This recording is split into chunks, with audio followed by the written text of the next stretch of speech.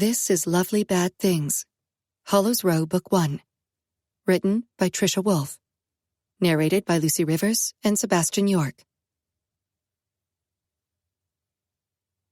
One must cultivate one's own garden. Candide. Voltaire.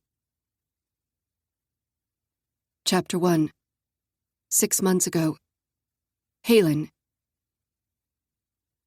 The courtroom air is a living, visceral force as it breathes over the crowded bodies in the pews. The weight of it bears down on my uncomfortable dress suit, the material too stiff, the seams slightly off-center, making the atmosphere dense as a current arcs between me and the defendant. A shock of heat licks my skin as his soulless gaze attempts to penetrate my resolve, to try to weaken me. Slate-green and the hottest blue embers. His eyes are a thing of beauty, like being lured into quicksand. The disarming temptation draws you close before you fall into the abyss. The expensive black suit enfolds his leanly cut form like a sheath over a blade, striking and lethal. Only an indication of his tattooed skin sneaks past the collar. The tip of an archaic design swirls along the lower part of his neck. Inked sigils mark his fingers. He taps his thumb ring against the defendant's table in rhythmic succession to the clicking of the AC vent. A crooked grin curls his full lips as I take my seat on the witness stand after I've been sworn in to give my testimony. Judge McCarthy may reside over this proceeding, but this courtroom is Kallum Locke's church. He rules over the eager mass, charming his flock, a magician with a bag of tricks. His deception is flawless. If you can't see past the handsome, sophisticated philosophy professor with sleek black hair and alluring eyes, then you failed to notice the gruesome crime scene photos stacked along the wall.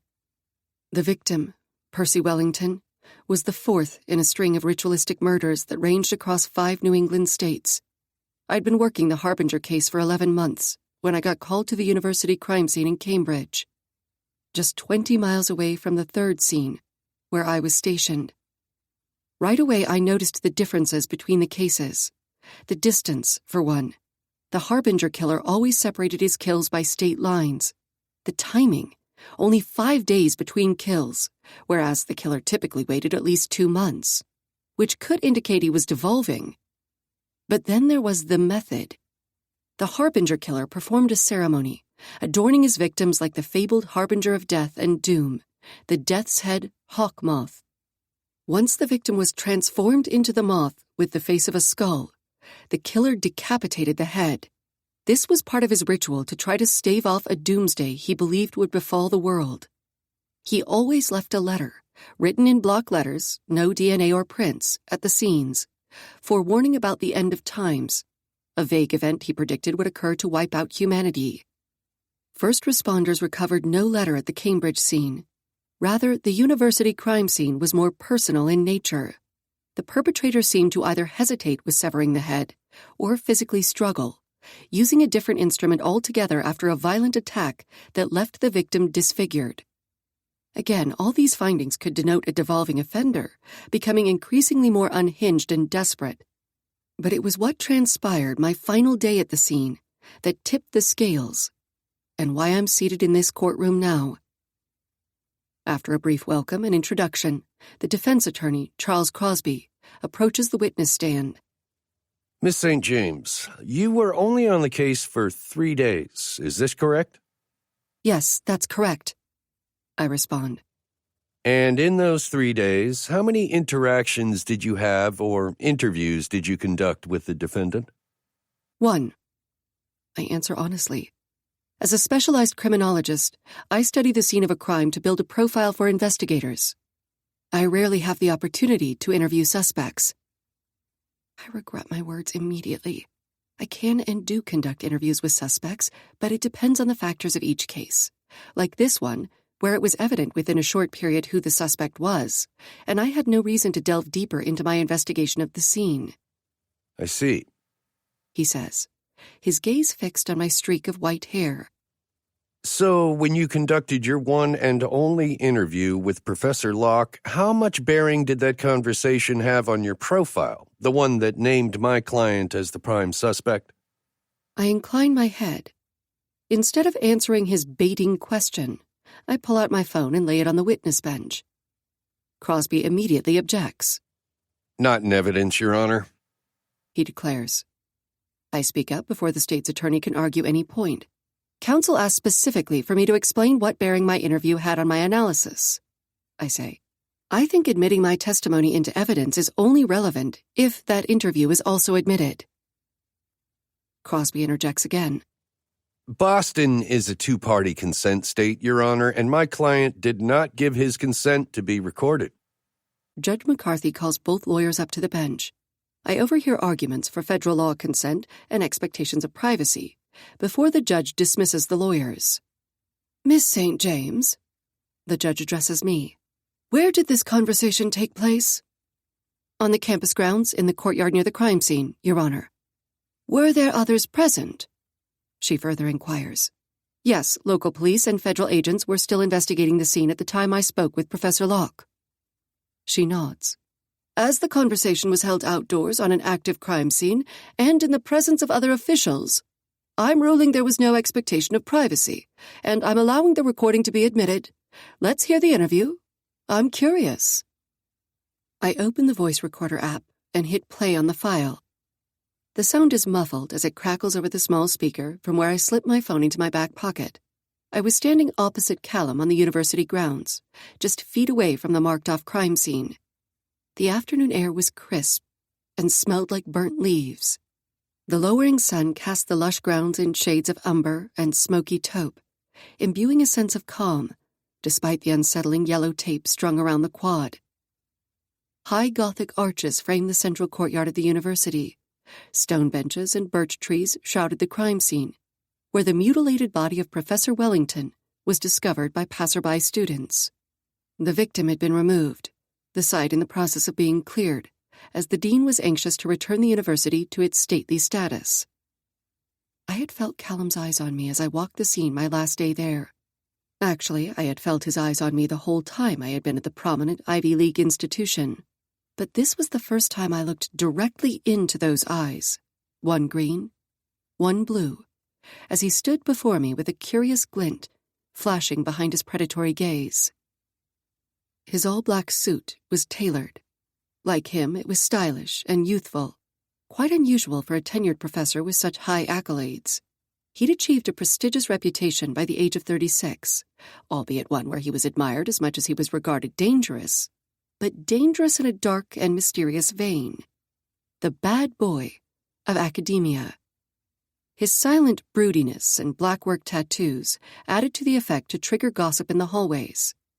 Yet as a distinguished professor, Kallum was revered as an expert in all things esoteric philosophy, occult, and antiquity. I didn't know much about the esteemed Professor Locke at that point, other than a couple of his published research papers I'd previously read. But something in the way he was studying me, like one of his cryptic artifacts, made me wary enough to hit record on my phone. His first words to me. You're an intriguing little thing. I felt the hairs on the nape of my neck lift away from my skin. When I didn't respond, he said, You're not a law official? No, I confirmed. But they trust your opinion. Some of them, I suppose. And what is your opinion? Halen, isn't it? It is. But it would be inappropriate and unethical to discuss my findings with you, Professor Locke. Because I'm a suspect? And please, it's Kallum. Yes, because you're a suspect, as are most of the university staff and students. Then there's the obvious fact I won't discuss an active investigation with any person outside of the case. That's hardly any fun. That's the rules. Rules are definitely no fun. A long beat of silence followed where he drew closer. Are you afraid of me? No. You're trembling? I'm not used to the Boston weather. You get accustomed to it, just like you get accustomed to drifting below radar, unseen in the shadows, trying to appear unremarkable. Is that how you view yourself here? I was referring to you, Halen. I'm not sure what you're You know exactly what I'm talking about. All these self-important big-dick detectives trying to make their case while here you are, the only one with actual impressive credentials, the only one who can piece together what happened here, and you haven't spoken a word. I inhaled an unsteady breath. I'm not reporting to the local authorities or the FBI on this case, I said. But a sense of dread flared. He had looked into me. I should leave here now, actually. He walked right up to me, got close enough I could smell the woodsy scent of his cologne, feel his breath trace a path across the contours of my throat and collarbone in the wake of his trailing gaze. Then he inhaled a deep breath, as if pulling me into his lungs. I'd like to know what thoughts you keep silent, what you're so worried might slip past those trembling lips.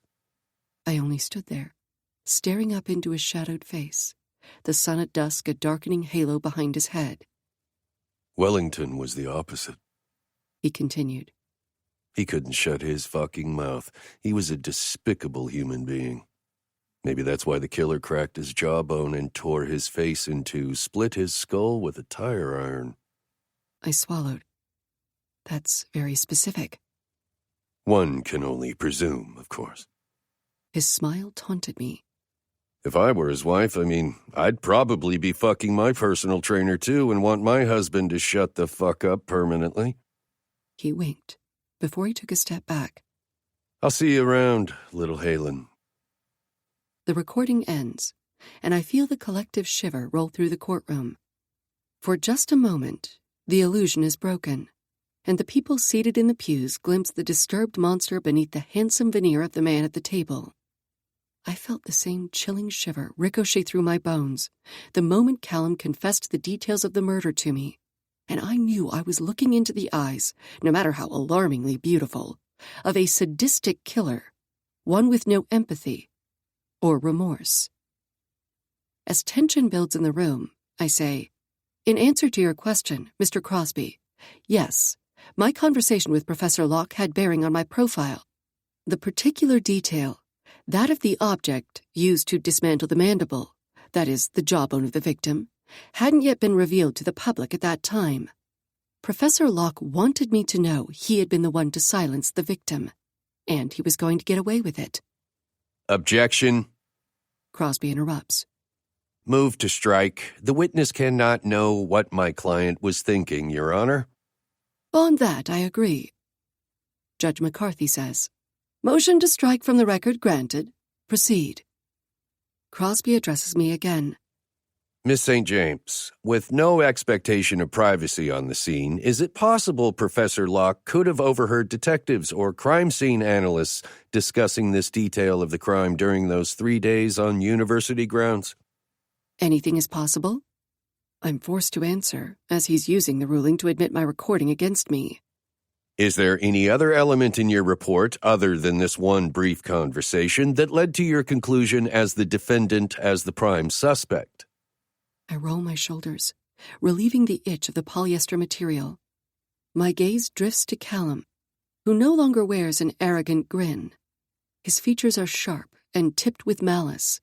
A prickling sensation webs my nerves, encasing me in cold. I look at the lawyer. My analysis was primarily based on the evidence at the crime scene. The defendant meets the physical profile to commit the crime, and he also has a history of discord with the victim. But that's not physical evidence, Crosby states, walking the length of the courtroom to stand near the jury box. That's considered circumstantial, correct? Circumstantial evidence is still evidence that shapes a crime scene profile, I say, feeling my hackles rise. I belong in the field, not at a courtroom where my words can be twisted. But this crime is far too important to me not to make myself heard. The lawyer turns my way. Shapes a crime scene profile, he parrots. But a profile is a theory in itself, not hard, factual evidence. Objection. The prosecutor speaks up. Is Mr. Crosby done questioning the witness, Your Honor? Sustained. The judge rules in the state's favor. Counselor, do you have any further questions for this witness? Let's keep it on point. My apologies, Your Honor, Crosby says, then gives me a leering smile. Just one last question for Miss St. James. Is there any evidence, any DNA, fingerprints, hair, fibers, anything at all, that points to my client as the culprit of this vicious, heinous crime? A lawyer never asks a question they don't already assume they know the answer to. The case against Kallum was built on circumstancing facts. With no DNA, no witnesses, the detectives and federal agents had to take motive into account. Wellington's wife was looked at hard, but a cheating spouse offing her husband was the weaker motive compared to professional rivalry and revenge. Wellington had insulted Kallum during his keynote speech at the university just hours before his murder. Then there was Callum's confession to the knowledge of the weapon, the lug wrench from Wellington's own car. He had been first attacked in the parking lot. And Kallum had no alibi. Those key pieces narrowed the scope on him when the state was clamoring for an arrest to be made. Then there's the other, more elusive reasoning. My gut instinct. After investigating too many macabre crime scenes, I've walked in the footsteps of many killers to build profiles, and I can sense when I'm in the presence of a killer. The intense and alarming feeling I get when I'm around Kallum bleeds all rational thought and reason from my mind, leaving me with only one conclusion. Professor Locke committed this crime, I say, talking around the lawyer and his question. Physical evidence cannot always be recovered, but the fact is, if you let this sociopath walk out of this courtroom, you'll be letting a killer walk free. The judge raps her gavel on the block. Miss St. James, I expect better behavior from a professional in my courtroom. Are you through with your outbursts? Sorry. Yes, Your Honor. Good. The judge states. The jury will disregard the witness's statement. A fiery ache lodges in my throat as I meet Kallum's watchful eyes. His mouth tips into a cruel, lopsided smirk. Crosby rests his palms on the witness stand, drawing my attention. Miss St. James, you're a crime scene criminologist, correct? I reach for a stable breath. Yes, he knows this. You profile, for lack of better terminology, the scene of a crime. Yes. Then it's fair to say you're not technically qualified to analyze my client's mental state. He makes air quotes. Why, I'm not sure. Am I correct? And I realize I declared Kallum a sociopath in open court. I do hold a doctorate in psychology and a doctorate in criminology, I say, glancing at the 12 members of the jury. But no, I don't conduct psychological evaluations. Do these doctorates allow you to have your own patients? My eyebrows draw together. I don't... Let me rephrase. Crosby says. Do you have, or have you ever had, patients within your own practice, Miss St. James? I shake my head. No. I see. Thank you for your time. No further questions. I go to stand, and the state's attorney rises. I'd like to cross, Your Honor. The judge allows, and the lawyer stays standing at the table. Just one question, Miss St. James. All credentials aside, why are you certain the defendant is guilty of this crime? I remove my gaze from the court. I don't look at the crime scene images, or the lawyers, or Kallum. I look only at the jury, making eye contact with a few. I'm being seen, being heard, stepping out of the shadows to ensure the people tasked with a difficult burden understand exactly who Kallum is. If you can't convict Kallum Locke beyond a shadow of a doubt for this crime, I say to them, but you see the danger in allowing him to walk free, then it's your responsibility to make sure that doesn't happen. While the defense attorney argues for my statement to be stricken from the record, and the judge instructs the jury to disregard what I've said, I step down from the witness stand and head toward the aisle. There's no taking back what I said. My testimony will be omitted, but every person seated in this courtroom heard. As I walk past the defendant's table, I can feel his proximity like a black hole, his pull like the gravity of the moon shifting the tide. I purposely keep my gaze aimed ahead, refusing to meet his eyes as I draw closer to the gate. I'm almost free, until his hand reaches out, and his fingers brush mine. The feel of his skin is a heated current snapping like a live wire finding a connection. My gaze crashes into his long enough for his words to reach me. Time and tide wait for no man. I push through the gate, fleeing the courtroom and his threat. It wasn't anger or resentment I saw there in that evil gaze. It was amusement. Kallum was thrilled I'd stepped out of the shadows, and that I'd done so for him. Chapter 2. Killing Fields. Halen. Evil exists. Even if you don't believe in evil, whatever your spirituality consists of, when those two words are strung together, you feel the rattling shiver bone deep. It's that impactful. And it should be this town's slogan. Welcome to Hollows Row, where evil exists.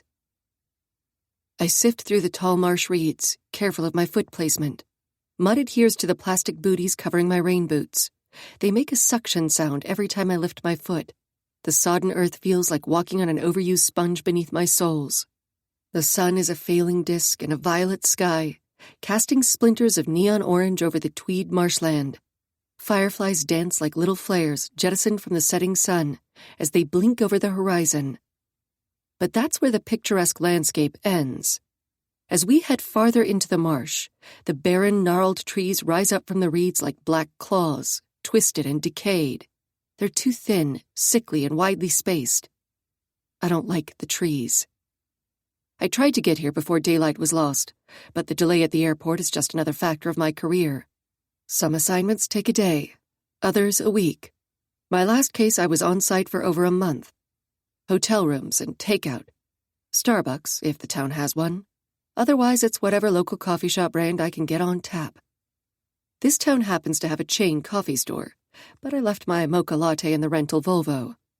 After trekking for nearly 20 minutes, I really wish I had the caffeine. My life wasn't always this way, so unstable, always on the move and away from home. But home is no longer home. It's some abstract thought from a life I don't recognize. After over 10 months of coming to terms with this fact, I finally put my quaint tutor on the market last month. Then I fled to another case. I rubbed the ink beneath my sleeve, reminding myself to focus on the present task. Right over there. Detective Emmons points to a cropping of wiry trees ahead. That's where the hunters found them. Relieved to be close, I nod to the detective as I follow in his footsteps. He's dressed in jeans and a flannel shirt. A wide-brimmed police hat tops his head. He's tall and stocky, with extremely broad shoulders, tough skin and hands. He stands out amid the spindly trees and reads like a scarecrow, if that scarecrow was a linebacker. He was the first to greet me when I arrived at the police station, regaling me with tales of his high school football glory days. He's not a bad detective, as far as I can tell, just small town. As he made detective less than a year ago, the extent of his detecting work has been locating missing teens, who typically disappear for a weekend bender and lost pet cases, which is oddly dull, considering the dark lore this town is steeped in. Things have been quiet for Hollows Row for too long. The town's reputation is why my director tossed the file on my proverbial desk. That and the fact the locals are overwhelmed and wary of the inevitable FBI invasion. This part of the marshland is called the Killing Fields. Detective Emmons explains. Local hunters toss the carcasses of their kills out here. He nods down to the skeletal remains of an animal as he steps around the protruding rib cage. I pause to inspect the sizable, sun-bleached bones. Deer, probably. A stag. Difficult to determine from a glance without the antlers. The hunters keep those as trophies. Emmons goes to remove a fallen branch to clear our path to the scene, and I hold up my hand. Wait. I move quicker to reach him. At his puzzled expression, I add in a less alarmed tone, Please don't move anything. I need to keep the scene preserved for my colleagues. Referring to the FBI as my colleagues is a stretch, but I'm a professional nonetheless. Dark eyebrows pinched, he runs his tongue over his teeth, gaze narrowed. His eyes flit to the streak of white framing the left side of my face, quickly meeting my gaze again before his stare becomes rude. All right, then. He starts again toward the scene, which has already been marked off by his colleagues. Yellow crime scene tape bounces gently in the open air above the reed grass. I don't take offense to his questioning pause. I understand a man of his stature, both physically and large in reputation, would hesitate before taking an order from a petite woman, and a fed at that. I give him credit, though. His hesitation was brief. He even made an attempt not to stare at my defect. I should correct him on at least one of his assumptions, though. I'm not a federal agent. The logistics are typically too complicated to explain when I'm called to a scene, however, so I let the assumption ride most of the time. Technically, the Federal Bureau of Investigation did send me here, but as a subcontractor, I'm not on the government's payroll. I'm a crime scene investigative criminologist with Crime Tech, one of the leading research authorities on criminal behavior and corrections in the country. But that's still not exactly what I do. There's a sub-agency within the company which specializes in the more bizarre cases, the ones that make most detectives and FBI agents say, "What the fuck?" Ones like the scene we're encroaching on now. As I take in the sight boxed in by yellow tape, I feel the urgent buzz prickle my skin, that anxious sensation which swarms my insides like a nest of relentless hornets trying to escape. Bizarre is what I do, the dark and macabre underbelly of the crime-solving world. If it can't be explained by an investigator or your average forensic psychologist, and it's disturbing enough to make law officials uncomfortable, then my unit is requested to explain the unexplainable. As a crime scene profiler, I read motives and clues in what the offenders leave behind in the aftermath of their crimes. Behavior is not just observed within the person. It's observed in the echo of their actions, in the delivery of their violence. When others look away from a morbid scene, I look deeper. In truth, I'm here to put people at ease, so they can sleep at night knowing their world makes sense. What I'm staring at right this moment, however, shouldn't be explained away, or have a label slapped on it like psychopath or mentally disturbed. We should see it for the gruesome deed it is, for the truth of its existence. Sometimes, evil things just are. Detective Emmons can only stomach the sight for a minute before he has to look away, his features failing to mask his repulsion. But I see what he's trying to disguise there. Fear. For most law officials, when you come face to face with soul-tainting evil, you fear being contaminated by it. It's like walking a tightrope over an abyss. This is just... The large detective shakes his head, unable to articulate his thoughts. God, it's fucking sick, is what it is. I scan the sight, feeling an unsettling touch coast my skin. The fine hairs on the nape of my neck lift away. I let the sensation crawl over me, consume me, because this is the reason the perpetrator went to the trouble of staging his scene. He wants to provoke a response. As I drop my satchel in the mud, I shift my gaze to the detective. I've never seen any god have a hand in things like this. Emmons rubs the back of his neck, measuring my comment with a kernel of disbelief in his eyes. Seriously? You've seen something like this before? I don't hesitate. I've seen a lot. He drops his hand and says, I'll leave you to it then. As he passes by, he swipes the tall reeds aside, making a point of leaving. I stare after him and watch the way the tall grass parts for his large form. Then I glance around the crime scene, taking in the text marking evidence and snapping pictures. The fireflies blinking against the pale backdrop. The silence is loud. Inhaling a breath laced with the swampy scent of marsh, I face the scene. Yes, I've seen a lot of things, but this fact doesn't minimize the grisliness before me. A cropping of thin trees stretch high into the twilight, their branches bare and warped like distorted talons. The trees look dead, mangled, like they themselves are the victims. Affixed to the pitch-black bark of 3 eerie trees are the dissected eyes of 33 victims. The lifeless eyes are filmed over and stare vacantly out over the wetland. The sight chills my blood. No bodies were recovered. The eyes have been positioned together, staged, I'd have to measure, but I'm assuming the perpetrator took the time and care to place them the exact distance apart as they were on the victims' faces. Unless he's over 7 feet tall, he would have needed to use a ladder, or some tool to reach high enough overhead. I don't understand. Lost in thought, I realize I've been standing in the same spot for too long. I adjust my stance to unlock my knees and look over at the woman crime scene analyst who comes to stand beside me. It's so damn creepy, she continues. I feel like the eyes should be following me. Like they should see me, how a doll's eyes seem to do, you know? But they're not looking at anything at all, just lifeless. I wonder who they did see, I remark. She turns toward me, her deep brown skin amber-hued in the setting sun. Let's find out and catch the sick bastard. Lips rimmed tight, I nod. Absolutely. I'm Devin Childs, by the way, she says. Glad to have you here to help. A smile lifts the corners of my mouth, despite our bleak surroundings. She's the first person to welcome me on the case. Not even Detective Emmons offered an official welcome. Halen St. James, I reply, leaving off my credentials. And thanks. I really hope I can help. I typically wouldn't welcome the feds, she says, but you seem harmless enough. Halen. That's an interesting name. An observation I hear plenty. My parents were big heavy metal fans in the 80s. She nods, but her tapered gaze conveys she's not quite making the connection.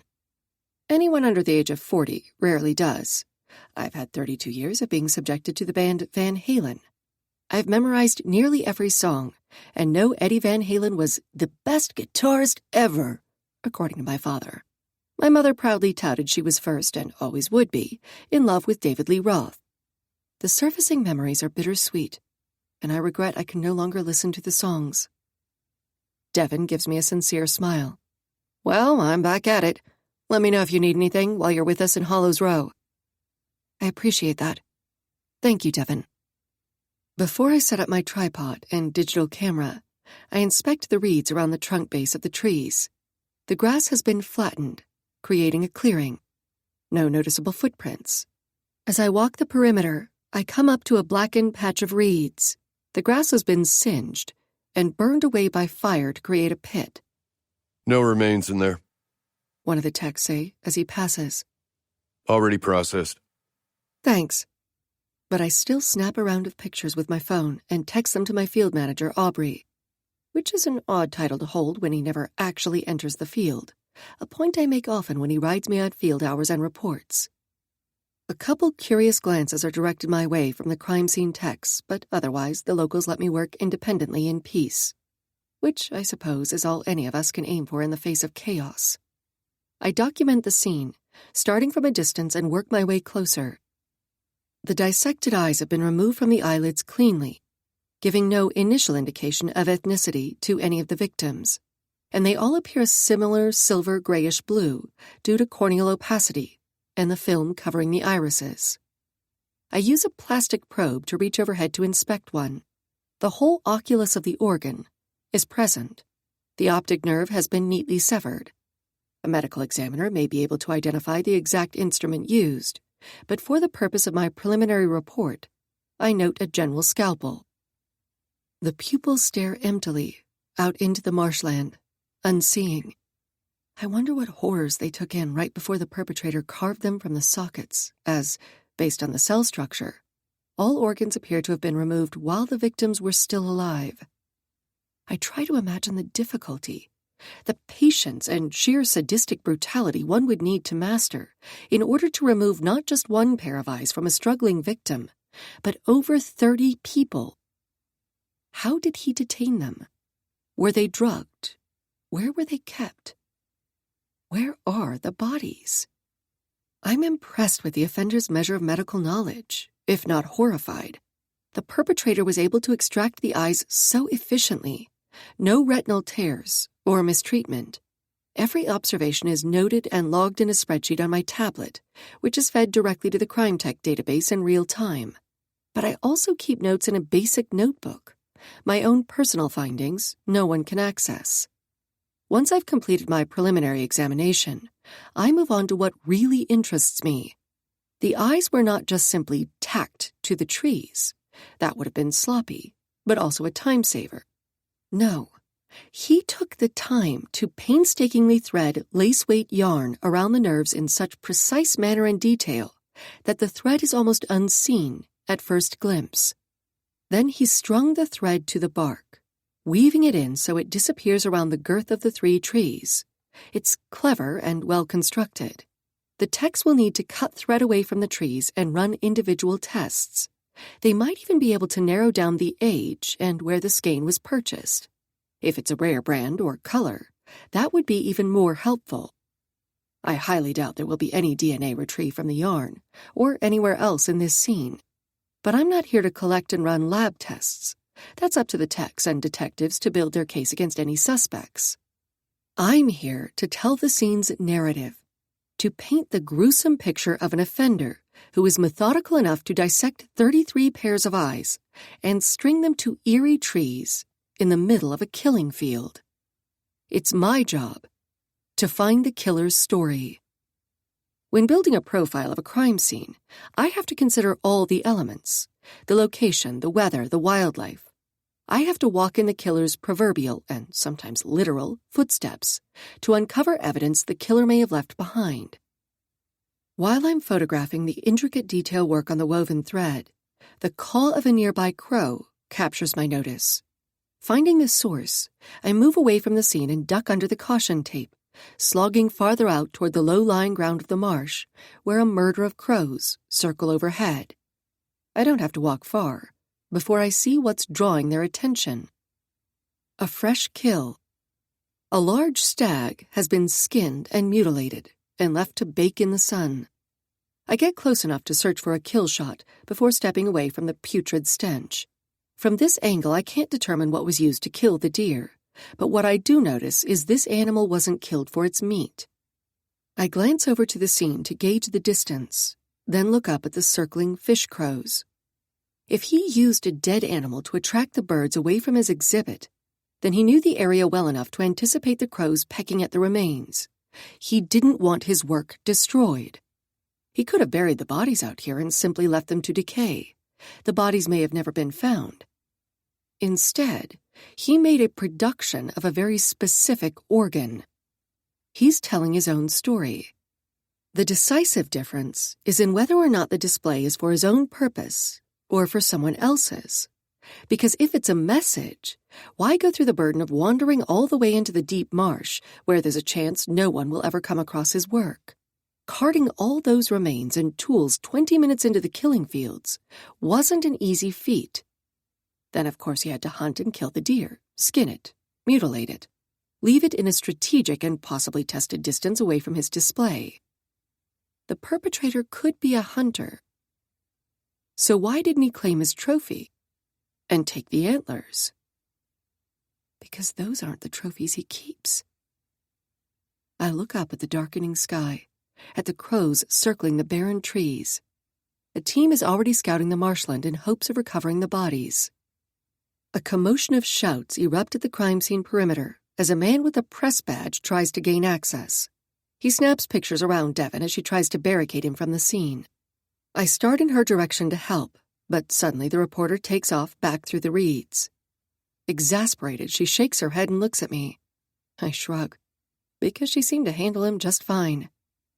I'm honestly surprised only one member of the press has found their way out here, considering the history of this town and the media craze this scene will incite once the story breaks.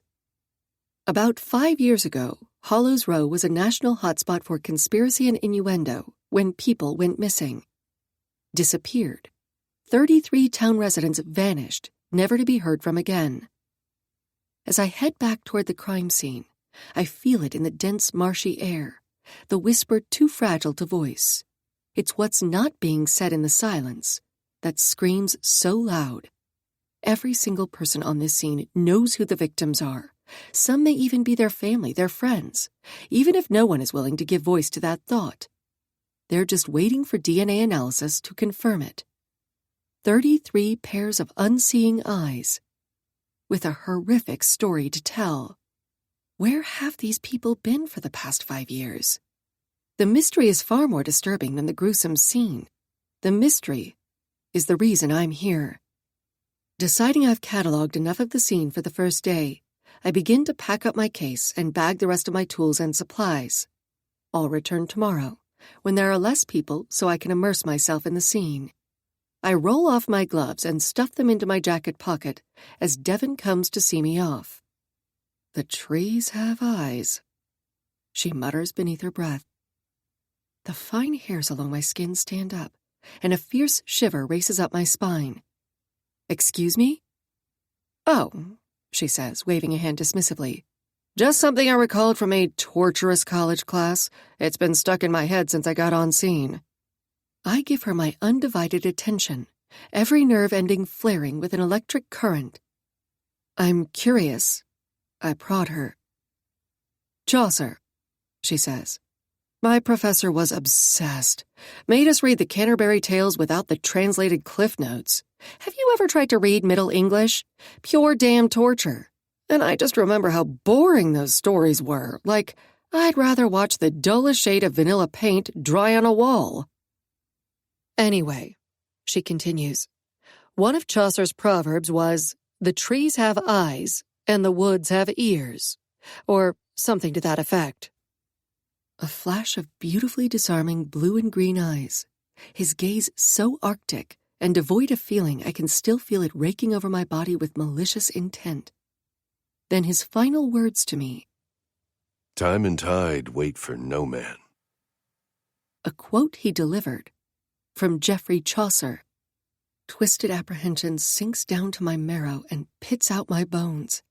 I've tried for 6 months to bar him from my thoughts, but he's like a dark silhouette, caught at the edge of a film flare, some demon affixed to my soul that follows me like a shadow. Chaucer, I repeat, the name like acid on my tongue. After Kallum's parting words, I searched the quote, then, with difficulty, attempted to read the author's works. "This was a philosophy class?"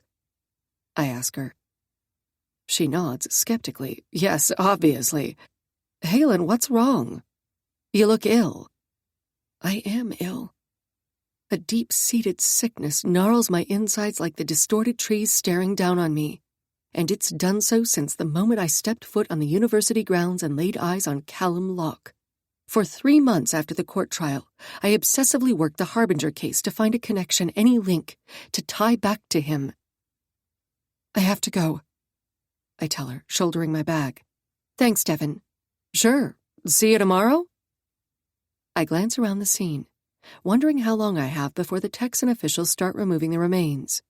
"How much sway do you have with your department?" She cocks an eyebrow.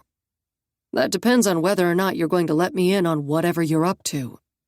"I know someone who can offer insight to this scene," I say, "but he's not easily accessible." A severe understatement. Devon looks at the barren trees.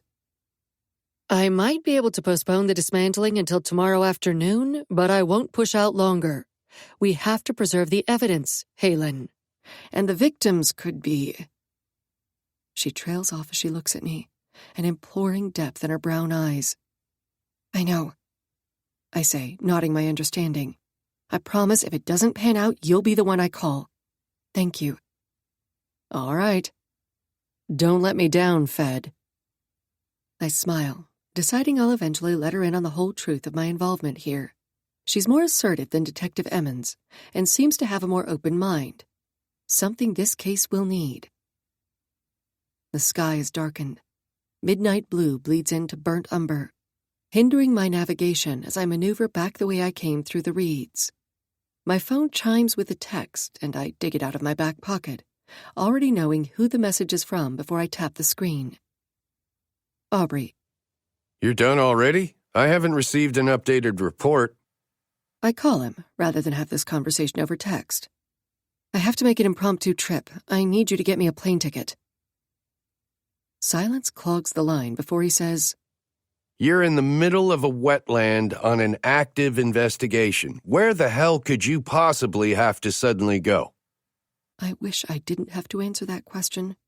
Not for the first time, I wonder what it would be like to work freelance and independently away from the company. There are pros and cons and risks on both sides, of course, and right now I'd miss the security of the full-time work, which keeps me busy. Placing the call on speakerphone, I light my phone flashlight. I grip my bag strap and sidestep the picked clean carcass I passed earlier. "These trees have eyes, Aubrey," I say into the line. "Yes, I know. That's why you're there," he says, his tone incredulous and short. "No, not literally. It's a proverb." I drop my gaze to the reeds. It may be nothing, or there may be some connection, I don't know. Philosophy was never my strength, but that's why I need to find out.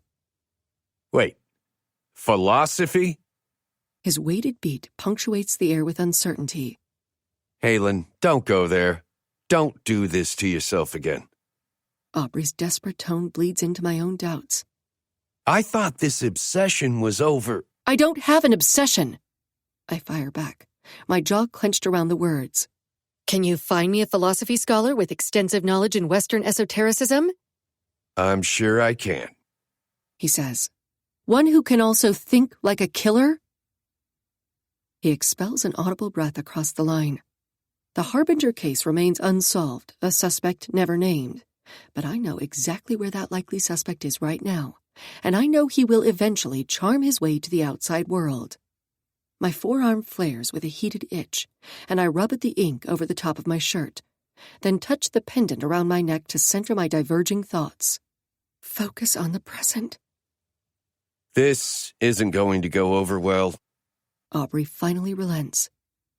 I release a cleansing breath, exhaling the tension from my chest. Look, I'm not looking at him for this, not directly, and I'm not working the Harbinger case. I've put that to rest. But he's an expert in his field, the expert, and I need his insight on this. "And what makes you think he'll be willing to help you?" My field manager makes a logical point. Despite the humidity, the evening air drops a degree cooler, the darkness encroaching. I think about his question in earnest, not because I don't know the answer, but I'm not sure how to phrase the answer aloud. Kallum will be all too willing to help. Whether or not his participation will actually be helpful, well, that's a risk I have to take. But he will help me, because he's a narcissistic sociopath who's been locked away for the past 6 months, and my asking for his help will feed his starved ego. "I don't know, Aubrey," I say as I come up on the rental car. "But if you get me that plane ticket once I get there, you'll be the first to know." I end the call, knowing once the evidence confirms the eyes were removed perimortem, the priority of this case will escalate drastically. The FBI will then take over and may even push me out. Media will descend and congest the town. I have a limited time to work, and I need specific answers. Answers only a deranged philosophy scholar can give me. Yes, evil exists. And I have to look evil right in his beautiful eyes and ask for his help. Chapter 3. Wicked Eyes. Kallum. Most obsessions start small, harmless. A tiny niggle in the back of your mind, an innocent fixation. The obsessive thought crawls under our skin and we begin to pick and pick until the desire overwhelms and we have no choice but to tear into it, claws raking and drawing blood. The wound is a form of relief. All great minds suffer this affliction. A torment that damns us to a monotonous existence. But what is art and beauty if not pain? Anything which comes too easily is an insult to both the creator and the consumer. With pain, we feel. We tear ourselves wide and we allow the wound to heal over. We accept the scar. With obsession, we mutilate the skin until it's destroyed, never allowing the damage to repair. Blood never clots. We want it to flow, to keep feeding the passion, the desire. Little Halen St. James didn't start as a tiny niggle. From day one, she flayed my skin wide and buried herself deep. And I can't stop scratching. "Locke, you're up." My name is called over the line of patients in the waiting room seated on a bench. It's dank and crowded in the small 8x10 holding area of Briar Correctional Institute for the Criminally Insane. The plain white walls are dingy with age and neglect. There's a constant reek of bleach with a faint undercurrent of mildew, a stench that can never quite be masked. The psychotic inmates smell worse. Dressed in neutral patient scrubs, I rise from the plastic chair and drag a hand through my dark hair. A few loose strands creep over my eye, but the errant stragglers are forgotten when I'm ensnared by the sight at the visitation table. I allow all 5 senses to absorb her fully before I step into the room. Basic heather gray thermal with 3 buttons undone at her collar. A simple, delicate white gold chain drops a 1-carat teardrop diamond in the hollow of her throat. Her dark brown hair is pulled back in a low ponytail out of the way. A defiant streak of white frames the side of her unpolished face. The only makeup she wears is a swipe of mascara to darken her lashes and a hint of gloss on her plump lips. But why cover up her natural beauty with layers of toxic chemicals? I appreciate the simplicity, even if those dramatic hazel eyes make me want to draw blood. As I move into the room, I watch as she observes me just as closely. I like the way she purposely tries not to blink, the way her cheeks tinge the slightest shade of pale pink. It's deceptive on her part. She's not shy or meek or enraptured by me. Oh, I know I'm a specimen to behold. There's no modesty in these bones. It would be pretentious of me to fake humbleness. Since I was 5, my mother's friends cooed and marveled over my eyes. My high school girlfriends soaked their panties over my floppy black hair and crooked smile. Come to think of it, so did my mother's friends. At 6'1", my body is leanly cut and toned, honed to wreak havoc on the female mind and body. Which is one of the many annoyances when it comes to the petite criminologist seated across from me. She never fell into my web. She escaped unscathed, unaffected. More so, she slammed a glass over me and trapped me like a common house spider. A miscalculation I'm determined to rectify. My bite has venom. Hello, Halen. The gravelly rasp of my voice curls around the syllables of her name. The first tremor of excitement rolls under my skin. Professor Locke, She replies formally. I'd prefer if you addressed me in kind as Dr. St. James. This is the first time I've lain eyes on you in months, and here you sit making demands. Impressive. Once you stepped out of those shadows, it seems you never returned. My gaze skims her composed features, probing for the crack in her armor. I thought I found it once, but I was unpleasantly surprised to stand corrected. Amid 12 jurors, no less. Am I being recorded? I ask, not curbing the hard edge in my tone of voice. No, this conversation is strictly between us. I thought the last one was.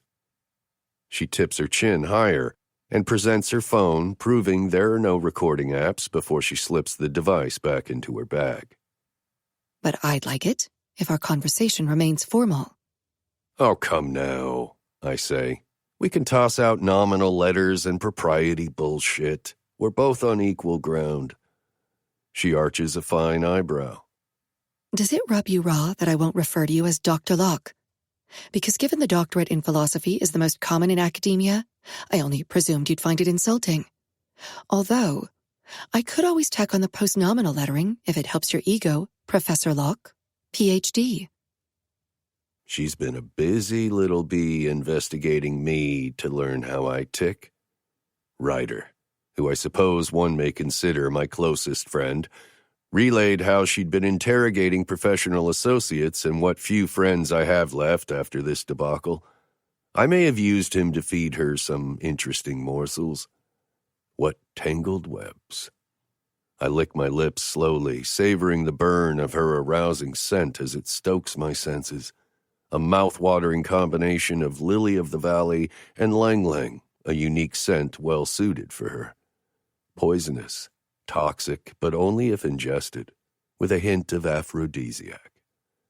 She could market the scent with her own brand, lure and kill. Rubbing me raw, little Halen has all the promise with no follow-through. I spin the silver ring around my thumb. She visibly shifts in her seat, refusing to be baited. Scratch, scratch, scratch. What a waste of your doctorate. I press on, expelling a lengthy breath. You should be working in academia yourself, fielding your own research. Instead, you're still traipsing around crime scenes, playing chase. Keeping tabs on me? I smile. I have loads of time to kill. Her mouth parts, as if I've said something to confirm a suspicion. Daringly, I let my hand settle past the midway point on the table. There are no plastic dividers, no metal grates. I could reach out and touch her if I wanted, but I'm not yet ready to tear in and claw that edge. Her gaze drops to my hand, to the faded, inked, celestial rose on the back of my hand and sigils that mark my fingers below my knuckles. I'm surprised you didn't request I be shackled. I drum my fingers on the surface of the hard plastic tabletop. When she raises her gaze to meet mine, her resolve is firmly in place. Should I have? Do you plan to hurt me? The vision attacks so suddenly, and with startling fierceness, my hands collared around her slender neck, her breathy gasps for oxygen. I have to blink hard and push farther away from the table to escape her scent. Anger is an acid that can do more harm to the vessel, I say. That didn't answer my question. Mark Twain answered it, if you can surmise his meaning. Brilliant writer, horrible businessman. With a clipped, sardonic laugh, she stands. I don't know why I'm here. This was a bad idea. Apparently, you really are insane. On impulse, I reach out and grab her wrist. A charged pulse ignites a fire beneath my palm.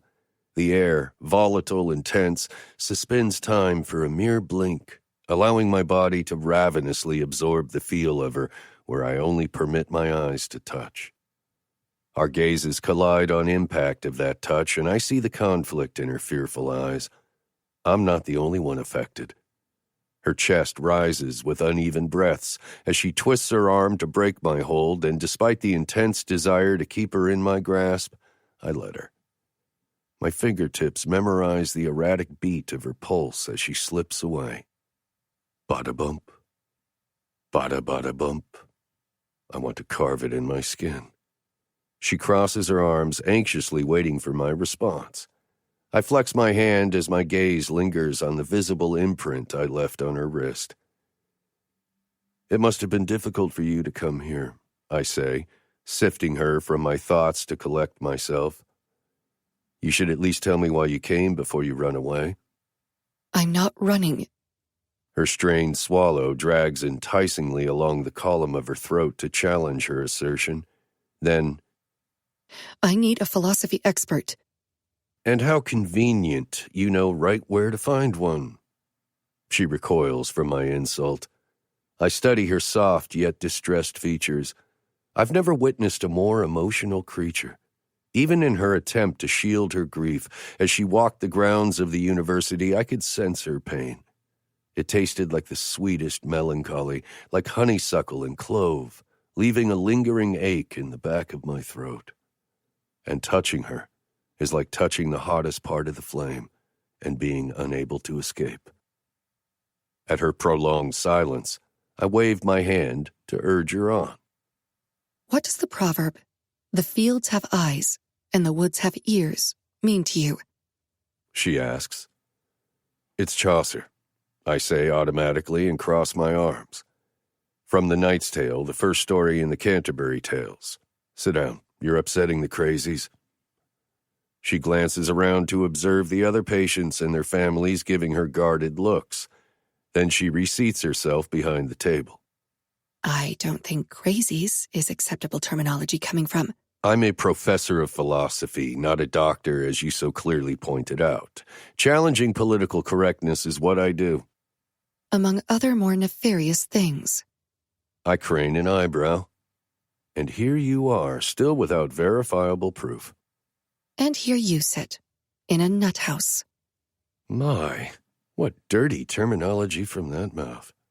I run my tongue along the inside of my bottom lip, sensing the ire brimming beneath her tightly laced veneer. It's delectable.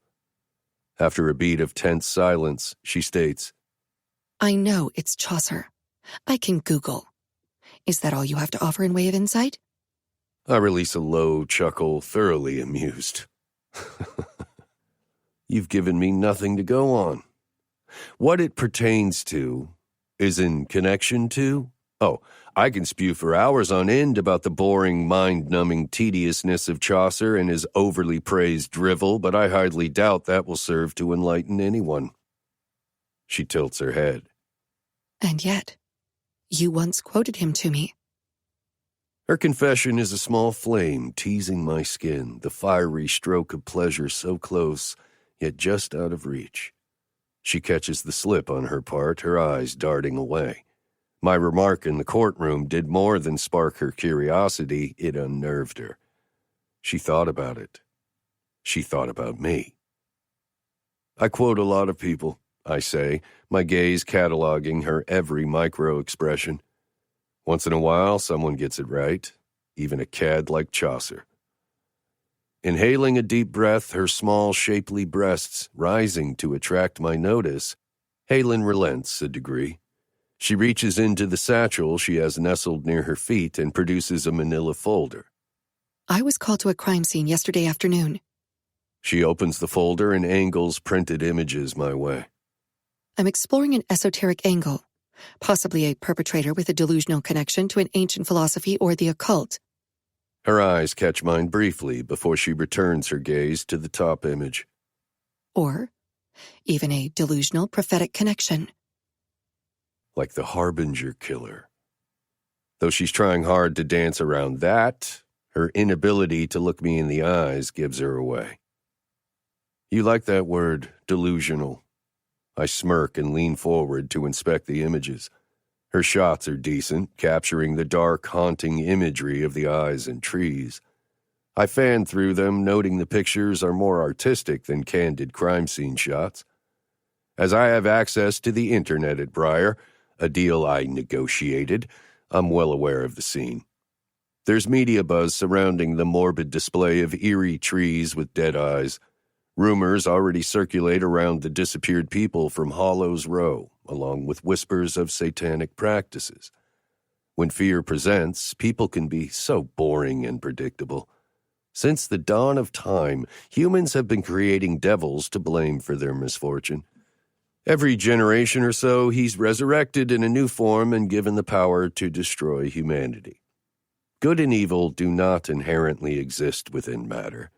It's the person, the consciousness, who decides whether or not a deed will serve as either. Esotericism is an extremely wide net, I say, disdain evident in my tone. Everything, from ancient Greek philosophy to New Age theology, that isn't under the umbrella of the Judeo-Christian religion, scholars have placed within that vague category. I know, She says, her agreement surprising me. it's a catch-all, but it's a starting point at least. I use the tips of my fingers to nudge the images back in her direction. That's one hell of a leap from extricated eyes to Chaucer. But that's your specialty, isn't it? Leaping to a suspect based on no real evidence at all. A crime scene tech made the connection. She says, decidedly ignoring my scathing sarcasm. And I came to mind. Should I be flattered or insulted? I sit forward, palms braced on the edge of the table. I'll go with insulted, seeing as the reason you're really here is that you assume I'm somehow involved. She shrugs, unapologetic. I didn't discount the notion when it came to me. I smile wickedly, giving her the full panty-dropping wattage. Then maybe I should be flattered you think of me at all. But the last time we spoke, I wound up in a straitjacket, so I'll take a hard pass this time around. You approached me, Locke. I didn't force those damning words from your mouth. As I start to rise, she says, Wait. She points to a particular section of an image where there appears to have been a fire. I need to know if any of Chaucer's works parallel with the scene. I smile and push to my feet. Dr. St. James, you can Google, as you've said. Get the Cliff Notes. I wave my hand to summon the beefy bouncer of the visitation room.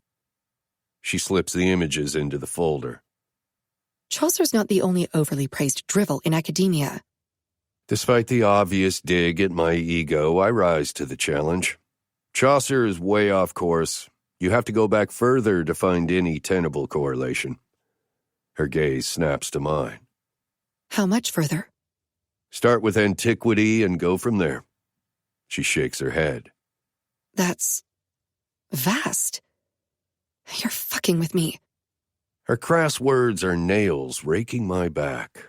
Oh, how I can't wait to fuck with her. I spin my thumb ring as I meet her suspicious gaze. He who sees with his eyes is blind, I say, the quote slipping coolly off my tongue. Just a guess. It's a starting point, at least. I give her a wink. I start to turn away, and an ember of panic flares behind her hazel eyes. What do you want? She demands. As the psych tech approaches, I ask for a moment longer, then meet the lovely eyes of the woman who had me committed to an insane asylum. First, I'd like you to use my first name. Second, I want what anyone in confinement wants, my freedom. She stands opposite me, her stature that of a sprite, her temperament just as volatile. No window views or stocked commissary for the great Kallum Locke, I see. Naturally. What you're asking for is not within my power. I lean across the table, inhaling a punishing lungful of her arousing scent. You have no idea what's within your power, sweetness. This time, the pretty pink hue dusting her cheeks isn't a ploy. A satisfied current of pride ripples beneath my skin as I push away from the table. Short of my freedom, I say, I want you to fuck off, Halen. Good luck on your case. I exit the visitation room with the tech, leaving Halen staring after me for dramatic effect. Once I return to my room, I close the door and stalk to the wall of art I was given permission to hang with adhesive putty, since there's a fear of using tiny thumbtacks as weapons. I could do more damage with the cheaply printed poster by inflicting paper cuts. I remove the mass-produced watercolor portrait of Nietzsche and flip it over, retrieving the photo I placed here earlier this morning before Halen's arrival. Had she'd come to me sooner, I wouldn't have had to waste one of my favors from a nurse. Granted, trust, or more aptly, faith, is a process. Once the sigil was charged, I tried to purge all traces of it from my mind, but relinquishing control is an even harder practice. I touched the image of Halen standing in the killing fields, her intense focus on the crime scene. I had the nurse pay a gross amount of my money to one sleazy reporter to capture the picture. I mean, I do have a vivid imagination. I could have simply imagined her there, let my mind run wild as I envisioned her gazing at the trees, doing her little deduction dance as she pieced together the clues, her pain a sonnet to the crime gods. But there's no comparison to having the feel of something tangible in your grasp, to touch it, to know you're so close. I bring my hand to my nostrils and inhale deeply, breathing in her delectable scent, before I reach down and adjust myself. Such sweetness, like the tastiest peach, one I can't wait to sink my teeth into and feel the juice dribble down my chin. My obsession didn't start small. It rushed me like a tsunami. Watching this docile little thing walk the university, seeing her nibble her lip, tuck the white strand of hair behind her ear every time it fell loose. A flurry of chaos swirled around her like a vortex, yet her pain was so profound it stilled her amid the storm, a heavy anchor not even a tidal wave could uproot. I was so fucking awestruck. I gave in to the demanding itch to scratch her surface, to unravel the enthralling spell she bewitched on me. She was an unhealthy craving I had to satisfy. I curl my hand into a fist, feeling the echo of her staccato heartbeat against my fingers. She was like gravity, the moon goddess herself controlling my tide. Then she became the spider, and she spun me right into her web of pain. Chapter 4. Bag of Tricks. Halen. You have no idea what's within your powers, sweetness. Kallum's words taunt me, like his woodsy scent of clean sandalwood, like a secret confession, as if he deliberately baited me with a veiled implication of what he knows, which admittedly could be nothing at all, and he's simply using me and my case to his advantage. Like a true sociopath, he's mastered the art of manipulation. Realistically, Devon misquoting Chaucer at the scene could be a coincidence, which would give credence to Aubrey's claim of my obsession with Kallum.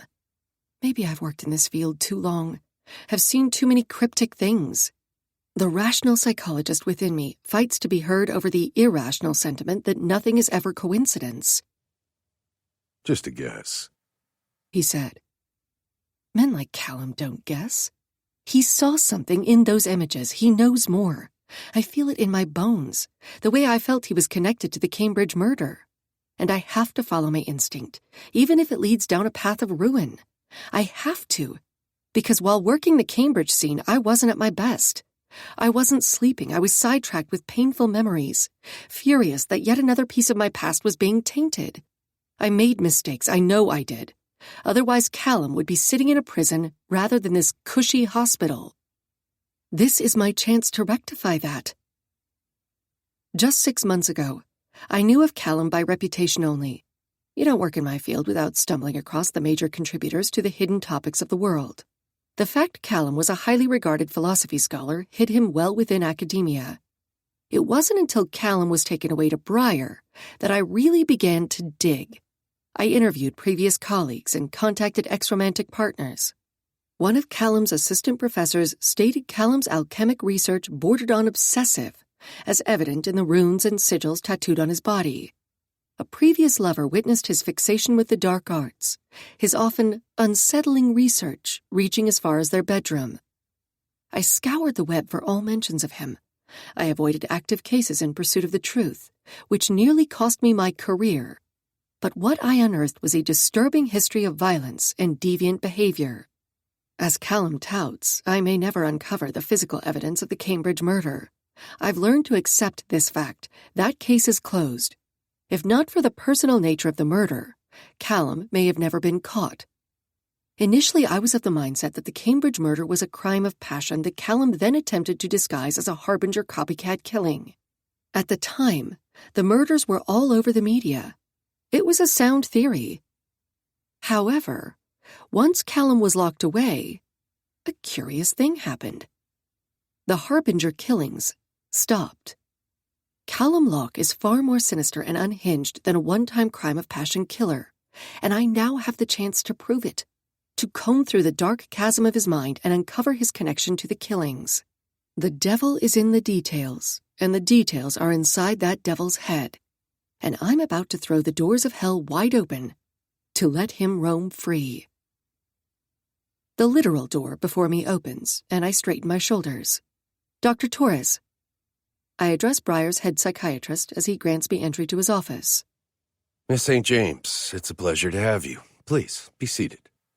The office of the man in charge of a ward for the criminally insane doesn't look how I visualized. With textured gray walls, cherry oak furniture, and framed pictures of Freud. I even presumed there'd be a trace of cigar smoke in the air. Dr. Torres has published 3 papers on the treatment and correction of dangerous offenders with mental disorders. He's highly regarded in the medical community for his innovative methods. And his office is a wreck. Pages are strewn across the desk and falling to the floor. Folders lie open and article clippings pepper every available surface. There's even a half-eaten club sandwich hanging out in a parted styrofoam container on a bookshelf. He himself is not quite put together either.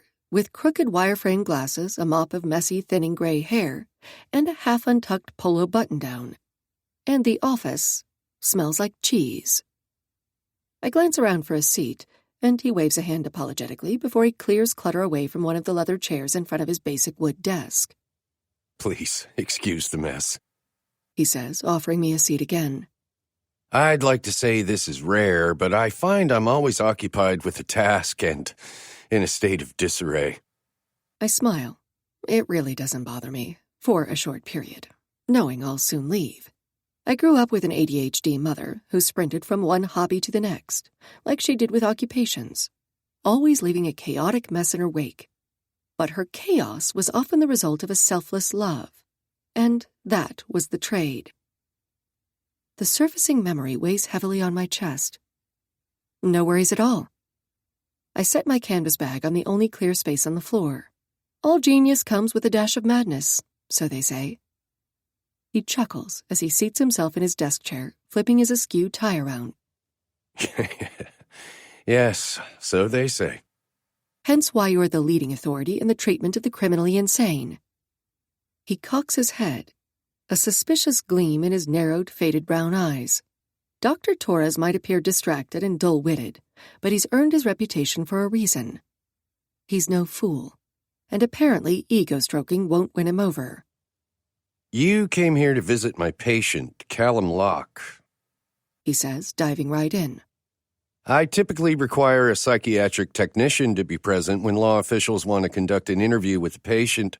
I'm not a law official, I say, clearing that right up. Which is the reason as to why I waived the rule this time. He makes sure to stress this last part. My smile falls, which I appreciate, but I wasn't conducting an interview. Dr. Torres regards me closely. Then what can I help you with, Miss St. James? Straight to the point. I work for a specialized department of investigation, and Kallum may be of use to us on an active case. My comment seems to amuse him, as he steeples his fingers together and flashes a smile. Kallum won't be of any use to you. Why is that? Because of his mental state? No, because you're the reason he's here, Miss St. James. He grabs a pen off his desk and shuffles to locate a leaf of paper. In my opinion, it would be a stretch to trust Kallum would help anyone in authority, but especially you and your division. He may lead you on some entertaining tangent, but he has no desire to see justice served. I nod slowly, reevaluating my approach. I actually appreciate his frankness, but I also don't have time to debate the ethics, which is one of the reasons I chose my career path over the medical field. I wouldn't think you'd want to impede this investigation, Dr. Torres, because despite any vain professional desire to analyze a mind like Kallum's to further your research, I'd assume you'd rather be helpful, and in doing so get more acclaim. I smiled chastely. Briar's patient, under your direct care and supervision, helps authorities solve a crime. His features pinch in serious deliberation before he erupts in laughter. He rubs the creases along the corner of his eye. Oh, I have no desire to impede your investigation, and I also have no desire to be a part of the media show or the fallout. Maybe I took my bad cop persona a bit too far. Thank you, then. He sobers, readjusting his glasses. As much as I want Kallum removed from my facility, I'm afraid that isn't my call to make. I understand, I say. Kallum should have been locked in a penitentiary and not a hospital. Out of the 250 facilities nationwide, which are all overpopulated and understaffed, Briar is a retreat in comparison to a prison. Then you should have done your job better. Now I'm offended. If you don't think he belongs in your facility, then why is he still here? If he's not actually mentally ill, that is. Oh, he's absolutely fucking insane. I raise an eyebrow. Is that your professional opinion? He makes a throaty sound of amusement, then jots a note on the page. Miss St. James, there are many gray areas where the legal system is concerned. I dare say that obtaining a judgment of not guilty by reason of insanity is the most difficult judgment to obtain. But if one is highly intelligent and knows the system, it's also the easiest to manipulate. My head throbs at my temples, impatience raking my nerves. Wait, I'm confused. Now you're saying he's not insane? Which one is it, Dr. Torres? He holds out the sheet of paper. The mind is the most powerful force in the known universe, he says. This, at least, we can all agree on. If the mind believes a thing to be true, then the mind makes it true, and a brilliant mind can be the worst affliction. I open my mouth, but the words stall on my tongue. Instead, I accept the paper and glance at his scribbled writing. Get this demon out of my hospital. Call Joseph Wheeler. A phone number is listed below the name. My heart rate climbs, reminiscent of the last day in court when I waited, breath bated, for the verdict on Kallum's hearing. The man across from me has the same bated hope welling in his eyes many of the jurors had in that moment. Honestly, I'm not sure how it happened or why the judge allowed the verdict to be upheld. When I asked the jury to do their job and put Kallum away, this is not what I intended. The only logical explanation is that, with no physical evidence, the jury knew a guilty verdict could be appealed. By sentencing him to a hospital, he's at least barred from the public, unable to harm anyone else. Or maybe not, according to Dr. Torres's note. To have a patient transported out on official FBI business, he says, you would need a court order, of course. Wheeler can make that happen. I lace my arms over my chest, suddenly more than suspicious. And I'd assume the patient would need medical supervision, like from their doctor. We lock gazes, and after a moment of strained silence, Dr. Torres straightens his tie again, apparently stalling, as he's proven he's not one to be concerned with his unkempt appearance. I could refer a psychiatrist to the case, he says, adamant on his position. I nod, even though I feel there is no one who can control that monster. I'll try for a court order through my own division first, then we'll see what else can be done. Try, Miss St. James, is unacceptable. He grabs his shirt cuff and rolls the sleeve, thrusting the fabric the rest of the way up his forearm. Second and third degree burns pock the skin of his arm in horrific, disfiguring patches. My stomach drops, and I stare aghast at the sight. How did that happen? I ask, my voice having lost its edge. He slides his sleeve down, not bothering to button a cuff. When his gaze settles on me, I see what Dr. Torres was trying to disguise beneath his apparent eccentric nature. The stench of his fear permeates the room.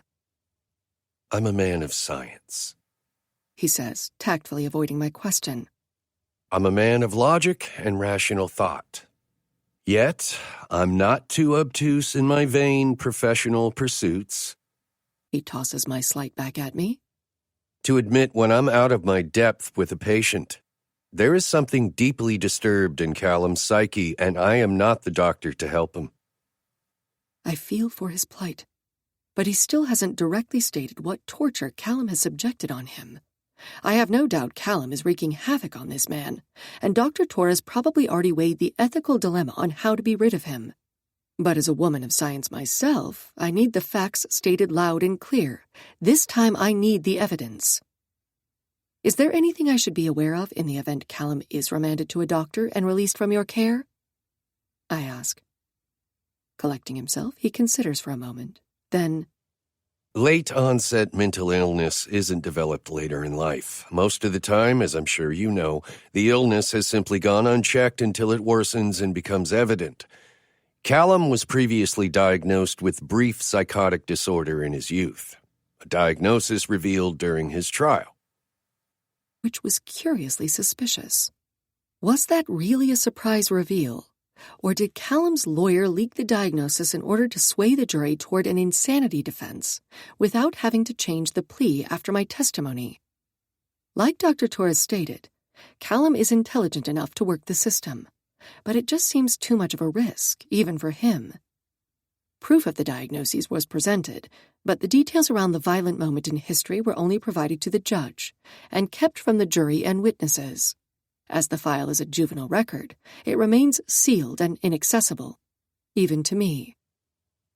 As I'm sure you also know, He continues. Recurring bouts of violent psychotic episodes tend to be triggered by obsessive thoughts. I have noted a high level of obsessive behavior with Kallum. I would be cautious, Miss St. James, seeing as you're a likely focal point for his obsession.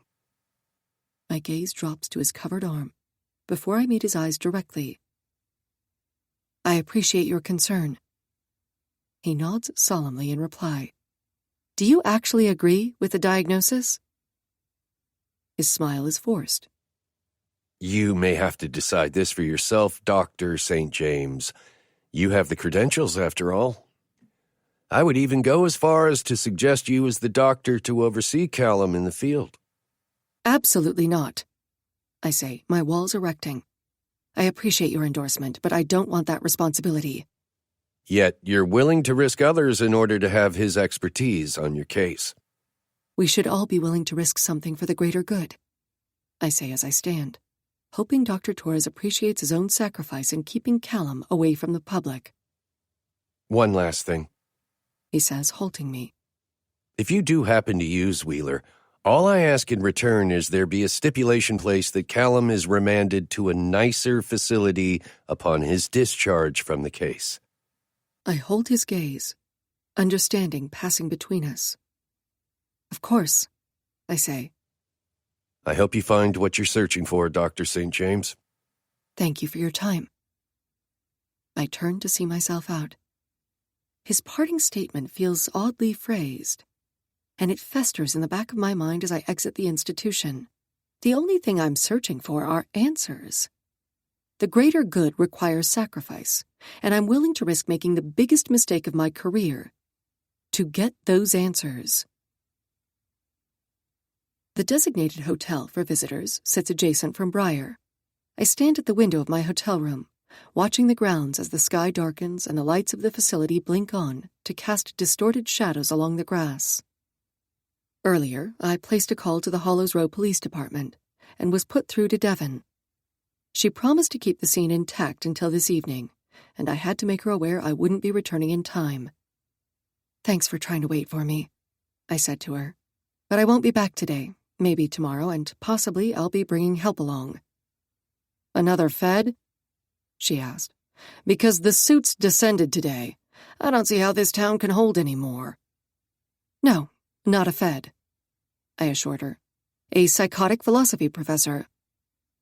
She laughed, but when I didn't join in, the line went silent. Oh, you're serious, she said. Halen, are you helping or are you bringing something worse to my town? I try not to lie to those I respect. Honestly, I don't know. After I ended the call, I contacted Special Agent Ren Allister, who's been appointed lead on the Hollows Road Task Force. He's the one I need to gain approval from in order to bring in an expert consultant on the case. My division has a lot of sway, but I can't push Kallum through as a consultant with my director. Aubrey made that clear when he reprimanded me about this trip. I check my email on my phone. Still no confirmation from Agent Allister. I've already completed the pile of required paperwork. I've put everything in place, and I'm still not certain this is the right course of action. Anxiety tightens my chest, and I glance at the slip of paper Dr. Torres handed me. Peering out the window, I touch the pendant at my neck, seeking some semblance of comfort, and maybe even guidance. I'm making a very bad mistake, I whisper. Dr. Torres's words haunt me, and I'm not entirely sure of my purpose or intent. I accused him of using Kallum to further his career, but am I just as vain in my endeavor to prove Kallum is the Harbinger killer? Who am I risking if this goes horribly wrong? Then I picture the gruesome crime scene, the eyes staring vacantly, the tortured bodies of the victims still lost. Bodies that may still be, in fact, alive. It's the one thing no one said at the crime scene, but it's what the silence screamed. It's why the FBI has been called to Hollows Row.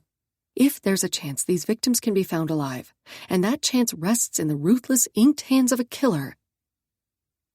I grab my phone and open the web browser. I type in, "He who sees with his eyes is blind," and hit search. The quote pulls up right away, citing Socrates in Plato's allegory of the cave. I click the link and dive in, immersing myself in the reading. My basic understanding of the interpretation is it's a metaphorical play about the theoretical difference between intelligence and ignorance. I rub my forehead, trying to stave off the forming headache. Philosophy, especially ancient Greek, was not my strength in college. I'm too rational, too grounded in practicality to ponder the meaning of the universe. The further I delve into my research, the more I gather a dominant theme. For the most part, the dialogues allude to most people being happy without a muse, living without divine inspiration, as they have no access to higher perceptions of reality. In simplified cliché terms, ignorance is bliss. After clicking through links and reading definitions and interpretations of epistemology, I find myself on the back end of the internet, on some philosophy forum, where I've lost all track of time and reason, and I can't even recall what I was originally searching for. Shit. I blow out a frustrated breath. I glance at the window, as if I can feel Kallum's derision, his mockery of my attempt to piece together this lead.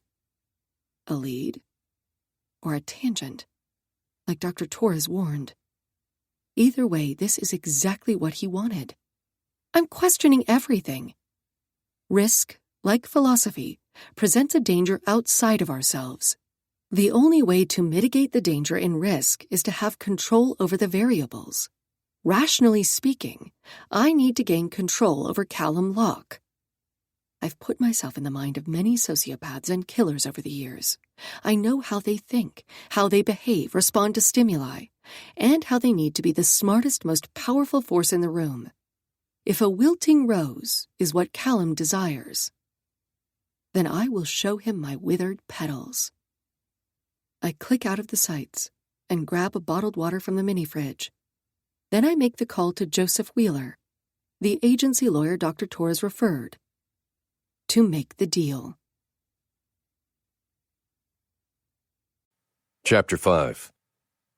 Deal with the Devil. Kallum. 2 visits in as many days. I'm honored, Dr. St. James.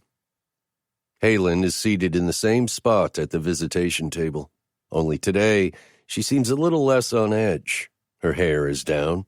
The rich layers drape her shoulders and flows over her natural, pear-shaped breasts.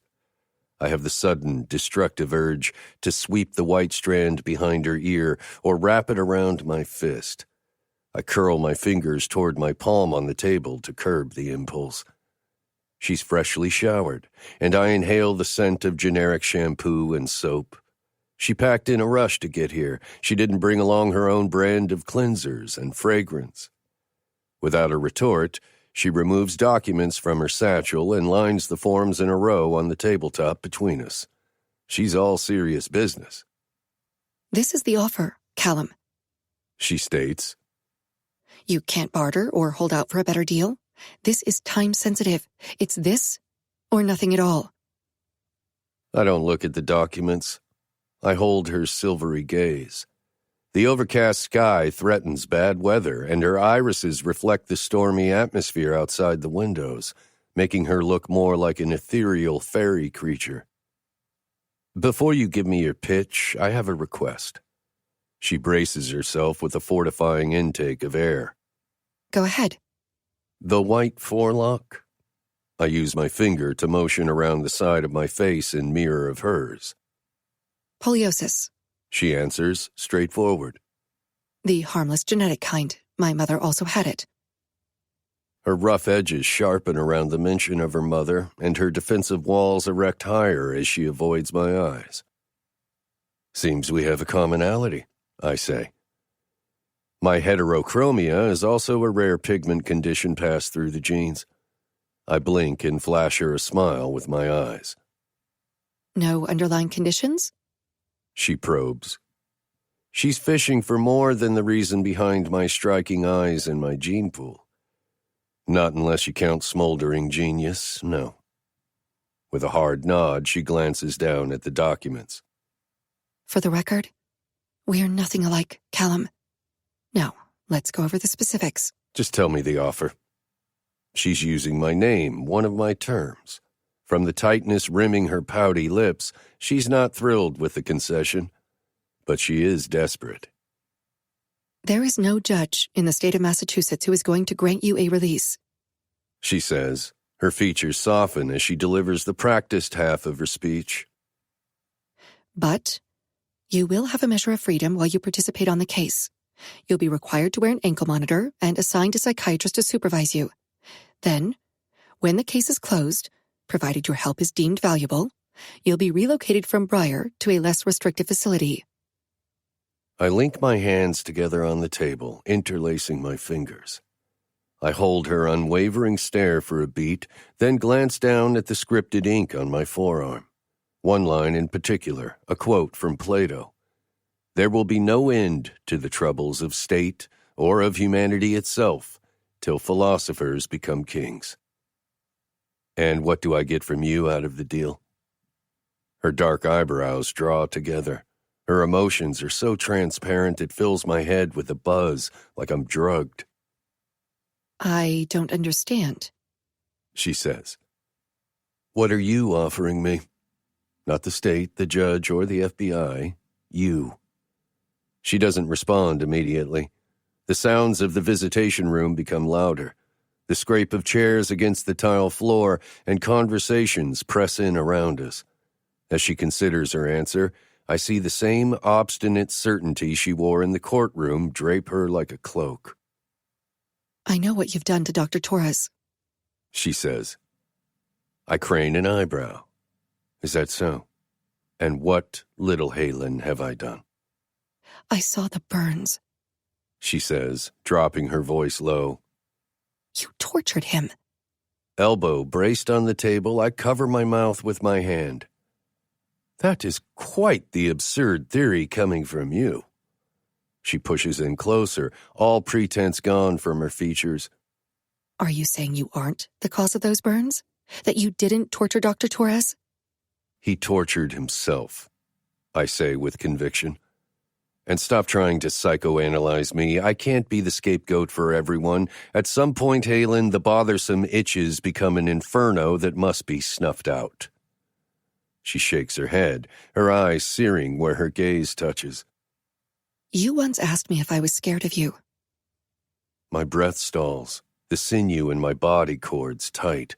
I'm way too anxious to hear where she's taking this. I am frightened of you, Kallum.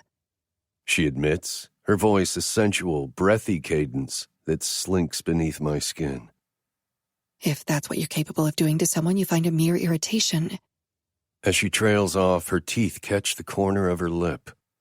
Well, I already know what you do to someone who you feel deserves revenge. My whole body is fire. If she's not careful, I might drag her into the blaze. Her confession is a wicked tease, daring me to show her real fear, to make her scream. If little Halen glimpsed the images filling my head right now, she'd shred that paperwork and flee this building. But for her, to get what I need, I have to behave like a good dog. No biting, no scratching, no marking my territory, and definitely no humping. I expel a breath, releasing the wound tension from my muscles. Why are you saying this to me? The vulnerability in her features is raw and aching, and if we were alone, I'd lap it up while making her mascara streak her pretty cheeks. Because, She says, voice hitching. I'm the focal point of your obsession. A chuckle escapes. You have quite the obsession brewing yourself. I lick my lips, tasting her fear, the most fragrant and intoxicating flower. Don't worry. I don't hold a grudge against you. You're safe from me. She doesn't believe me. Her eyes shimmer with her cresting trepidation, and the tremble of her lips damn near makes me come undone before she finally reins in her emotions. I'm becoming exhausted from holding myself back, my knuckles white as I grip the table. What is it that you want from me? She asks. What do I have to give you to make you accept this deal, Kallum? Her question flays the last tether of my restraint. I drive a hand through my hair, turning away from the table. Just give me a goddamn pen. A heavy beat of silence stretches. Then she says, If it means some good comes out of this deal, then, within reason, I'll give you whatever you want. A vicious spark ignites my blood. The current races to my heart, and anticipation licks my spine with a forked tongue. I lower my hand to the table. The craving to feel her heartbeat thrums through my veins. I don't suppress my crooked smile, and I like the way it makes her shift in her seat. What would your good do if evil didn't exist? I say to her. Bulgakov's words are so aptly appropriate for this moment I could have written them myself. Halen touches her forearm with purpose, and I'm curious to scratch away all those layers to find out what lies beneath. No games, Kallum, she says. I will comply within reason, but that means your help must be deemed valuable. And what would be within reason? A hamburger? A phone call to a friend? A midnight walk on the beach? I shrug playfully, rather enjoying all of our games. Maybe all I want is you worrying about what I have in mind so I can watch you squirm. You're sick, she says, letting her guard slip. Perhaps, but you're the one who needs my sickness, sweetness. She reaches into her bag and produces a pen, but holds it just out of reach. We have a contingent deal, then? I nod once. She offers me the pen. Sign your name. As I accept the pen, I rest my index finger alongside hers. A charged current arcs between us before she pulls away. The slightest touch stirs a primal yearning within me to snatch her hair and shove her down against the table. Jaw clenched, I grip the pen, damn near cracking the plastic. I have to work on keeping these urges in check. Patience has never been a virtue I deem valuable. I'm something of a hedonist, I admit. And the dark energy pulsing between Halen and I wants to drive me mad, wants to make me tangle her up in my web and bleed her until I'm gorged. Pen poised over the page, I glance up at her. I wonder which one of us is the devil and which one is selling our soul. She shakes the loose waves of hair from her face. You first have to have a soul to sell. Before this is over, my little Halen will look into the eyes of her devil in no fear. With a satisfied smile, I sign my name to the forms. As I set the pen in front of her, I say, when I solve the case, I expect the terms to be renegotiated. She releases an amused breath. And why in the hell that spawned you do you think that will ever happen? I cock my head, letting my gaze lower to the diamond sitting in the hollow of her throat, before I find the alluring silver of her eyes once again.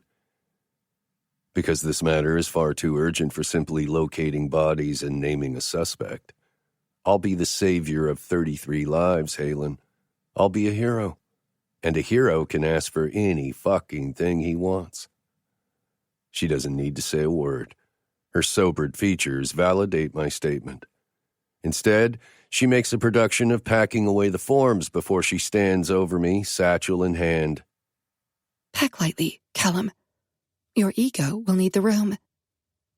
My gaze admiringly lingers on her backside as she leaves the visitation room. My muse confessed her fear, opened a crack, and allowed me to wade around in her depths. Now the yearning to delve deeper is hungrier than ever. Chapter 6. The Insane Route, Shakespeare. Kallum. Dr. Stoll Verlis is a lanky, middle-aged man with ultra-white hair who looks more like a politician than a psychiatrist. One well-timed boo will have him quaking in his cheap loafers and scare him off the case.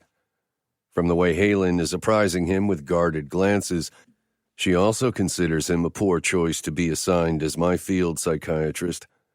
But here we are, in the heart of Hollows Row, all three of us ready to make history. If only I could intone sarcasm in my thoughts. Halen hands me a room key, careful to keep our fingers from touching. I turn the key over. It's an actual key, not a plastic card. The bronze is dulled and worn, much like this Gothic inn and town. Although there is a certain macabre charm, like the deathly murmur that creaks in your bones and whistles threats through ancient trees, it's mostly a dilapidated pile of ruins. Regardless of my appreciation for the primordial and mysterious, I still prefer new, clean, and contemporary when it comes to where I lie my head. Be content it's not Briar. Halen says, reading my aversion. Your room is connected to Dr. Verlis's, and the adjoining door is to remain open and unlocked. Put your stuff away. We're meeting up with the feds to head to the scene. I all but inked my name in blood, I say to her. I'm yours to command. Dr. Verlis doesn't take offense to this statement the way Halen does, but he ushers me toward the stairwell, making sure I know who's in charge. Once Halen confessed to the urgency of the case, admitting the potential was high the victims may still be recovered alive, events moved swiftly. My meager personal items were approved, packed, and taken to an airport, where an agent cuffed my ankle with a monitor. I'm able to roam within the approved areas of the town, such as the crime scene, hotel, and Main Street vicinity, but one step past the figurative town limits, and I'll be hunted like the FBI's most wanted. The rundown of the rules have one major overlap. If I fuck up, I'm sent back to Briar. Your actions will be on me, Halen said on the flight. I won't let you fuck up. I got a deviant thrill out of her vow. By the time the major players of the unit are assembled in a caravan of giant gas-guzzling SUVs, I've gotten a feel for the dynamic of the town. Admittedly, I'd already done my homework years ago when news of the disappearances first went viral. Hollows Row has a reputation for bad things. Our vehicle lurches forward, with Halen seated in the passenger seat, Special Agent Ren Allister behind the wheel, and me and my watchdog psychiatrist taking up the two back seats. Agent Allister has one hand on the wheel, the other tapping the keyboard of his console computer. Halen and Dr. Verlis both stare at their phones. I'm the only one without a device to distract me from the scenic view as we cruise through the narrow, time-worn streets. It's like a shadow has been cast over small-town USA, as if a dark shroud has fallen over the once white picket fences and smiling faces. The Gothic revival homes are ancient themselves, some dating back 200 years. They appear to have been restored at one point, but where time couldn't break the structures, loss and pain have chipped away at the classic veneer. People drift like ghosts on the sidewalks. They are extensions of the dead houses, bound to the skeletons by memories, unable to depart their haunts. My expertise is not in the social sciences, but even I can appreciate what hardship the disappearance of so many people from a tight-knit community can cause. Many family units lost at least one loved one. 33 members of a family-focused society vanished from existence. And now, as news of the discovered remains airs through the town's corpse, these people lurk like animated zombies, their bated breath a death rattle, waiting to exhale to hear the names of those loved ones announced. They wait for closure. As our SUV coasts up to a freshly worn trail in the marsh, I look at Halen. When are the DNA reports being made available? She turns my way, a curious furrow notched between her brows. She glances at Agent Allister, and I dislike that she feels she needs his permission. At his affirmative nod, she says, The DNA of 5 remains were confirmed to be town locals. That sets a very dark but redundant tone, I say, and Halen frowns disapprovingly. 5 positive IDs should be all that's needed to draw a likely conclusion to the rest of the eyes belonging to the missing. Let's just refer to them as that from now on, for simplicity's sake. I think referring to them as victims is preferable, Halen remarks, and I realize I must have spoken my thoughts aloud. I have to be more mindful of that. Spending 6 months isolated in my head, flushing antipsychotics down a toilet, has the ability to wreak havoc on one's mental state. Before I exit the vehicle, I reach down and rub at the irritating itch caused by the ankle bracelet. Agent Alistair opens my door, and the pungent marsh scent smacks my face. As I allow my senses to acclimate, I notice another faint odor wafting through the tall reeds. Death. The townies call this area the Killing Fields because hunters discard their kills here. But the town didn't earn its reputation from the great hunting. After the disappearances, the past few years have been relatively quiet. Before, however, Hollows Row received the very clever nickname Hollows Death Row from neighboring cities due to the high fatality rate. But that's another story. I trail behind Alistair as he walks the well-worn path. Dr. Verlis stays behind with the SUV, catching up on patient work, but I suspect he doesn't have the stomach for this part of the deal. Halen stalks a short distance behind me, as if she's fearful I'll pull a Houdini and vanish right here in the killing fields. When I give my word, I honor it, Halen, I say, stepping around the bleached bones of a stag carcass. I'm not sprinting off into the forest to live off of berries and brambles. Don't let my presence preoccupy your mind and deter your focus. I'm capable of multitasking, she says. You just focus on the scene, Kallum, what you're here to do. And as we come up on said scene, I remove my hands from my pockets, letting them hang loosely at my sides. Caution tape wraps the trunks of several spindly trees, designating the crime scene within, or what's left of it. Would have been better if I could have viewed the scene before the uniforms and techs disassembled it. I flex my fingers, picking up on the lingering energy of the sight. Halen moves to stand beside me. The hum of her nearness vibrates in my bones, distracting me. Had you not been such a prima donna, you would have, she says. Yesterday. Everything has a price, sweetness. I give her my devilish smile before I duck under a tattered section of tape. Especially brilliance. Her strained exhale reaches my ears as I move closer to the crop of dead-looking trees. A few straggler techs and officers are conducting useless tests on the trees and grass, but I push them out of my mind, trying to see only what was here before. I locate the burnt reeds, the area of Halen's interest, and stalk to that spot. As I crouch down to get a better look, Halen removes a tablet from her satchel. Analysis from the lab workup logged a substance on the reeds containing calcium carbonate, potassium sorbate, sulfur dioxide, glucose. Sugar, I say, touching one of the sooty reeds. I draw my fingers up the blade and a smudge of sticky residue adheres to my fingertips. Wine. That's what the lab concluded. She scrolls the report. A tawny mixture, most likely homemade. The analysis states... Halen. Her name is a guttural command that gains her full attention. I'm not law enforcement or a lab geek, and neither are you. After a heated second where our gazes stay locked, she lowers the tablet. Understanding lights her hazel eyes, and she pushes the escaping white streak of hair behind her ear to break the intensity of the connection before she directs her focus on the fire pit. Just talk to me, I say, my tone imploring. Why did you first leap to an esoteric connection? I wipe my fingers off on my black jeans, spreading the residue thin in search of any defining substances, such as blood. Blood is to rites and ritual as base material is to alchemy. One claims to transmute into gold, the other to strengthen life force. But when both blood and alchemy are present, it's typically to provoke something dark. The intricate yarn work, Halen says, interrupting my thoughts and surprising me. The craftsmanship feels ritualistic in nature. Why that particular thread? Why not rope? Or some other simpler, logical means of adhering the oculus?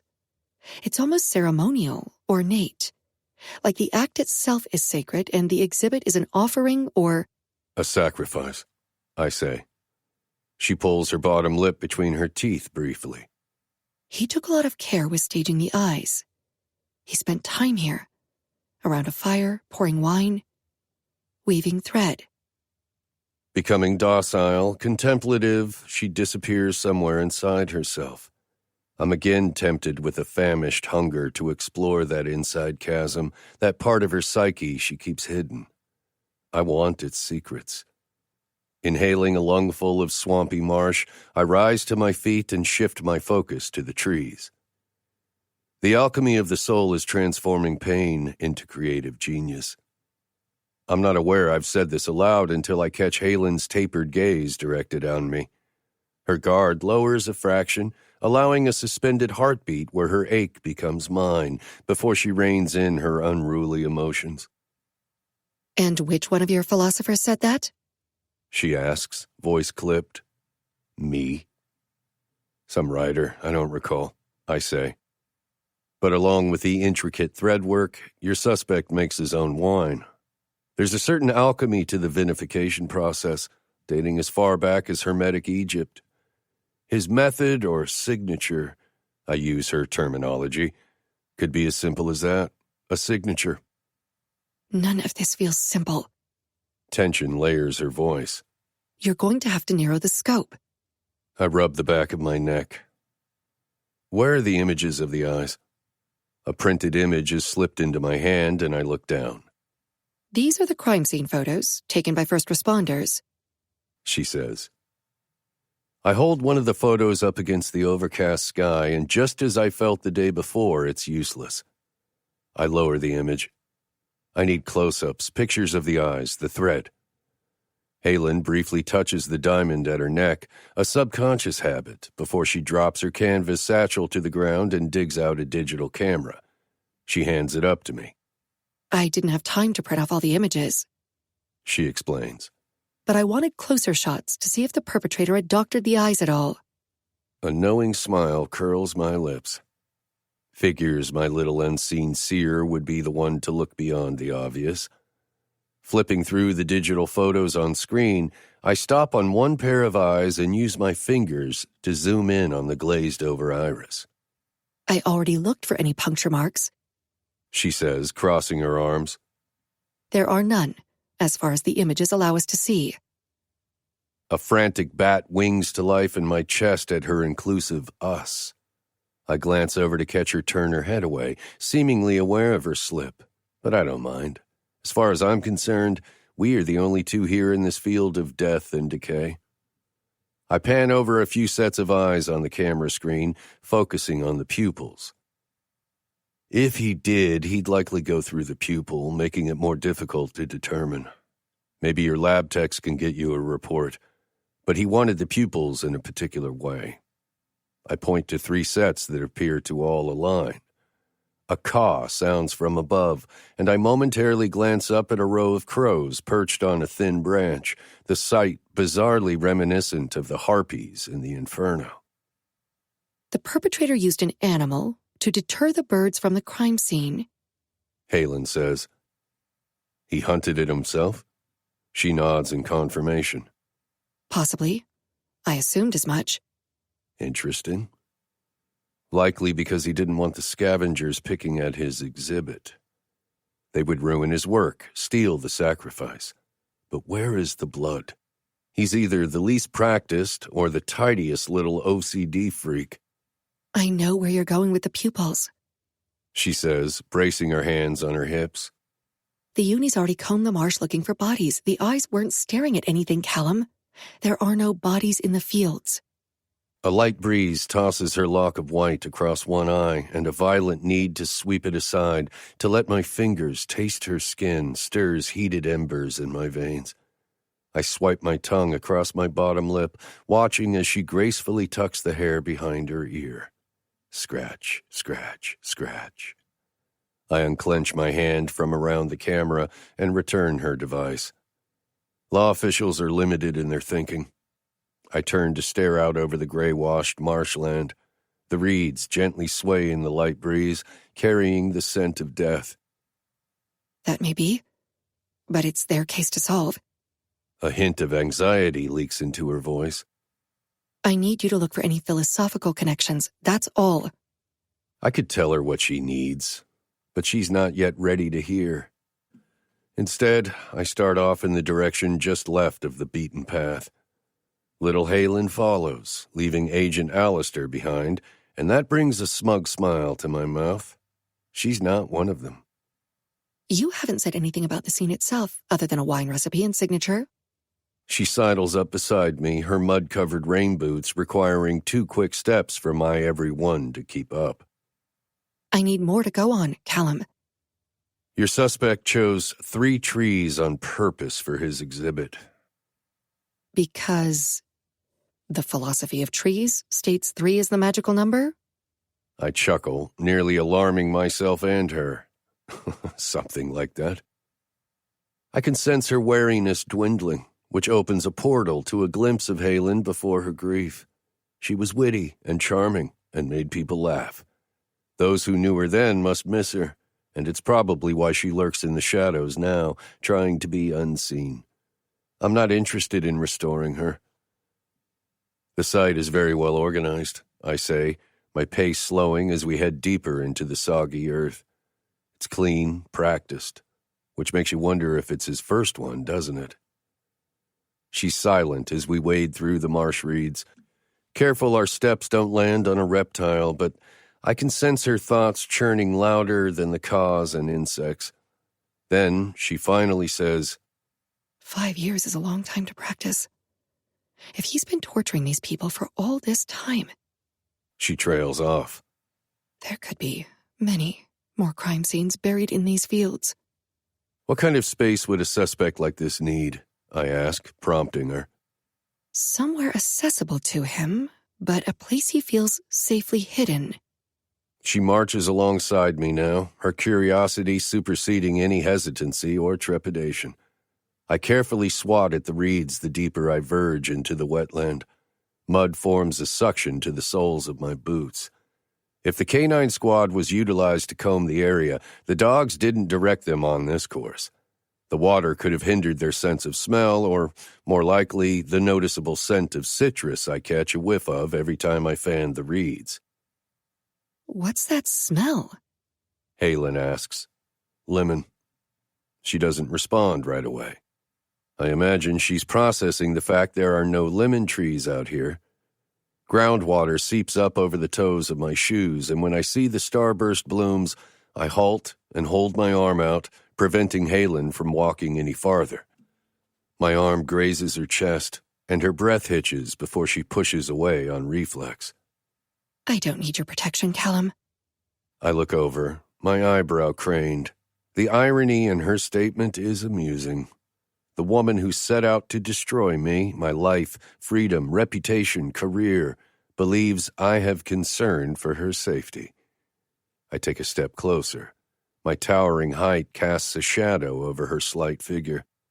And then we're both instantly aware of the silence, of the very aloneness of our state. Her snap of anger is a poor disguise for the fear I see banked behind her large hazel eyes. She doesn't want to be afraid of me, but she can't contain her strongest emotions. She's afraid of so much she doesn't understand, and I reflect that fear back at her. I sense little Halen hasn't been in control of her world for some time. I wonder how often she gives in to the pain, lets herself spiral out of control. I'm not really the protecting type, I say, but you definitely need something from me. I step toward her and close the distance between us. She doesn't retreat. She raises her face toward mine, her chest rising and falling with controlled breaths. I reach out, and she starts to lean away. Don't move. She freezes. Shock is an electric jolt to my adrenals as her gaze locks with mine. She doesn't move, doesn't breathe, as my command hovers between us. I could wrap my hand around her throat and choke the life from her tiny body before she eased out a squeak. I force a swallow at the thought. A fiery ache claws its talons down my throat as I use the cuff of my jacket to detangle a stem from her ponytail. She angles her head slightly to peek at the sprout of white flowers held aloft by my covered hand. Hemlock, I say. She exhales. My stomach tightens at the tantalizing caress of her breath along my neck. She's so close. I can taste her dread. It leaves an aftertaste of her sweet lily of the valley. Water hemlock, I clarify. The kind that grows in marshes and wetlands. Although, I glance around, it's not really native to this part of the country. Someone planted it here. Her voice is breathy, stirring a visceral reaction that ignites my chest. The closer I am to her, the more her pain is sweet agony, a torment so fucking raw I have to grit my teeth. I take a purposeful step backward. I'd say that's an intelligent assumption, considering this person also planted the ears. A confused expression draws her features together until she turns to see the shriveled human ears strung to the stems of the hemlock shrubs. You can hear no evil if you have no ears. Her little sprite features seethe, indignant. Admittedly, that wasn't my best pun. She immediately drops her bag and digs out her camera to start taking pictures and cataloging the scene. How did you know this was here? She turns incensed eyes on me. You better start explaining what the hell is going on, Kallum. The accusatory tone of her voice crawls under my barely restrained composure. Or what? I ask, my voice dropping to a lethal decibel. Most field agents carry some form of weapon. You have no gun, no taser, no baton, not even handcuffs, which is just a shame. The rapid shutter click of her camera halts. Her body stills as the sounds of the secluded grove enclose us. I'm not sure if it's arrogance or stupidity, I continue, situating my jacket cuff to occupy my hands. Why you choose to walk around unprotected? I've never had use for a weapon. And then I catch what she realizes instantly. I lick my lips and smile. You've never had use for a weapon until me. I gauge her body language, the defensive draw of her shoulders. If that's what you're thinking, I'd say it's a little late. Far too late. There are agents and officers out here. She says, trying to rationalize with me. Would harming me be worth risking any chance you may have at freedom? Would that satisfy your compulsive need? Not even fucking close. She rises to her feet slowly. Camera in hand, she faces me like she's not aware she's half my size. I understand what you're feeling. This intrigues me. Everything about her is intriguing. You understand? She nods. I am a psychologist, Kallum. You can talk to me. Whatever is torturing your mind, I promise I'll understand. I can maybe even help you. How tempting to split my mind open right here and let her take a tour. How would little Halen react to the visual of her pressed up against a tree, her wrists bound to the rough bark, blood coating soft skin in the most enticing dark red? The image has my teeth sinking into my lip until the metallic trace of blood hits my tongue. She chances a step closer, as if I'm a wild animal she fears startling. If there's something you want to talk about, anything from your past that you've done, anything I can do or offer. Stop. The sharp edge in my tone halts her.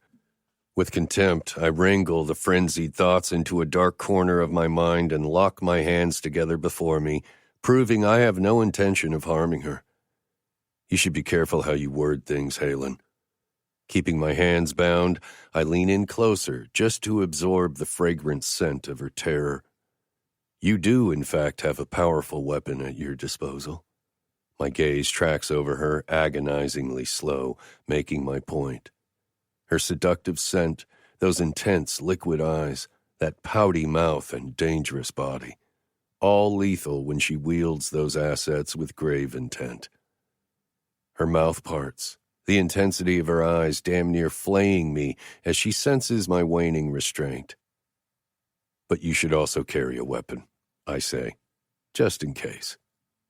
With a sideways step, she removes herself from my proximity and pulls out her phone to make a call. Agent Alistair, we found something. Then, before there can be any more revelations between us, she departs the scene, leaving me and the shriveled ears to listen to the hollow sounds of the marsh. Chapter 7. Into the Abyss. Halen. Dusk settles over Hollow's Row like a widow's veil. The texture is silky and fine to the touch, a fragile darkness you can just see past, but shields you from the bright world of gawkers. The young waitress sets a cup of warm chamomile tea on the unsteady table in front of me. I thank her as I submerge the tea bag with a dull spoon. I imagine the local diner is normally busier at this time of day. Early bird special seekers mingling with high school kids just letting out of class. But today, as news circulates of the second crime scene discovered in the killing fields within 72 hours, there are far more open bench seats than patrons. The morose atmosphere thickens with wary glances and whispers our way. The town is curious about us, more so about the two strangers than the two obvious FBI agents seated 3 tables behind. I'll have the ribeye, extra rare, and baked potato with all the dressings. I look up from dunking my tea bag to witness Kallum ordering from the waitress. I must wear a puzzled expression because his mouth quirks into that heart-stopping grin of his. Might as well enjoy the local specialties, he says, as the waitress silently ambles off.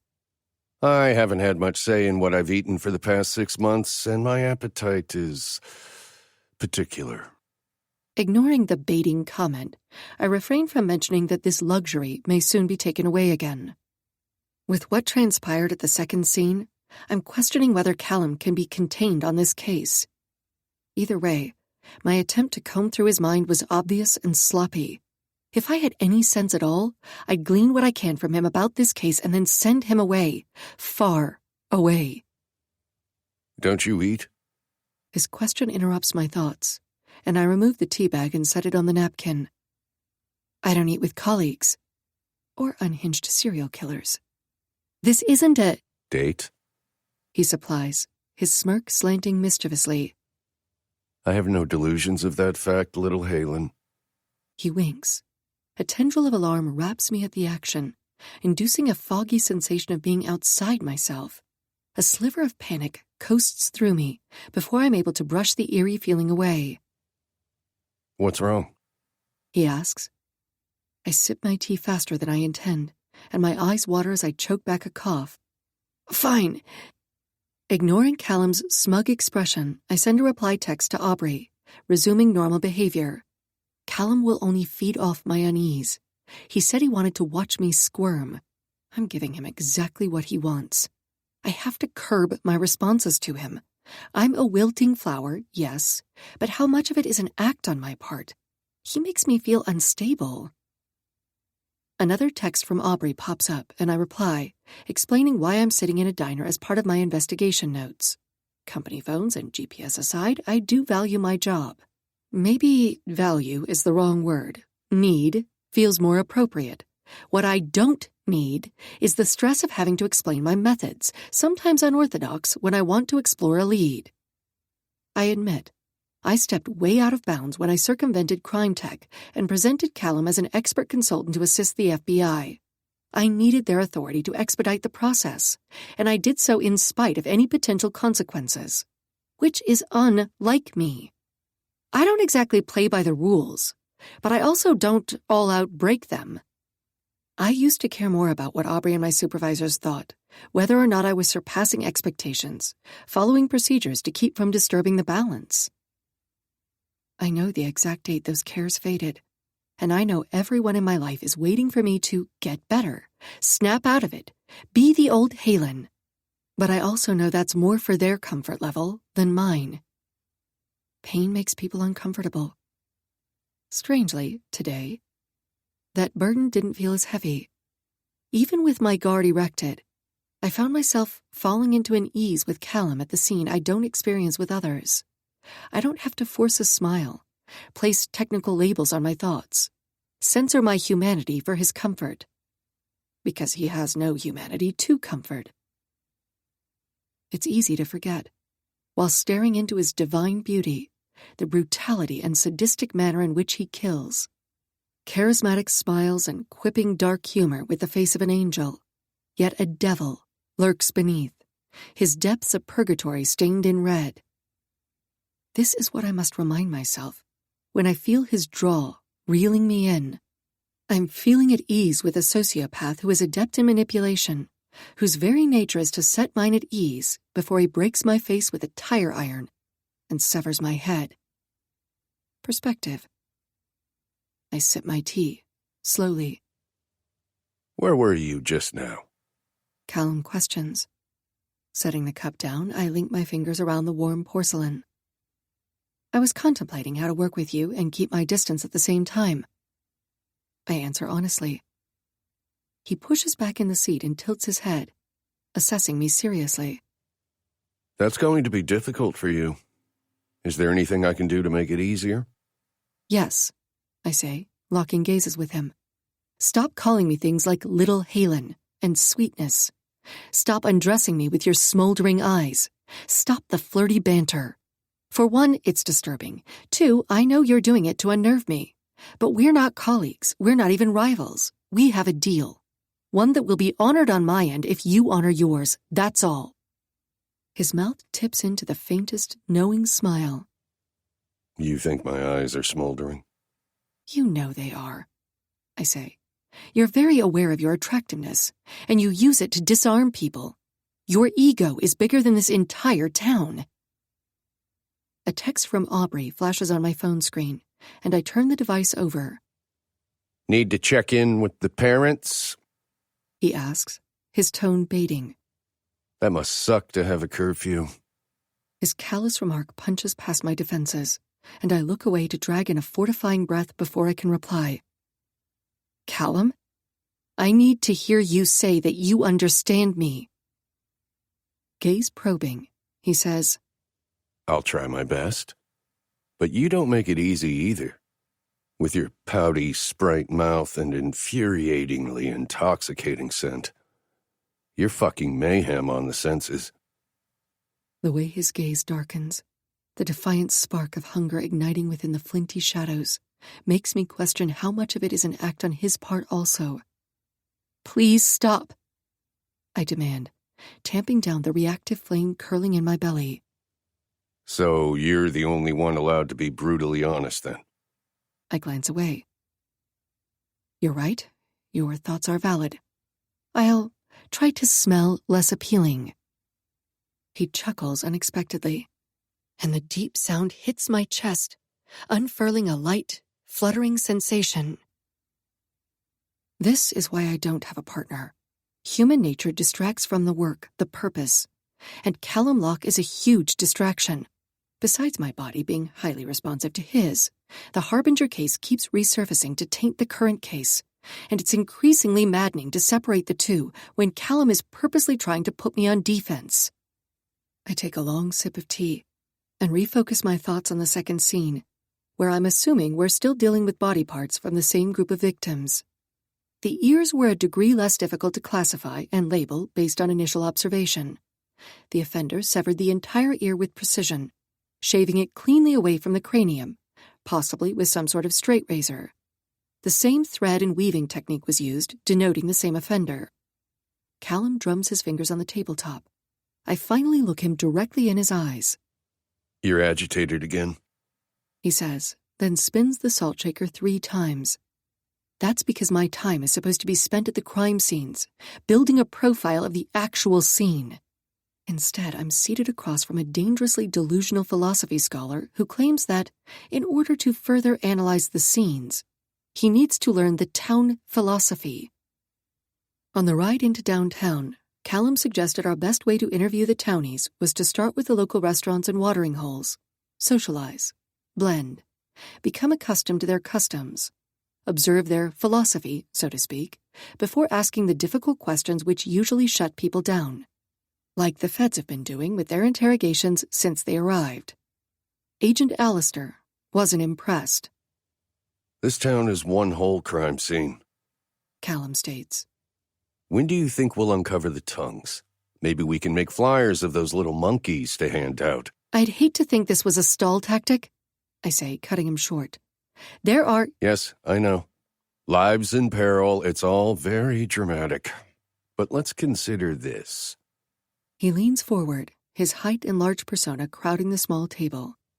I'm only here for my own selfish need, which includes this town being my only taste of freedom. There's no incentive for me to work quickly, is there? I'd say you have that brutally honest thing down.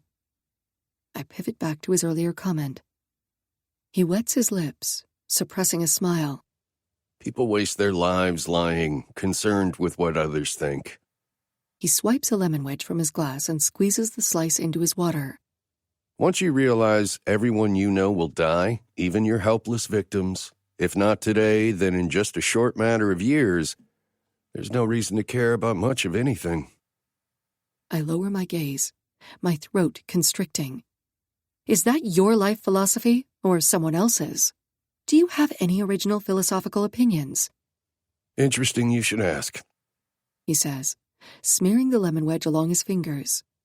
Considering it's your perpetrator's philosophy, I just tend to agree with that aspect of it. How can you know his philosophy? We don't know anything concrete about the scenes yet. My tone echoes the frustration starting to unravel me. Matter of fact, how did you locate the second scene? Can you even give me a straight answer? The only true wisdom is in knowing you know nothing. His mismatched blue and green eyes widen, revealing the unstable current drifting below his smooth surface. He licks the lemon juice from his finger, triggering a wild flutter in my belly. Incensed, I drop my gaze to the plain white cup. Obviously, you can't. He reaches across the table and grasps my wrist. My heart batters my chest as I fight his grip. Let go. Listen. His command hits my body like a crash of thunder. I go still, my heavy breaths the only sound between us.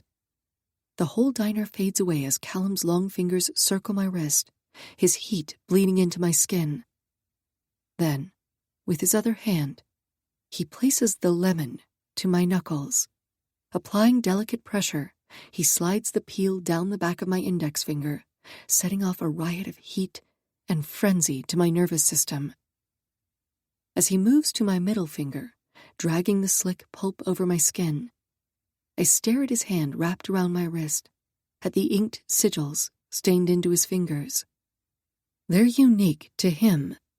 The designs don't pull up on any rune chart that I've searched. I feel every slippery pass of the lemon over my heated flesh, and I know he feels the tremble in my body. Lemon has amazing cleansing properties, he says, making it a natural disinfectant. My throat tightens. I swallow past the ache lodged at the base, trying to control my breathing. My rapid heartbeat pulses in my veins, fighting against the press of his fingers. Those same cleansing agents hide aroma, he continues, masking most scents for at least a while. He reaches my pinky finger and pauses, forcing my gaze up to lock with his. Your guy masked the scene to hide the scent. He covered the perimeter, maybe before or even after the first scene was discovered. I find my voice. That doesn't make sense. Why hide one scene and leave the other out in the open? He turns my hand over, commencing to apply the lemon to the underside of my fingers. The sensual feel sends a shiver up my forearm, and I struggle to keep my eyes open. The rush of blood sears my veins. Psychology isn't my department, he says, setting the wedge on the table. As I try to pull away, Kallum maintains his firm hold on my wrist. He draws my hand toward his face, and, for an alarming moment, I fear he's going to lick my fingers, and what havoc that will wreak on my composure, until he brings my hand to his nostrils and inhales. No more traces of Halen. A sly smile crooks his lips. If I bathe you in lemon, we can solve at least one of our dilemmas. He lifts his fingers one by one, letting me slip free. As my agitation ebbs, I rub my hands together to remove the excess lemon juice, effectively removing the tingling, lingering sensation of his touch. It's not that he's worried about being caught, I say, making an effort to sort the offender's logic. I retrace our conversation at the killing fields, about the perpetrator having a site he used for practice. He just doesn't want to be caught before he's done. But done with what is the question? Kallum eases back against the bench, a defiant gleam behind his shadowed eyes. I'd also wager uncovering his practice site will make him desperate. Don't ever do that again. What, answer your questions? Help tease the answers from your mind? Touch me. In response, Callum's teeth clench, feathering a muscle along his sculpted jawline. The waitress arrives with his order and places the plate in front of him, severing the tense connection. She leaves without inquiring if we need anything, turning away before I can get a read on her expression. I shake my head, further clearing my thoughts. These people are victims themselves, I say, wondering if she's related to one of the missing locals. Questioning them directly won't work. We need a different approach. Kallum unrolls a cloth napkin and lines up the silverware, then selects the steak knife. Placing the tip of his finger to the knife point, he inspects the serrated edge. Don't you think it's strange she's not questioning us? He says. Wouldn't she be curious about the victims, who they are, their names? I twirl the teabag string around my finger and glance at the waitress taking an order from the agents.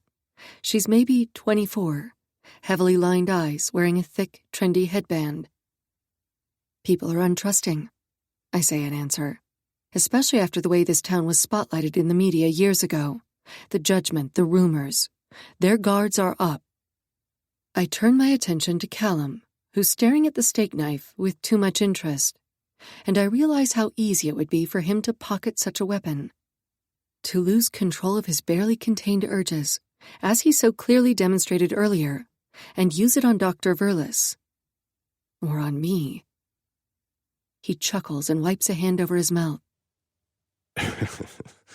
Halen, if I had something diabolical planned, I wouldn't make it so obvious. He picks up the fork. At the institution, I wasn't even allowed to have thumbtacks. I'm acclimating to my new surroundings. His gaze darts to my arm and the long-sleeved thermal before he cuts into the steak. Besides, you can't make good on what you owe me if you're dead, he says, and way too casually for my comfort. I push my arms under the table. As long as you cleared that up, I feel much more at ease, I say, my tone heavy with sarcasm. He chews the bite of the steak. Then, even if you can't trust the person, trust their intent. And what is your intent for me? He waves the fork. My intent involves you very much alive. All right. Since we've thoroughly beat around the vagueness of that bush, I know you have some theory about the hemlock. Nice punning segue. But can I enjoy my dinner first? He asks. Then, as he looks at the overcooked meal. Enjoy might be too generous. Talk while you eat. Savage. But the dark twist of his mouth implies how much he embraces being just that. I watch as he uses a butter knife to slice the baked potato with dexterous movements, as if he relishes the way the tight skin splits at meeting the steel. The hemlock is more mysterious, he says. I need more time to work it out. He takes a bite of potato and pins me with an amused look, suggesting he's not talking about the hemlock at all. As I've said, we don't have time. He sets the silverware on the plate. You want conjecture? I want conjecture, theories. I want everything rattling around that demented brain of yours. That's why you're here. An expert to give an expert interpretation. It's not up to you to solve the case, to be a hero. I stress, there will be no renegotiating his deal. You explain the philosophy and theology to me. Then I explain it to the FBI in a workable profile so they can find a suspect. He regards me with tapered eyes. I have another request. I expel a slow breath and push back against the bench seat. Fine, I relent. But then I get a request. Tit for tat. This game could get interesting. He cuts a bite-sized section of steak. While we're together, dissecting this town and spinning theories, I'd like it if you didn't refer to me as delusional, demented, deranged, or any other demeaning terminology, but especially those that begin with the letter D. He pops the steak into his mouth, watching me expectantly. I nod slowly, running the tip of my finger around the rim of the cup. I can accommodate that request, See how easily we're acclimating? he says, pushing his plate aside. Now, what can I do for you? My gaze drops to his fingers, interlinked on the table. What are the meanings of the sigils? He holds my stare a beat too long before he looks down at his hands, flexes his fingers. Unfortunately, I can't say. That's not how this works. I push my cup aside and raise my hand to flag the waitress. You don't understand. He says, and I lower my hand. I can explain the concept of sigils, the theology, the history, but every sigil is unique and once charged, should never be thought of again. I've purged the meanings from my mind. I watch as he flattens his palms on the table. Then I glance up to gauge the candor of his expression. I believe him. I believe he believes himself. Dr. Torres made a comment about the mind being the most powerful force, and how Kallum's belief system, his obsessions, rule him. I wet my lips and fold my arms on the table. If you need to forget them, then why tattoo the marks on your skin? Wouldn't that be a constant reminder? His face breaks into an easy smile. Such a logical mind. He says, Is that an insult? He shakes his head. Not at all. He turns the silver ring around his thumb. The sigils are neither names of demons nor angels. They're neither good nor evil. The psyche is more powerful than any man-made deity, and the unconscious can be invoked to obtain our most coveted desires. I'm hyper-aware of how his heated gaze drags over me, stopping on the pendant around my neck. Every sigil is personal, He says. and I find permanently etching my most coveted desires into my skin satisfying. It helps with the unhealthy cravings. The air charges between us. The psychologist in me wants to probe further, to uncover the desires he obsesses over, and how much control they harbor over his actions. Whether or not those sigils parallel with the Harbinger killings, and if he forced himself to purge his actions once carried out. I hold Kallum's intense stare, sensing a dare, some challenge, but knowing I was shut out the moment I tried to push at the crime scene. He covers his mouth as he leans on his hand. It also helps curb envy in the academic realm, knowing you have an edge over your rivals. Put your wants, your aspirations, even your fears into the sigil, then release it. Far healthier than spite. Suppressing my own desires for the truth, for how that spite ended in his rival's murder, I change course. You answered my question. But you have more. I know you have some initial theory on the hemlock. I'd really like to hear it. He drapes his arm over the seat back. At the first scene, what we assume is his exhibit. It's not about the shocking display of dissected eyes.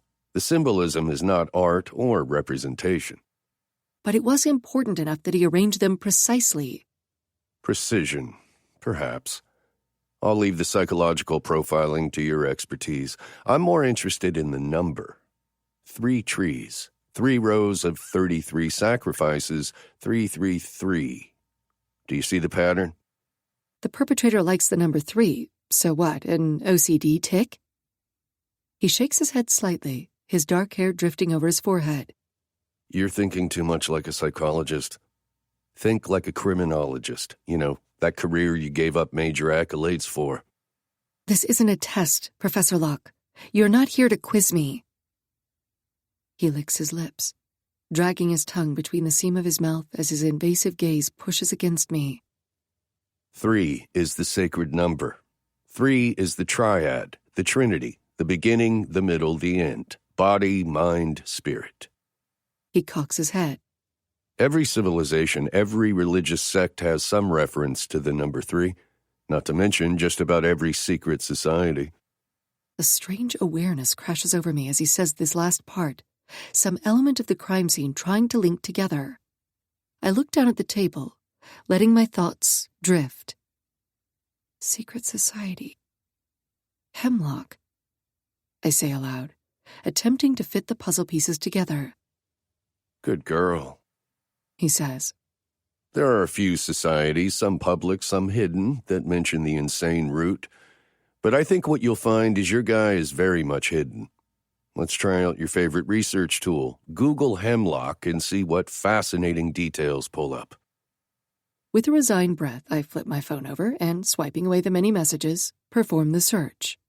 A description with an image of the plant pops up, and as I scroll farther down the page, I see a familiar name. Socrates. I blow out a puff of frustration. Kallum stated the answer already with his vague wisdom quote earlier.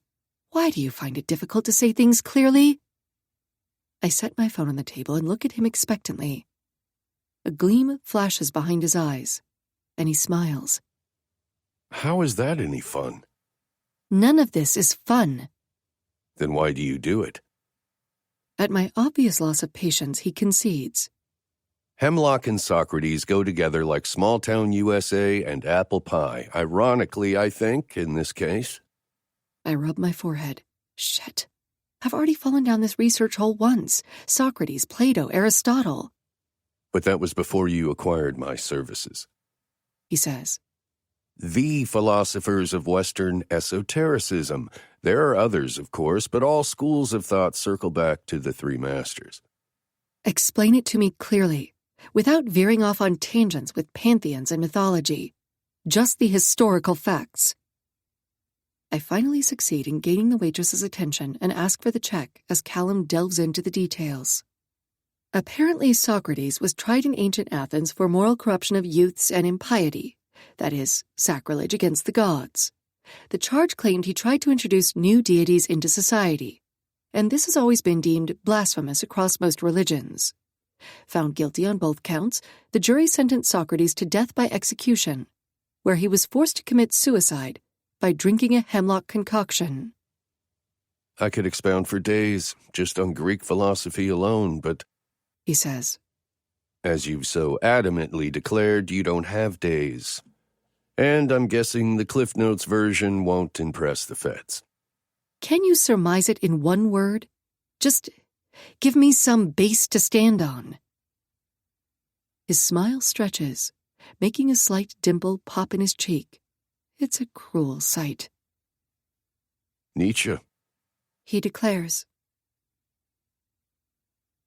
By the time I've paid for Kallum's dinner on my company credit card and we exit the diner, the sun has completely set on the town. The chirr of crickets are too noticeable with the lack of vehicles on the road. The streetlights glow against a black, moonless night sky, illuminating the stretch of sidewalk. As I start toward the hotel, Kallum turns back toward the diner. I forgot something, he says. You don't have anything. While the agents watch Kallum, I light my phone screen and scroll through the missed calls and texts from Aubrey. I frown at the device. I don't remember turning my ringer off. Kallum returns wearing a sexy grin, his ego on full display. Let's walk, he says. He glances back at the agents before he slips a folded piece of paper into my hand. I agree with your assessment that this town's guard is too high, that we need a stealthier approach. That's not how I worded it. And then I remembered. I'm a college professor. I discreetly unfold the note. It's an address with a girl's name. Tabitha. Kids use any excuse to party, Kallum says. Especially tragedies. This town needs a lubricant, and a party full of young, gossiping locals might reveal some insight. I raise an eyebrow, admittedly impressed. How? She wouldn't even ask if we needed refills. Kallum turns smoldering eyes on me. I winked and showed her my ankle monitor. I stop walking. As Kallum turns my way, I stare at him, look deep into the beautiful blue and green stormy seas of his eyes that wound as sharply as they captivate. Suspicion crowds the small span of air between us, and I question his true motivation for helping. Be careful, he says as he dips close. His warm breath fans my lips, and my own breathing shallows. You know what Nietzsche said about gazing into abysses. He backs away, leaving me with the lingering sensation over my lips, As I watch him walk off, I finally inhale. The abyss gazed into me the day Kallum first laid eyes on me, and if I'm not careful, he'll pull me right into the pitch-black void of his soul. Chapter 8. Divine Madness. Kallum. A rapid knock jars me from sleep. My first thoughts are groggy and laced with violent tendencies toward nurses until my eyes adjust to the dim light bathing a foreign room. The frantic knock sounds again, and I drag my body out of the hotel room bed and pull on a t-shirt. As I swing the door open, I find little Halen on the other side. She's wearing tight black leggings and a long-sleeved fitted nightshirt, one that makes it painfully evident there's no bra beneath. My gaze lingers on the enticing oval outline of her nipples a moment too long before I find her face. She's all soft features and heightened vulnerability at this hour, and I feel her all the way down to my fucking marrow. Thrusting a to-go cup of coffee toward me, she says, "Get dressed and wake Dr. Release." Her gaze tracks over my chest, searing my skin where her eyes touch the exposed ink along my neck and arms. She averts her eyes as I accept the paper cup. The warmth against my palm induces a fierce hunger. Why? "We're going to the crime scene." I take a sip of black coffee, savoring the hit of caffeine as it rushes my system. Why? I ask again. Impatience creases her sultry mouth into a pouty expression that drops right to my dick. It's too damn late, or early, to guard my bodily, carnal reactions from her. "Nietzsche," she says, leaning against the doorpost. "You brought up a good point before. You're a professor, so you're going to teach me, Professor Locke."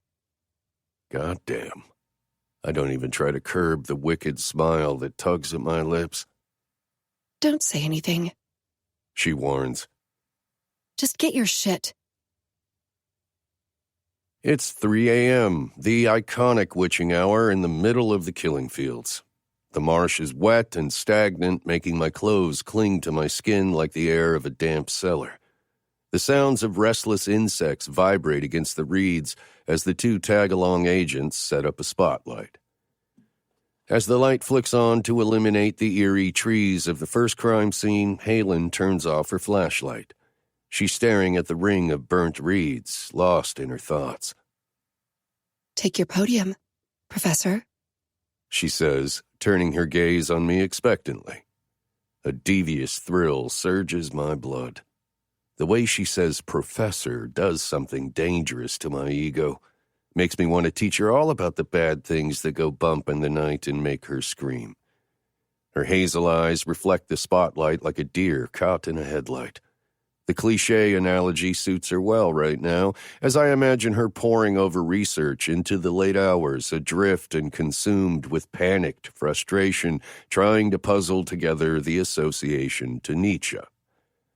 The dark circles beneath her eyes look like bruises, and the sight tugs at some foreign feeling inside. My desire to help her grasp more than just this concept grips me fiercely. I place my coffee on the supply table left behind by the techs. Where do you want me to begin? I don't try to mask the exasperated edge in my tone. "From the top," she demands. I gift her a strained smile. 3000 BC it is, then. Dr. Verlis groans into his cup, and I bask in his torment. I need to get rid of him soon. I spin my thumb ring around 3 times before I dive in. Good girls in my class take their seats. Halen doesn't appear amused by my sarcasm as she clears off a space on a cooler to use as a bench. "Walk me through every thought you had when you first saw this scene." She sets her phone to record, but also breaks out a pen and her notebook. I lean back against the table, palms braced on the edge.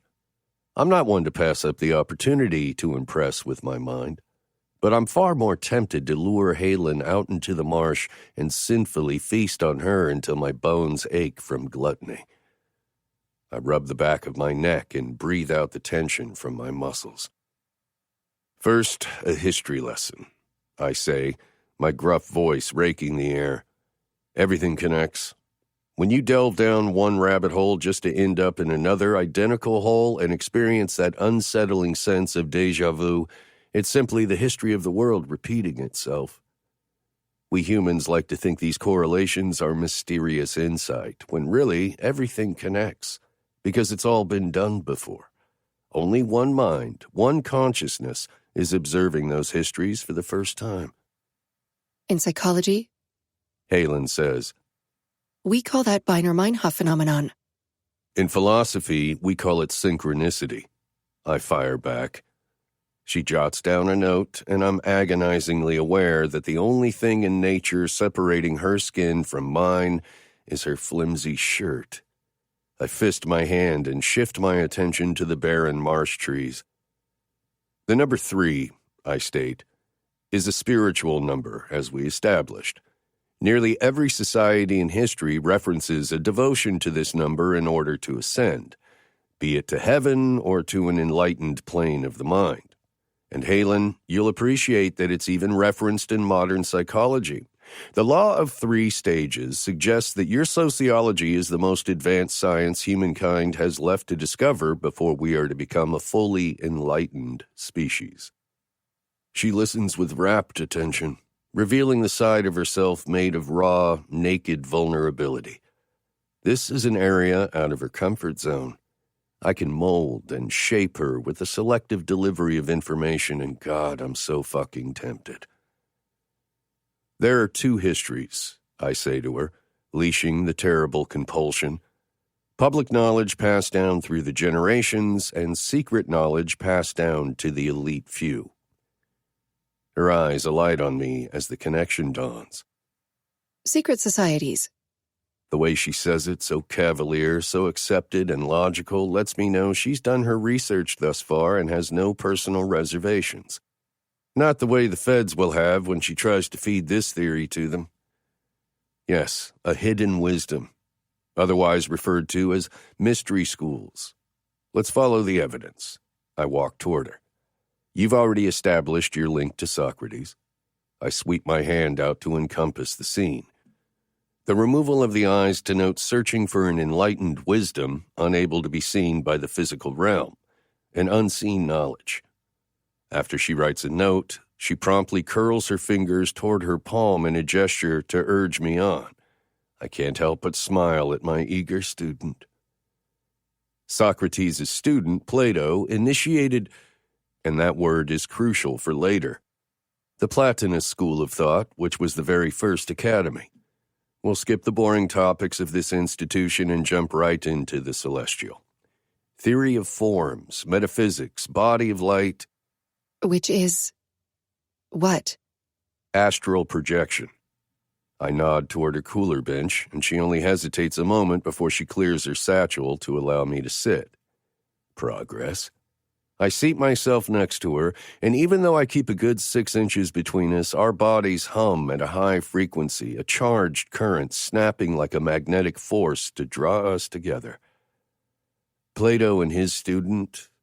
I trail off, waiting for her to fill the blank.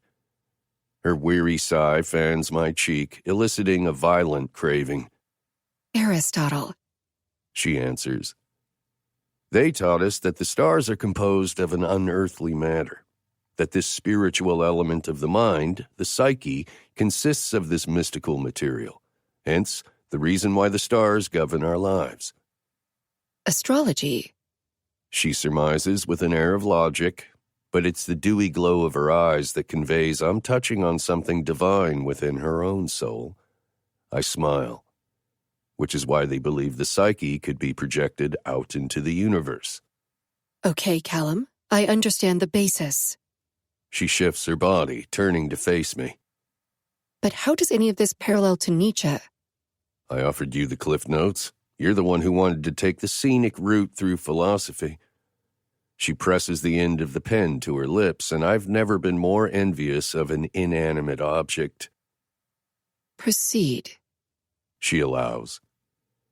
All of the above is to preface what is not recorded in history, I say. We only know of the unwritten doctrines because Aristotle cited them once in a dialogue. These doctrines were highly secretive, passed down orally to only the most trusted philosophers.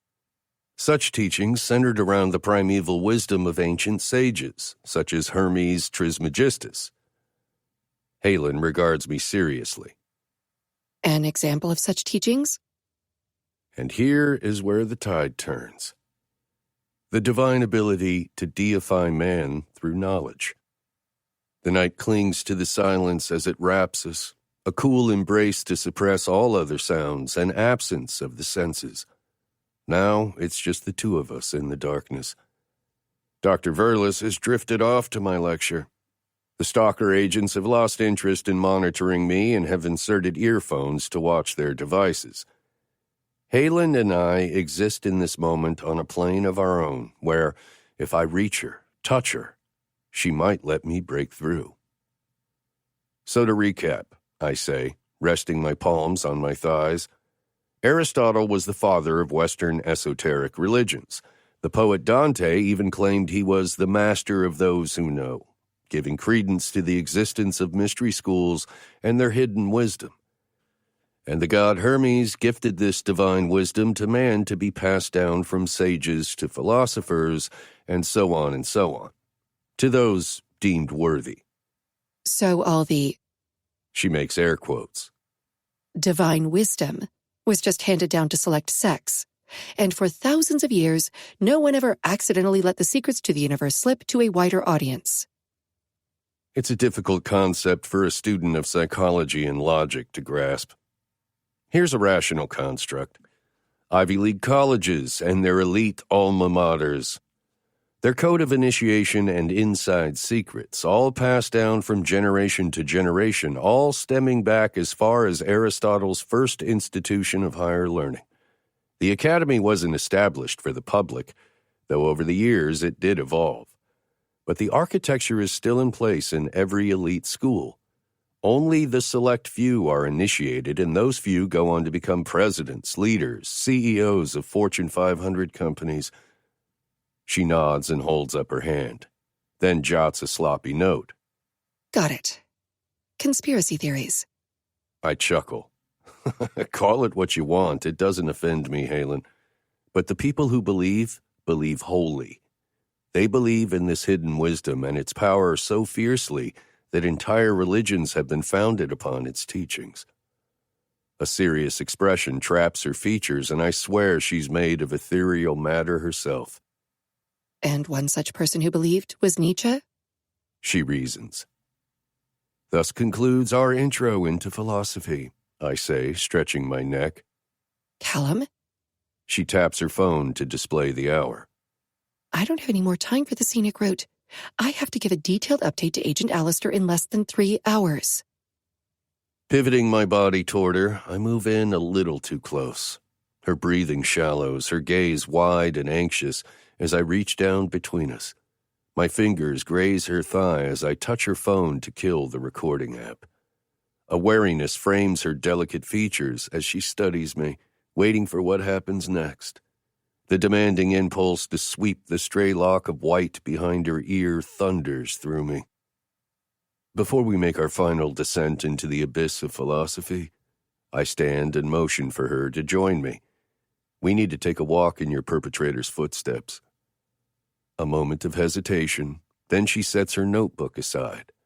As she gets to her feet, she crosses her arms and casts a look at the distracted agents in the SUV. You can ask them to join us, I say, if that will make you feel safe. She wraps her arms tighter around her midsection, shielding herself from the early morning chill. I remove my suit jacket and hold it open to her and offer. She watches me with cautious eyes, her walls erecting to shut me out. I grasp the collar and dangle the garment out to her instead. Don't make me watch you freeze, Halen. Resigned, she accepts the jacket and slips her arms inside the sleeves, forgetting about her fear of being alone with me.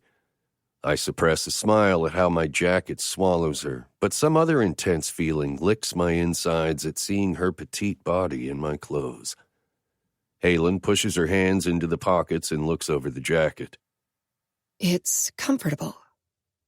Warm, she says, but her drawn features reveal the distress trying to crack her surface and how hard she's pushing back against that emotion. The yearning to scratch her surface burns through my veins, a threat to consume, but I tamp down the urge. Patience may not be one of my virtues, but delayed gratification is far more appealing than any virtue. Leaving behind the safety of the lighted crime scene, we start out into the marsh where the dark is absolute and presses against us like an entity. The new moon denotes new beginnings, I say, tilting my head up toward the moonless sky, if you believe in that sort of thing.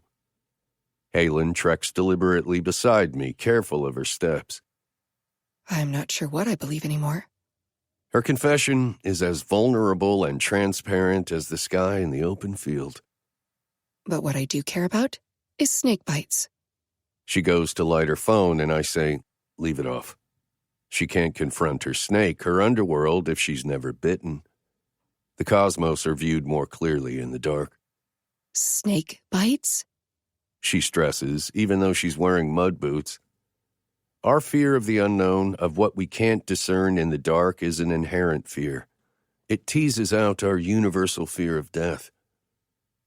The light won't protect you from snakes. I glance over at her. Or any other devils of the night. Halen stops walking, forcing me to halt and turn around to face her. Suddenly she says, Before, when I said you frightened me... She trails off, gathering her nerve. You don't scare me the way you want to, Kallum. The illuminated crime scene frames her silhouette, transforming her into a celestial creature of myth, the moon goddess Selene incarnate. I have to stalk closer to make out her eclipsed features, and I don't stop walking until I'm towering over her, so close I can hear her uneven breaths.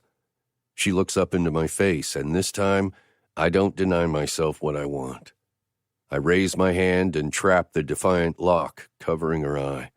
Sweeping my fingertips across her soft cheek, I guide her hair behind her ear, letting my fingers linger on the delicate curve of her neck. A violent tremble racks her body. Her lips part, her breath a tease against my mouth, her sweet scent a fiery lash across my senses, as those silvery eyes glisten with starlight and fear, and so much want it spears my ribcage. As I drop my hand, I lower my mouth to her ear. I think I scare you exactly how I want to, sweetness. She takes a reflexive step back, putting distance between us. You said you wouldn't touch me. I also said I'd try not to call you endearments.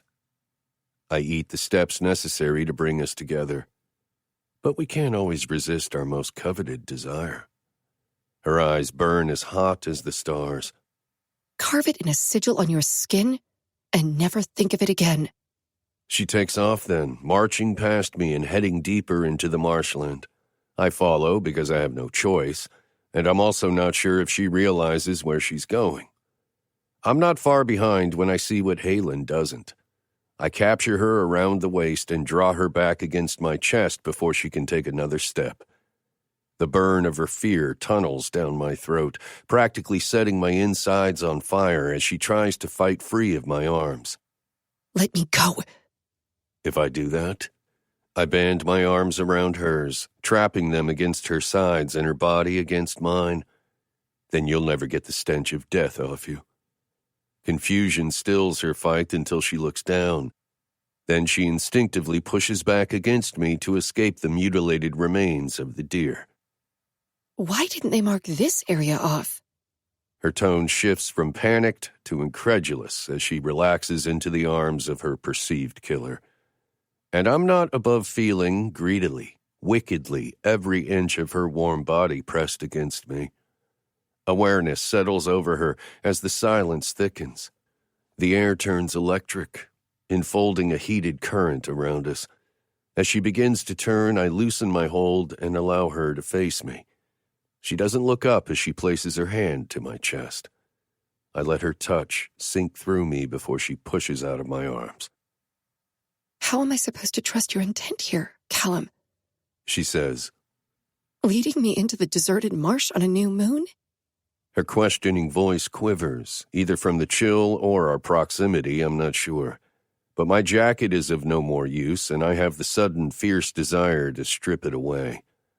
She inhales a steadying breath and finally drags her gaze upward to meet mine. I think your intent is to maliciously toy with me, she accuses. I remain silent. I won't justify any of my actions. Say something now, Kallum. Something that will change my mind, or I swear I'll file the paperwork to send you back. Do you want a clever lie or the truth? The truth, she says without hesitation. A chuckle booms from deep within my chest. Her eyebrows knit together, and I'd think the crease between her brows was cute if her statement wasn't so untruthful. We're base creatures, little Halen, I say. We can pretend to be more evolved than our heathen ancestors, but we're just flesh and bone. Carnal desires and the need to be sated. Even the enlightened masters of antiquity caved to their fleshly desires. She shakes her head. That didn't answer my question at all. Are you fucking with me, Kallum? I drag in a lungful of sodden air, detesting that we're doing this here in a swamp. Nothing has changed for me since the day I first saw you at the university, I say, setting the truth free. You approached me to glean information on the case, she says, her accusation all logic. I run a hand over my mouth, stalling. I approached you because I was curious about you, because your hypnotic eyes and your goddamn perfect, alluring body punched me in the gut, and I've never felt such sweet pain. She looks down at the reeds, then her flashing eyes pin me. Nothing you say makes any sense. A defeated smile pulls at my mouth. That's because you're so lost. Even now, her pain clouds her reason. She's fighting for a rational grasp on the moment, trying to understand this inexplicable connection I know she feels between us. Yet her bottom has all but fallen out, leaving her suspended in an abyss. I want to be the one to find her. I want to be the one to descend with her to the depths. I want to be the one to devour her pain. All she has to do is surrender. She swallows hard, tugging my jacket around her tighter. Did you kill Professor Wellington? She demands. Did you commit the Harbinger killings? Did you mutilate those victims, Kallum? I appreciate her finally dropping the pretense and asking me outright. This time, when I move in close to her, I don't plan to let her escape. You want the answers so badly it's driving you fucking mad. She raises her chin in answer, a manic hunger waging war behind her eyes. Yes. I'll tell you the truth, I say. I'll give you every answer you seek. Something in my expression must convince her because she doesn't deride me for being delusional or lying. Her features open, urgently willing me to say more. Okay then. Tell me. I lick my lips. Are you ready to honor your end of the deal? She's indebted to me for more than a desperate deal struck at a visitation table, but let's start there. Her silent acceptance of our bargain infuses the stagnant marsh air with her quick nod. As she relinquishes her control, a thrill courses through my blood, and the glass lifts to free the venomous spider. This is what I want, little Halen. I trail a finger over her forearm. Trust my process, my methods. Don't question the course. Let your reservations go, and when the case is closed, I promise you, I'll hold nothing back.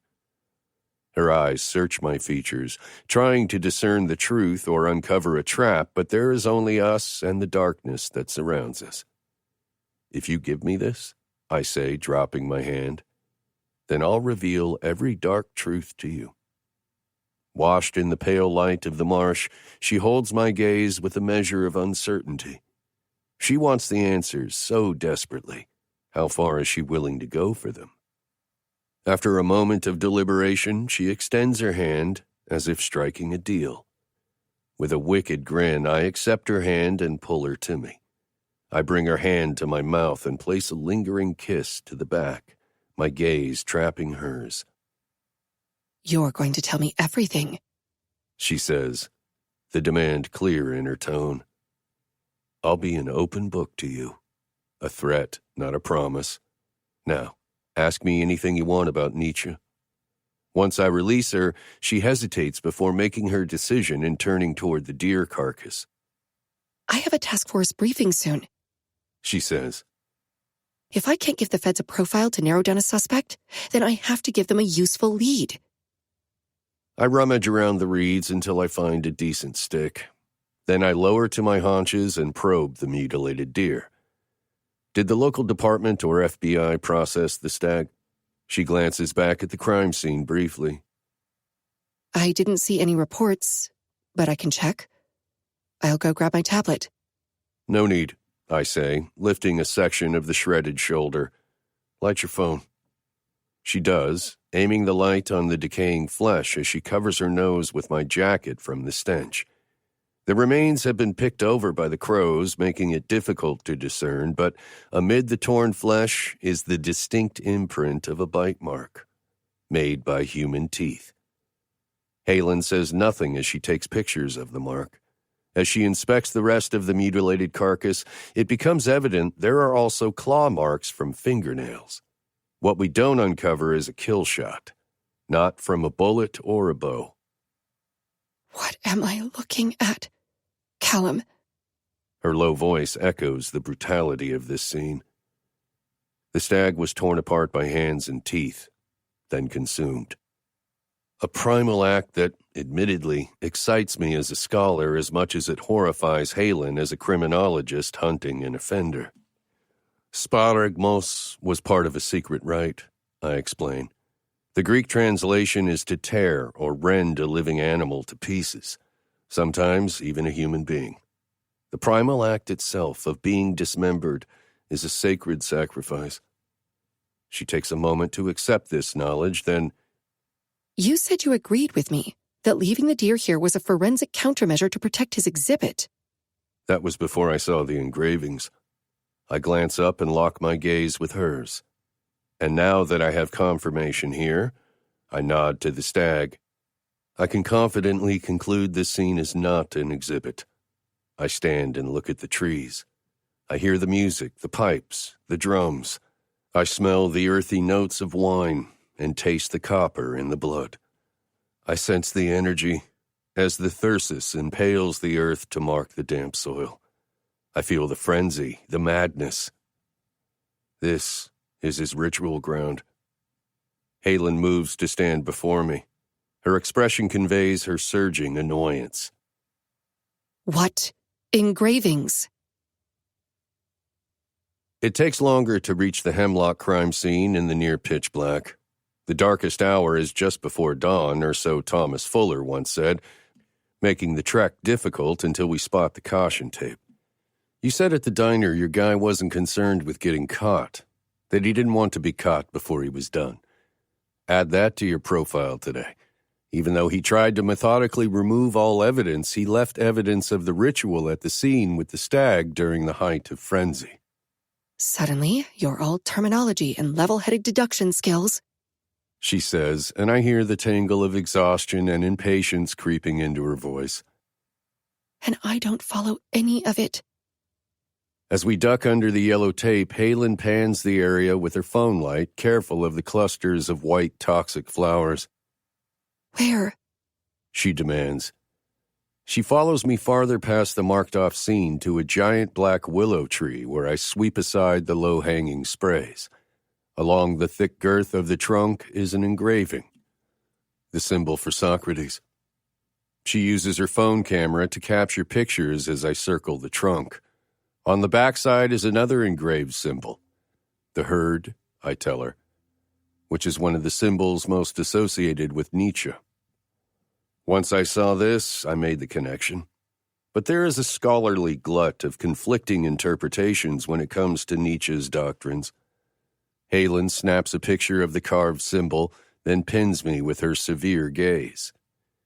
The engravings have been seared into the bark, branded, I say. I'm sure the lab geeks can discern what was used.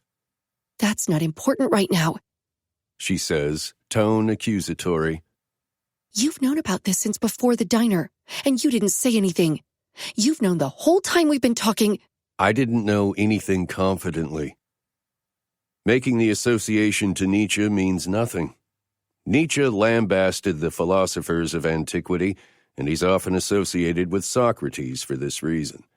There are several of Nietzsche's works that incorporate the ancient gods, myths, and philosophies. It's like trying to pick a needle out of a haystack, only the picker sees a stack of needles instead of hay. Philosophy is interpretation. I need to see the needle and the hay through the suspect's eyes. Releasing a heavy breath, she returns her attention to the symbols. Then what do you now know confidently?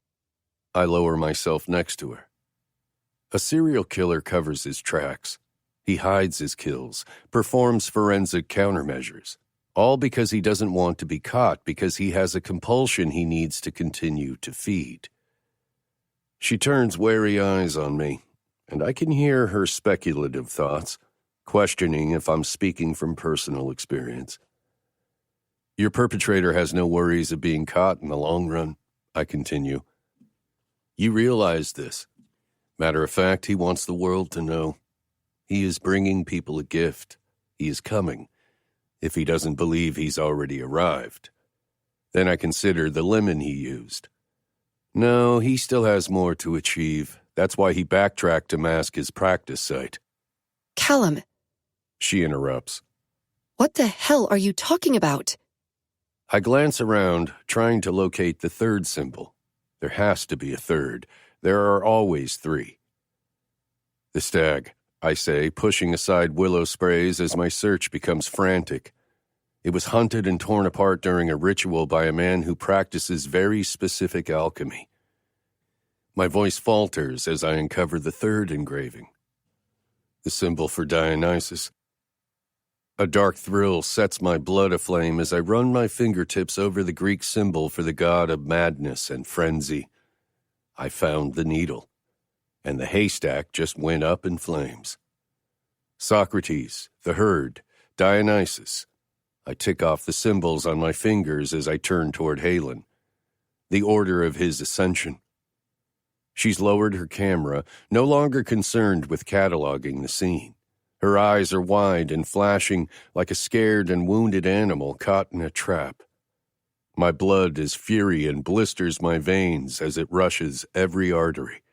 She has no comprehension of what we've uncovered, of what this entails.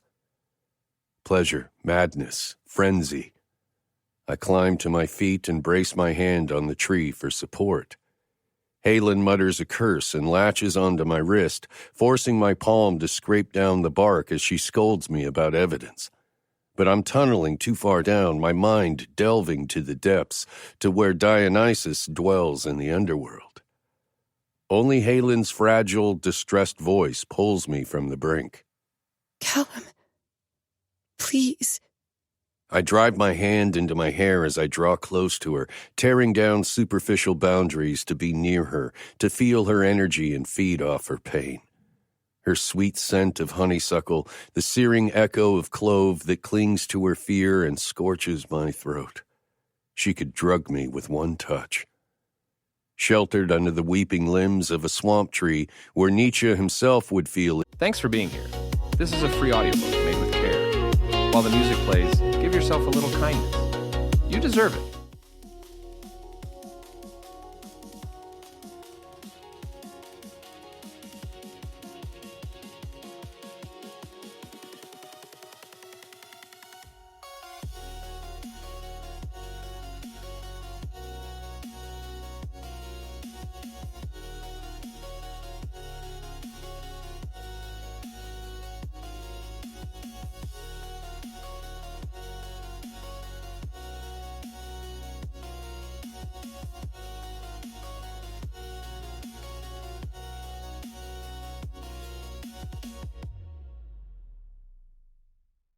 peace. I find Halen's beautiful and alarmed gaze, and I breathe in her maddening scent. I push in so close, her back hits the tree, and I can't stop. I clasp her face, ravenous for a taste of her.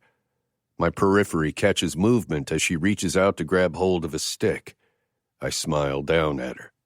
We already talked about the weapon you possess, sweetness. I won't be stopped with a twig. Her strained swallow pulses against my palm, and she releases the branch. But something else, something dark and frightened and aware, sparks in her gaze, and I wonder what mental images are flicking through her mind. She licks her lips, drawing my deviating thoughts to her alluring mouth. I want you to release me. Is that what you want? Nodding against my hands, she forces out, Yes. With severe difficulty, I break away. I set her free, but only for this moment. She took hold of me from the very first instance and has cruelly kept me bound with no intention of releasing me. Every step I take away from her, the turmoil attacking my mind lessens, until I finally inhale a breath not laced with her scent to cleanse my lungs. The divine madness, I say to her, pointing toward the symbol. What does that mean? The power to become deified through wisdom. I widen my arms. To become a fucking god. Real fear crests in her pale eyes, and I know that fear is directed toward me, not her suspect, but she has no idea how close she is to the abyss. Your suspect is the Ubermensch. Chapter 9. Deities of Frenzy. Halen. Sleep deprivation can cause disorientation, impaired judgment, and memory loss. But suffer this ailment long enough, and it's the strain on the heart which inflicts the most damage. I'd like to blame my disjointed presentation to the FBI task force today on my lack of quality sleep, but I've worked off of less. I know what my body and mind can tolerate. I know my breaking point. And the need for sleep has nothing to do with the palpitations attacking my heart as I watch Kallum stalk toward me on the sidewalk. Dressed in an all-black suit, his leanly cut form slices the night like a razor. He's the devil of every ailment come to inflict damage to my heart. This is the first time I've seen him since his manic episode at the scene last night, and I'm unsure if it was that episode or what came before that has me so unnerved. As he and Dr. Verlis approach the entrance to Pal's Tavern, I touch my chest and clasp the solitaire diamond, distractedly returning my attention to the revised profile on my tablet. I've been reworking it since Aubrey relayed our director's dissatisfaction with my report. Agent Alistair's initial briefing with my unit expressed as much with my performance. I've had to deliver more bizarre and far-reaching profiles to authorities before, but trying to deliver a ritual-ground crime scene where the unnamed suspect tears apart animals with his hands and teeth and consumes the flesh has its own unique challenges. Then there's the added layer of difficulty when explaining the associations to secret societies and mad philosophers to outline a suspect who aims to ascend into a superhuman. Besides the obvious credibility issue, the profile gets no one any closer to locating the missing victims. When Agent Alistair pulled me aside and reprimanded me about withholding the evidence of the engravings, all I could do was nod and chew back retorts. Alistair's admonishment was fair and even warranted. Using Kallum's eccentric methods as an excuse wasn't an option. I was the one who requested his participation on the case. He's my responsibility.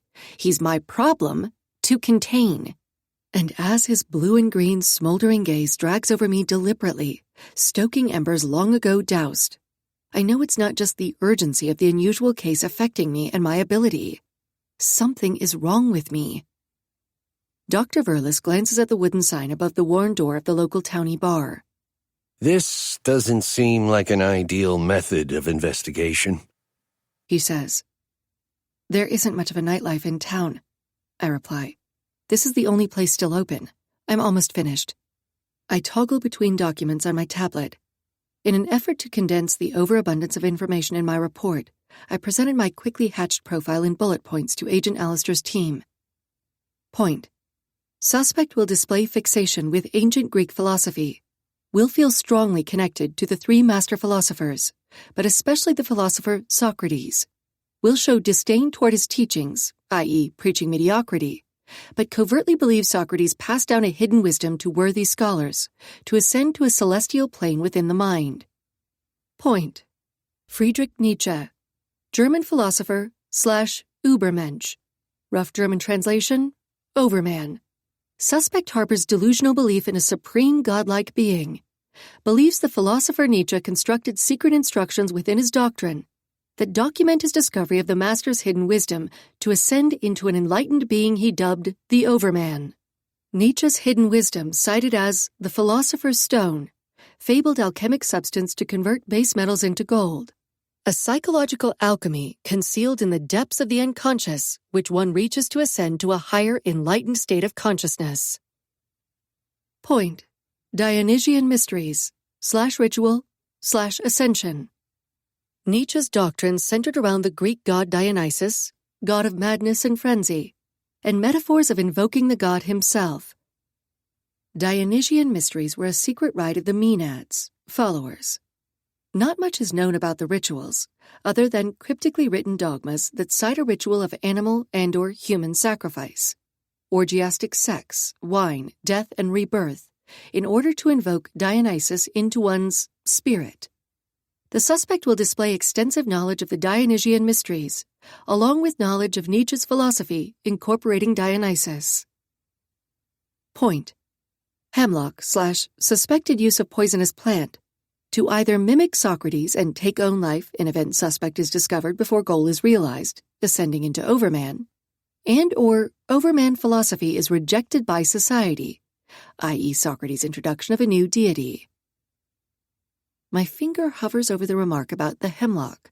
An ill feeling coats my stomach, and I feel as if my assessment is still off. I'm tempted to delete it.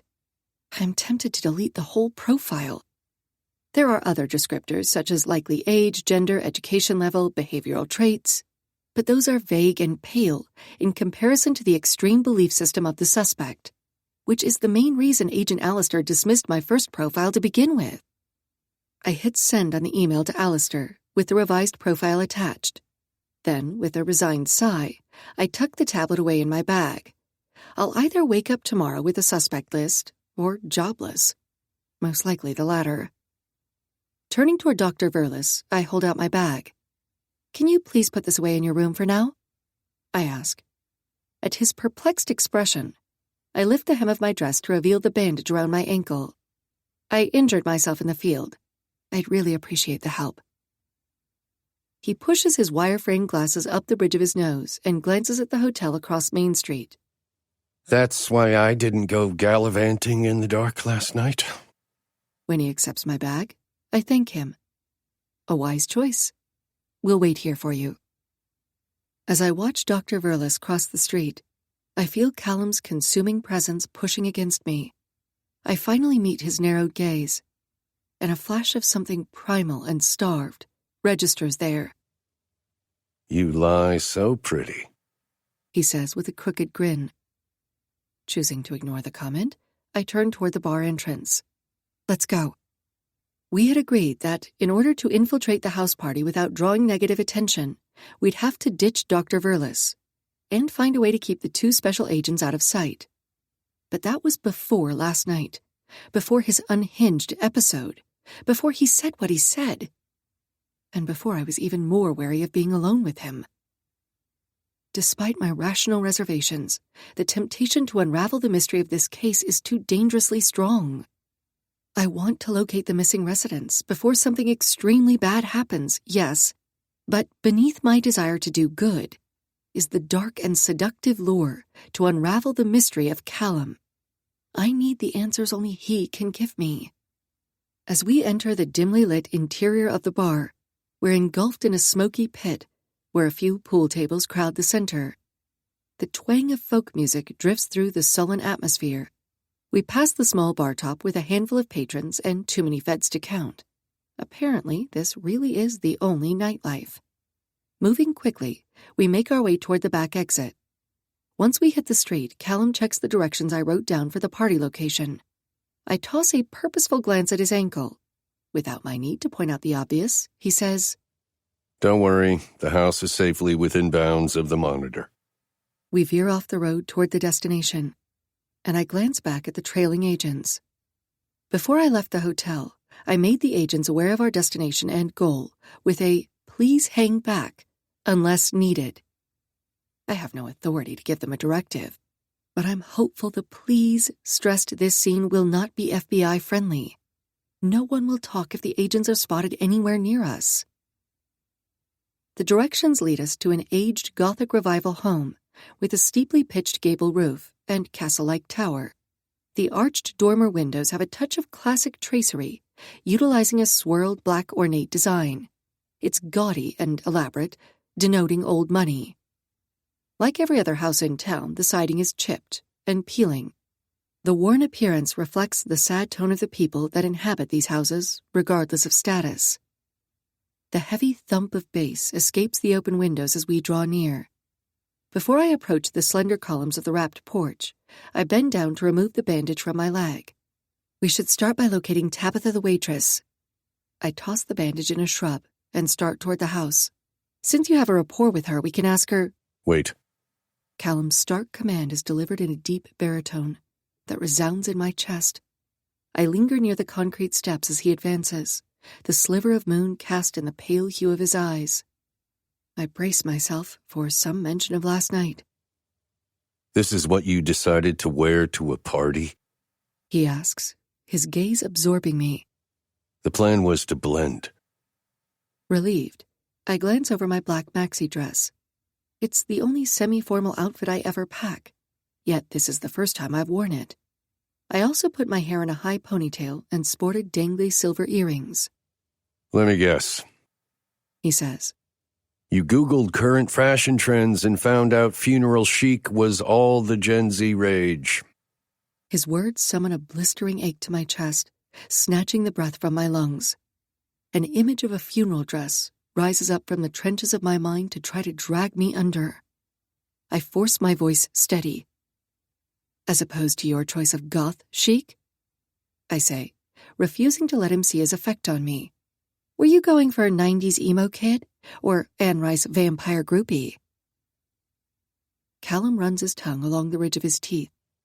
Vampires prefer to see a little skin. I shake my head and turn away. No one will care.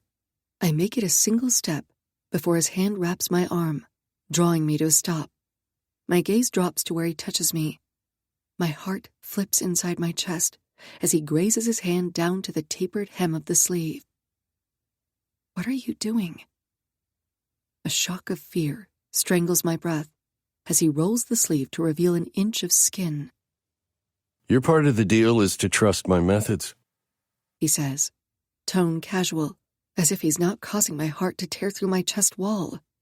No, please.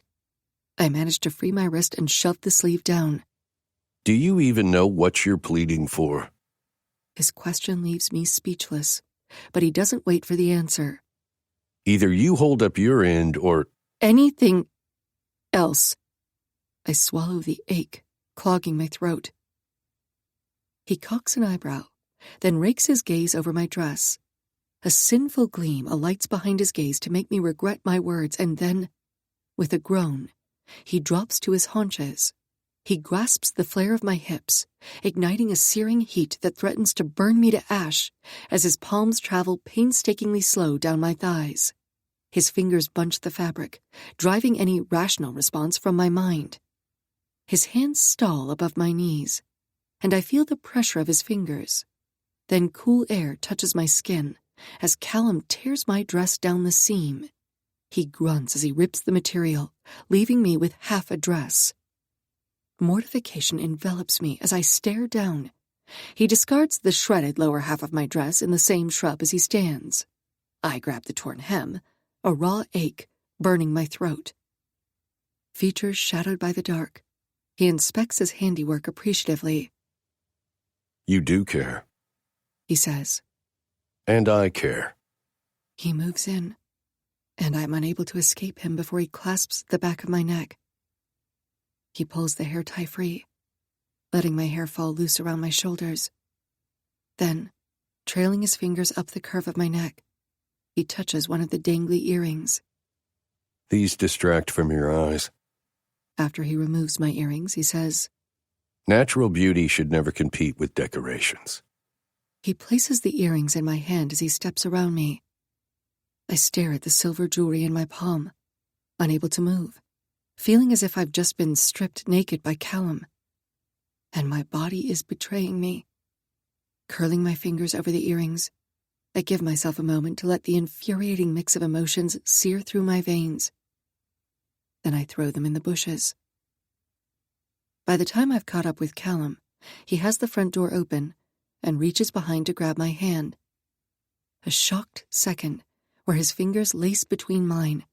Then he pulls me over the threshold and into a throng of undulating bodies. Multicolored lights strobe and pulse with the beat of the raging house music. The dense body heat coats my skin in a balmy wrap, making me partially grateful I'm not suffering the full coverage of the dress. Shouts and obnoxious laughter bleed over the music, and as we head deeper, the dim lighting obscures my vision. But none of the distractions are enough to remove the heightened awareness of my hand in Kallum's. As we weave through the gathering in the main room, I met with bloodshot eyes and slack features. Despite crashing into several intoxicated dancers, no one really notices us. But I notice a familiar face on the edge of the crowd. I tug at Kallum's hand, and he looks back as I nod toward Devon. I'm going that way. Brow furrowed, he releases my hand. I'll find drinks. I won't be ingesting anything from here. However, I refrain from telling him as much, using the much-needed space away from him to breathe, even if it's laced with vape smoke. Devon spots me, regarding me curiously as I weave a path toward her. She's wearing civilian clothing, jeans and a cropped blouse. Her hair is pulled back in a thick headband. She's attractive and stylish, and she could pass for one of the teens. I lean in toward her ear. Are you undercover? She laughs. In this town? That'd be impossible, she says, her voice pitched over the music. I'm helping cover for a friend on the force. Someone called in a noise complaint. Eyebrow arched, I glanced around. Your approach doesn't seem to be working. Her throaty laughter makes me smile. This is the Lipton house, she says, implying a common local knowledge. The Liptons pretty much do what they want, and so do their entitled asshole offspring. She nods to a tall blonde guy who looks like he was DNA coded to be a star quarterback. I'm just here to make sure no one gets hurt and nothing burns. I nod toward her plastic cup. And the incentive to babysit the prom king doesn't hurt. Oh, you're a funny fed. But her voice is playful, and when she laughs again, she holds up the plastic cup in mock toast. To whatever gets us through the day. As I'm empty-handed, I tap her cup with my knuckles. It's been a long time since I was able to actually make a joke, or be around anyone I wanted to joke with. A familiar twinge blooms in the center of my chest, reminiscent of homesickness. Shoving the sensation aside, I cast a look around the scene. I haven't seen Detective Emmons around town. Is he avoiding the feds? She lowers her cup as her features fall. DNA on one of the remains was matched today, she says. Came back a positive ID to his brother. Oh my God. I shake my head, not knowing how to respond. I recall his hostility at the crime scene, his reluctance to be there, and I now understand why. I'm sorry, is all I can manage. She waves her hand, relieving me of the burden, and I wonder who went missing from her life, who she's thinking about, hopeful or dreading the outcome, every time a match is announced. So I take it you are undercover? She switches the topic as she scans my wardrobe with interest. The sick dress gave me away, huh? I lift the torn hem for emphasis. Look at you with the hipster lingo. You won't stand out at all. A full laugh slips free, and my head catches a tiny buzz from the effect. Then, as an electric current zips across my flesh, I feel his eyes on me. I can sense him drawing near. And like a droplet of ink clouding water, Kallum's presence permeates the air like a dark vapor. "Want a drink?" Devon asks. But then she spies Kallum circling back with a bottle in his hand. "Oh, this must be the consultant, and I think he has you covered. In more ways than one." "Damn." Her voice drops low as she makes an obvious point to check him out. "Well done, Halen." I should object, but my mouth goes dry at the way his heated gaze traps me. "You made her laugh," he says to Devon, his eyes never straying from my face. "A difficult feat to pull off." He then turns his attention on Devon. "I'm Kallum." "I know who you are." Devon apprises him with a smirk. "I've heard rumors." The panty-melting grin he pulls off should be illegal. "Well, rumors are entertaining, but only Halen and I know the truth." He winks at me, and the frantic need to escape and find fresh air assails me. Before I can devise an excuse to leave, he leans in and whispers, "You sound like a pixie when you laugh. It's fucking adorable." I put space between us and say to Devon, "Can you do me a favor?" "Feds and favors," she tisks teasingly. "This time you'll owe me one, and tomorrow I want a full update on what the feds have. No one is getting anything done around here." "I promise I will," I assure her. Actually, I go to grab my phone and curse. Realizing I left it in my bag, apprehension grips my chest. I never forget my phone. "Are you okay?" she asks, worry creasing her features. Yes. I shake my head. "I was going to send you my profile, but I'll have to send it later, but I will. Then you can help me narrow down a suspect." This seems to persuade her, and her expression turns serious. "All right. What can I do?" I nod in the direction of the arched hallway. "There are 2 very obvious special agents stationed out front," I say. "Keep them from crashing the party?" She downs the rest of her drink. "I have practice marking my territory with the feds." After seeing her handle the reporter, I believe her. Thanks. I'm not sure why I'm just now realizing she really can help on the case. Devon is a local. She knows this town, its people. Having a read over the profile would garner more information than observing a party full of wasted youths. "Nice to meet you, Professor Locke," Devon says to Kallum, then touches my arm, leaning in conspiratorially. "I want intel on more than just the profile tomorrow." As I watch Devon clear a path through the mass, I push farther into the corner, trying to put distance between me and the bad boy of academia. Since his confessions last night, it feels as if every barrier has been stripped away, and I can't re-erect my walls fast enough before he's tearing them down again. I lean my back against the cool wall and drag in a breath, letting my gaze roam the clustered groups. Every single person here is too young to be a real potential suspect. "Stop trying to force it," Kallum says, disturbing my thought process. He pushes in too close, his body blocking my view of the crowd. I have to angle my head back to see his face. What am I forcing, Kallum? I can't mask the panic bleeding into my unsteady tone. I haven't thought about taking anxiety meds for months. Didn't even take them when it was necessary. And suddenly I wish I had access to them. Something is wrong with me. "This is a small town." He pushes in even closer, strangling my air. "They're curious. They'll talk. Let the answers come to you." This corner is suddenly too tight, his body heat an invasive touch against my skin. My clothes are too binding. His clothes are too abrasive against my now bare thighs. As if he realizes I'm about to flee, I feel the chilled glass of the wine bottle against my palm. "The Liptons have decent taste in wine," he says, his deep voice carrying over the music. I drag a hand through my hair, then push the bottle back toward him. "No thanks, I'm good," "I can grab an unopened bottle," he offers. "Open it right in front of you, but drugging you unconscious would hardly be any fun, Halen." This time, he forcefully places my hand around the bottleneck, pressing the issue without verbally reminding me of our agreement. Trust your methods? I say beneath my breath. Trusting Kallum's methods is a deliberate descent right into his fucking madness. This case is madness. And once I fall, I'll never crawl out of the dark void. Not this time. I don't have the strength to crawl out twice. Reminding myself I'll be unemployed by morning, I bring the rim to my mouth. Fuck it. And we're drinking straight from the bottle. Just like heathens. I turn up the bottle and slug back a generous sip. The red wine is bitter and robust and goes straight to my head. I breathe out the fumes to clear my teary eyes. The lights flash with the swelling tempo of the song, and the crowd responds. Hands thrust into the air, bodies roll in a seductive wave. Kallum's warm hand covers mine around the bottleneck.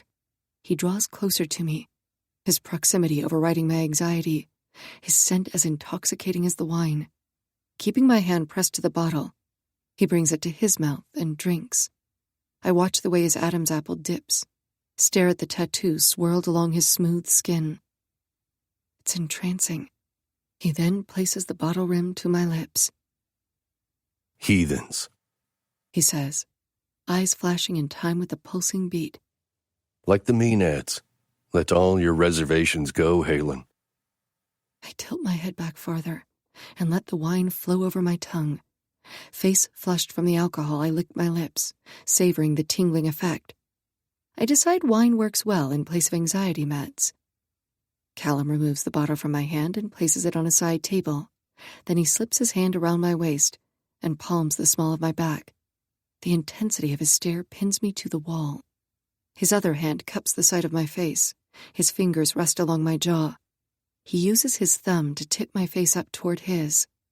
I suppress a shiver at the feel of his cool thumb ring along my skin. A roar fills my head as we stand still amid the heaving party. The music fades into the background, the flashing lights slow to a hypnotic beat, inducing a trance-like state. Relax, he coaxes. His pinky settles over the pulse point in my neck, and as he begins to sway us away from the wall, my heartbeat throbs violently in my veins. It's too dark, too loud, too crowded and isolated all at once. And I'm too aware of the feel of him, of every overstimulated spot his body touches mine. I'm struck with the reckless impulse to push onto my toes and link my arms around his neck. Blinking hard, I turn my head away to break his hold. I place my hands on his chest to force space. I'm not well, I hear myself say. His hand covers mine, and the furious beat of his heart thunders beneath my palm. I disagree. I think you're getting better.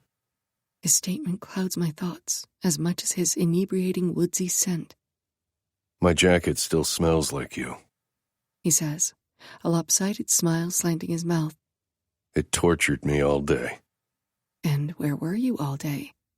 I ask, avoiding his remark. Waiting for my muse to return, he says without missing a beat.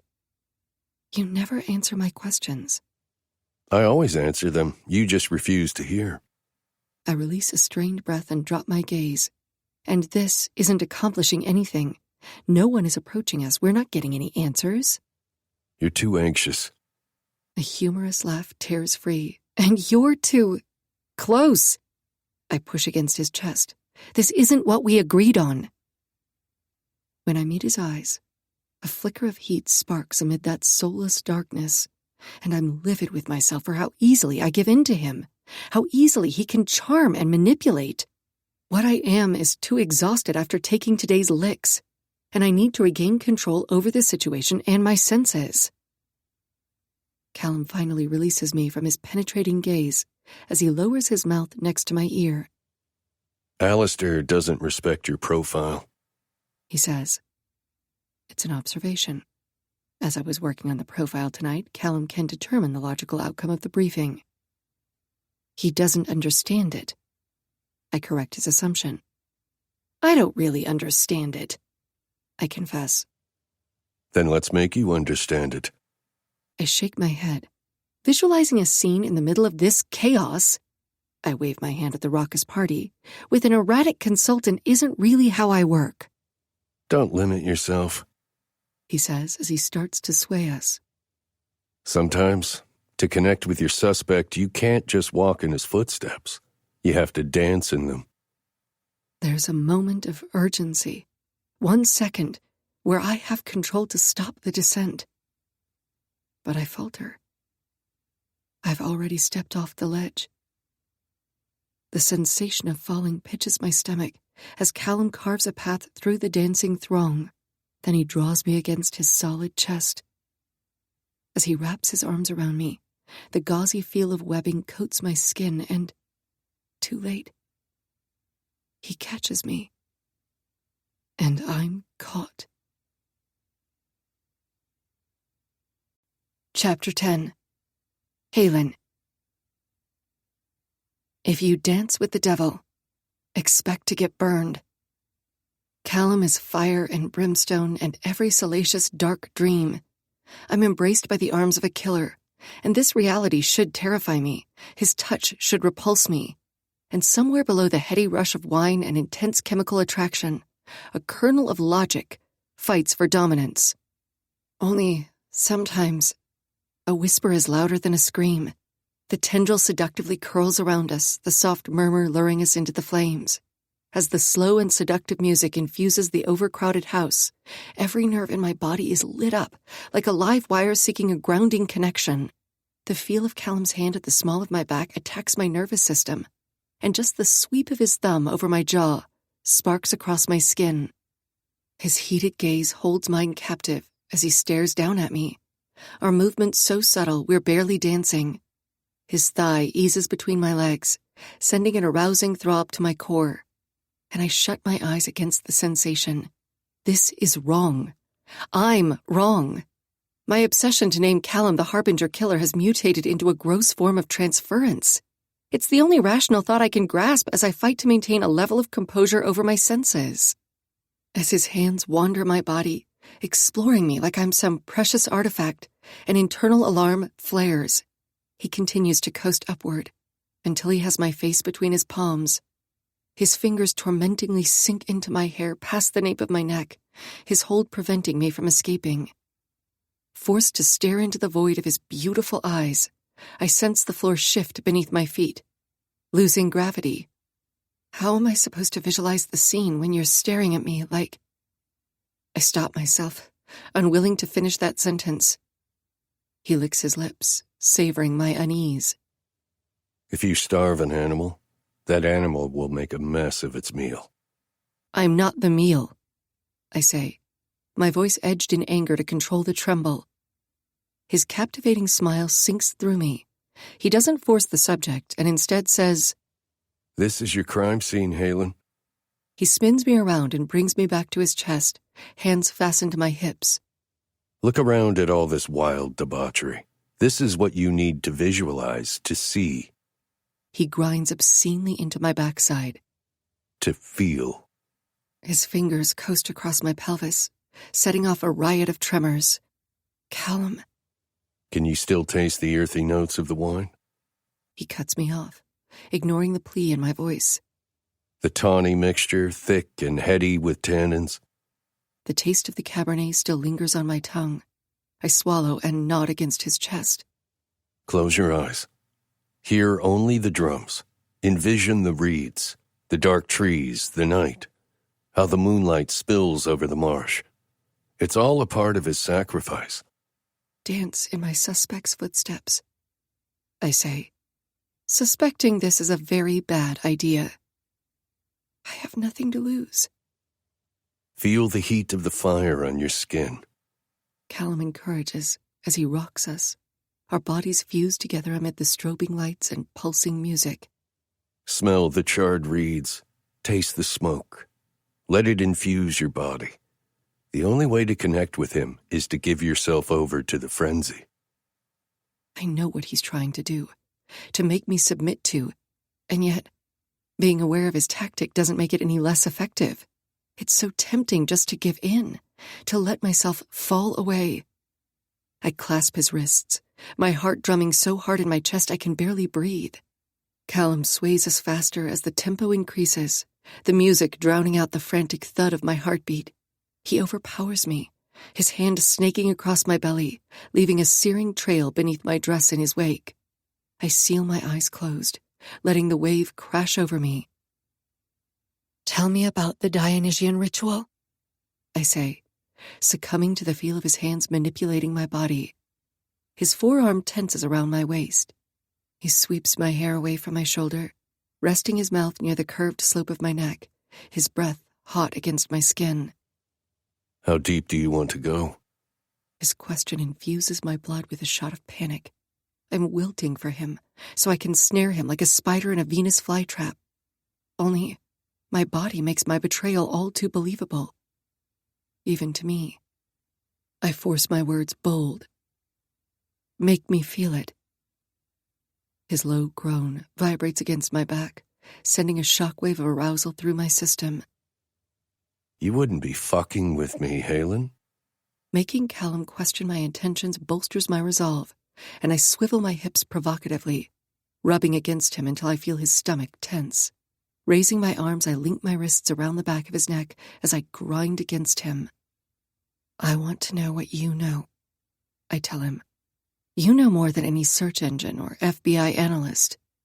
The press of his erection along my backside ignites a flame in my belly, and a sliver of anxiety slices through the carnal heat, but I push back against the uncertainty.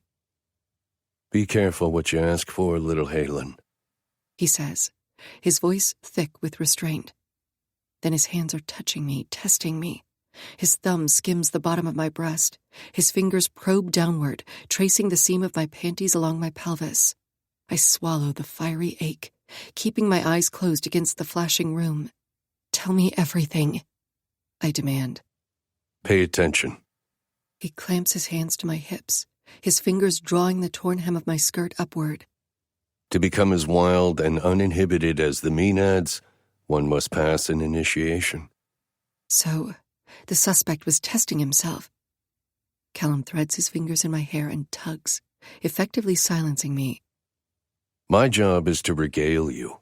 Your job is not to think, to only feel and let the answers come. His mouth brushes over my neck, and my mind empties, unable to grasp my previous thought. They were feared yet envied. He says, swaying our bodies to the rhythm. They were the raving ones who lived fearless and donned fawn skin and adorned headdresses of bone and ivy. The mutilated stag appears in my mind. I imagine the suspect wearing the skin, his body drenched in blood.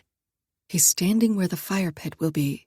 That's why he set the fire, to offer the blood and wine in sacrifice. None of it was a countermeasure. The Freemasons recorded that this aspect of the rites was passed down to the Dionysian mystery school. Kallum continues. Initiates wore a purple robe and were crowned with ivy. I try to think past the distracting feel of his hands roving my thighs, rough fingers grazing too dangerously close to the inside seam of my panties. An uneven breath slips past my lips. "I can Google that," I say, making my voice firm. "Tell me what no one else knows." His deep laugh thrums through my chest, digging in with an itch I can't scratch. The swarm of bodies infest the energy of the room, and my body hums at a high frequency in response. Kallum curls his fingers beneath the shredded fabric of my dress, his thumb ring scraping my skin and eliciting a shiver.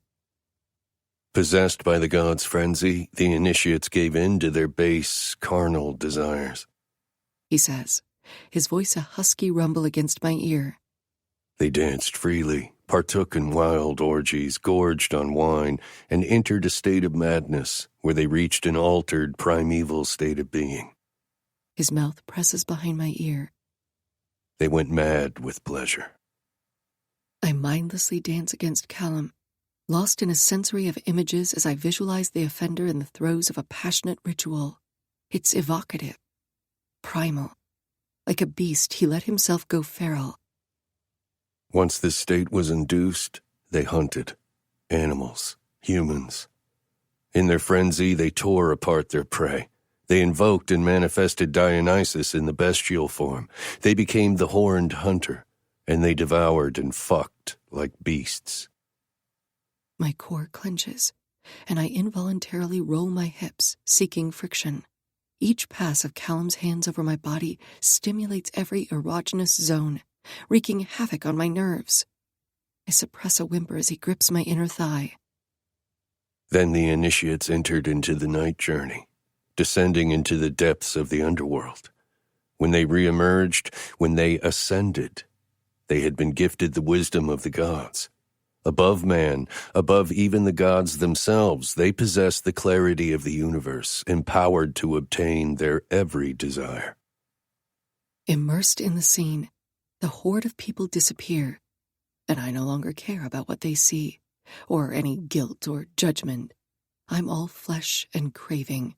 I'm a lightning rod seeking the flame of his touch, desperate to sate the throbbing ache between my thighs. The frenzy is pure seduction, He whispers near my ear, and I can feel the lure, the corruption, to be drawn into the hedonistic pleasure. Wrapped in Kallum's arms with the hypnotic music and raw, depraved hunger, it's the temptation to forget, to become something or someone other, with no past or history. Stepping into the offender's shoes is always a form of escape. Isn't that why I lose myself in the job? To escape. To feel something other. Yet, there's a line I can't cross. Kallum is too intelligent not to discern this. He knows the precise buttons to push to entice me right over the line. My head falls back against his chest, my mind adrift in a lurid haze, my body succumbing to his primal touch.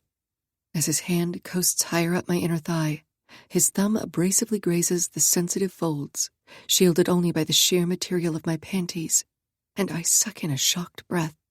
My body pulses in time with the flickering lights. I clamp my thighs closed, trapping his hand. "Keep going," I say, my voice shaky and barely registering over the climbing music. I feel his growl rip from the deep trench of his chest. "You want me to keep going?" he says, a taunt. "Or keep going?" He parts my legs and splays his fingers over my clit and lips. How the fuck am I supposed to focus when you're soaking my hand through your fucking panties, Halen? His admission does something dangerous to me, and I feed off it, lost in a heated tangle of lust and uninhibited yearning. Somewhere in the background of my mind, I register a sprig of regret. But the atmosphere is too intoxicating and Kallum is too persuasive, and the desire for oblivion is too fucking irresistible. I thrust my hand between my thighs and cup his fingers, undulating my hips to push against his palm with shameless urgency. God damn. His growl gathers my muscles tight before he sinks his teeth into the soft junction between my shoulder and neck. The sharp pain spirals through me, and I moan as it invokes emotions that have lain dormant, dulled by heartache. The piercing of his teeth overrides the blunt ache, and my body flares with the insatiable need to be touched, desperate for the fiery alchemy to meld pain into pleasure. Kallum teases the frenzy from my soul, like a sorcerer cloaking us in a storm of licentious fury and madness, and as his fingers erotically knead between my thighs, I whimper, pulled under by the salacious feel, my body starved for what I've denied it for so long. His mouth touches the shell of my ear, breathes heavy and sawing over the throbbing bite mark. I'm going to tear through you like a ravenous animal.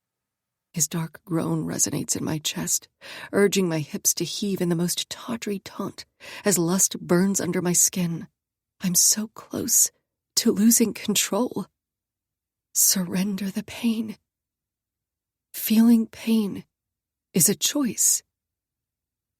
The realization comes with a stark epiphany. The ability to choose to be lost to my pain or to surrender to pleasure. The maddening chaos delivers clarity. "Oh my God," I say, shuddering as Kallum's thumb ring sweeps over my nipple, causing me to almost break. My core clenches, my lower back arches, and I sinfully spread my thighs as the intense pull steals my breath. But the fight to maintain clarity burns through the haze. "I know why he's stalling," I say. "Why he's not done." Kallum's hand winds into my hair and grasps at the roots, and the feel is so seductive, the pleasure so addictive that I realize the offender is lost to pleasure. He's seduced himself into a state of perpetual frenzy.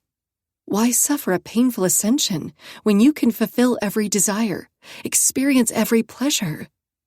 I ask aloud. Nietzsche claimed the path to ascension was through pain. That's why the worthy are so few. The suspect is questioning his worthiness. As Kallum rocks our bodies in sync, I mentally comb over my notes. He's been seduced by the herd, I say, following the logic. He has to overcome his bodily desires, but if he can't... I trail off at the sensual feel of Kallum's hand collaring my neck from behind. The eyes, the ears, the dismembered body parts appearing in the marsh. He's working up to his ultimate sacrifice. Kallum's violent growl precedes the stab of his rock-hard cock against my ass. Save it for your profile, he says. Then he twirls me around, bringing my chest flush against his. His hand captures my face in a commanding grip. I want to taste your frenzy. Desperate to see his eyes, to see something past the bottomless abyss, I lift my gaze to his. The room vibrates around us. As if in slow motion, our gazes collide. His penetrating eyes ensnare me, and I can't hide from him. I can't pretend what's happening between us isn't affecting me, changing me. Kallum tips my face up. The cool press of his thumb ring against my chin clashes with the searing heat beneath my skin, and when he thrusts his hand under my dress and his fingers graze the seam of my panties, my teeth sink into my lip. The coppery taste touches my tongue, and a growl unleashes from deep within his chest. He smears his thumb through the blood on my lip, then brings it to his mouth. An uncontrollable tremor attacks my belly as he pushes against the barrier of my panties and licks my blood from his thumb at the same time. I knew your pain would taste sweet. You're a monster, I say. His tongue sweeps his lips, and the volatile intensity I glimpse there, the insatiable hunger, nearly levels me as his gaze drops to my mouth. Whoever fights monsters should see to it they don't become one, he says, paraphrasing Nietzsche's infamous line. But in my little Halen's case, I think you crave the touch of the monster as badly as the fight. I push away from him, making it as far as staggering into a dancing couple before he seizes my wrist. I resist making a scene, letting him draw me back into his arms. My breaths tear through my chest as I restrain the urge to claw his skin. My nails sink into his forearms, but this only brings a devious smile to his face. His arm binds my lower back and he dips me low. Holding me angled beneath him, he devours me with wicked eyes. Breath trapped in my lungs. The pressure builds until I'm forced to release it. A moan escaping as Kallum's hungry gaze consumes me. He brings his lips so close to mine, he inhales me right along with my breaths. His eyes flick over my face, tracing a fiery path over the contours of my neck. Then he slips his finger under the pendant, resting against my throat. Tell me, he says, staring at the teardrop diamond. Did he make you feel this alive? The air vacates my lungs. As if falling in a dream, the terrifying sensation prickles my skin. Then suddenly I wake up before hitting the ground. The party crashes around me, reality snapping into focus vivid and clear. I push against Kallum's chest. Let go. I can't do that. I wedge my knee between us, and before I actually hit the floor, Kallum catches me and brings me upright. With a forceful spin, I windmill my arms and break out of his hold. I shove through the crush of bodies, unsure of which direction I'm going. But I get far enough away from people and music and the panic ripping me apart. The hallway is dark and lined with locked doors. I try 3 before I find an open room, where I slam the door and press my back to the cool wood. I'm able to steal 2 unobstructed breaths before the door drives me forward, and Kallum's towering form fills the doorway. He shuts the door, barring me from escape and muffling the music. The snick of the lock sliding into place detonates through the room and my body. For every step he takes, I retreat a step backward, until my back lands flush against the wall. This is someone's bedroom. There's a bed and pillows and a desk, but there is nothing within reach to use as a weapon. The dark is smothering and complete, except the blinking red light on Kallum's ankle monitor. He takes another step forward. His hands come up on either side of my head, barricading me against the wall. We're not done. His voice drops low, too deceptively calm. We're absolutely done, I say, instilling strength I don't feel. I'm filing the paperwork. My private life is off limits. He slams his hands against the wall, making me flinch. My breaths tremble past my lips on a whimper. We're not done. The dark pits of his eyes shut down any argument. When he died, He says, did he take you with him? Fuck you. No, sweetness. Fuck you. He takes hold of my hips and yanks my ass off the wall. I drive my fists into his arms, but Kallum has my dress ruched up past my belly before I can put up a real fight. He grips the back of my neck and holds me in place as his other hand flattens against my stomach. Your fucking pain strangles me every day, He says, resting his forehead to mine. As the backs of his inked fingers graze my sensitive skin, my stomach seizes with uncontrollable tremors, my whole body succumbing to the violent attack. Please. I try to reason. What are you pleading for? He growls the question, his demand provoking reactive tears to my eyes. What do you want? I don't know. Pushing his mouth against my ear, he says, Before I even saw you, I felt your pain. It called to me like a siren, my muse of heartbreak. I wanted to taste it, to feast on it. Your pain is that irresistible. All I wanted was to drop to my knees and devour every last drop of you just so you could breathe. So I could fucking breathe. My breaths are ragged, choking my voice. You're fucking sick if this is what gets you off. Anger sears my insides, rising through the debilitating fear. A soulless demon like you could never understand what I feel. He slams his hand against the wall. So close to my face, I feel the force ricochet through my bones. I shake from the force of it, tears spilling over my eyes. I'm angry and frightened, and yet I want to scream. There it is. He whispers over my lips. His frenzied gaze hungrily tracks the tears. Then he pushes in against me and drags his tongue up my neck and jaw, tasting my emotions, lapping my tears. I can taste your anguish like the spiciest curry, He says. It's so goddamn delectable, it's driving me fucking crazy. I want to sink inside you and rut out the pain. His admission stirs a visceral reaction, and my body responds against my will. I feel the heated wetness pool in my panties, and I press my thighs together to offset the throbbing ache. Kallum moves aside and leans his forehead against the wall, his body corded tight around me. He plants the heel of his hand to my chest, fingers trapping the solitaire pendant, the diamond, from my engagement ring. On instinct, my hands go to my belly, trying to control the tremors racking my muscles. My knees buckle. The only thing holding me upright is Kallum's grounding touch as the unwanted memory cruelly breaks through. The sound of grinding metal, the flashing lights of the ambulance, the doctor's stoic face as she delivered the news of Jackson's death, and the loss of our unborn baby. Stop. I say the word aloud, but I'm not sure who it's directed toward, me or Kallum. He releases a laden breath as his hand travels to my stomach. He grasps my hand and pins my wrist to the wall with an unspoken command before he skims the backs of his fingers across the sensitive plane of my abdomen, provoking another hard shiver. Here's the truth of your pain, sweetness. His fingers tease the flesh of my pelvis. Nietzsche believed the only way to achieve our desires was through suffering. Anything that comes easily is measured as mediocre. Any art, any passion, any great love He pushes away from the wall to capture my gaze. is attained only through pain and struggle. Your beautiful pain is divine, and you still have no idea how much power you possess. You're not making any sense, I say, my voice trembling. His chuckle slips over my flesh in a sensual caress, and he grabs my face in a brutal grip.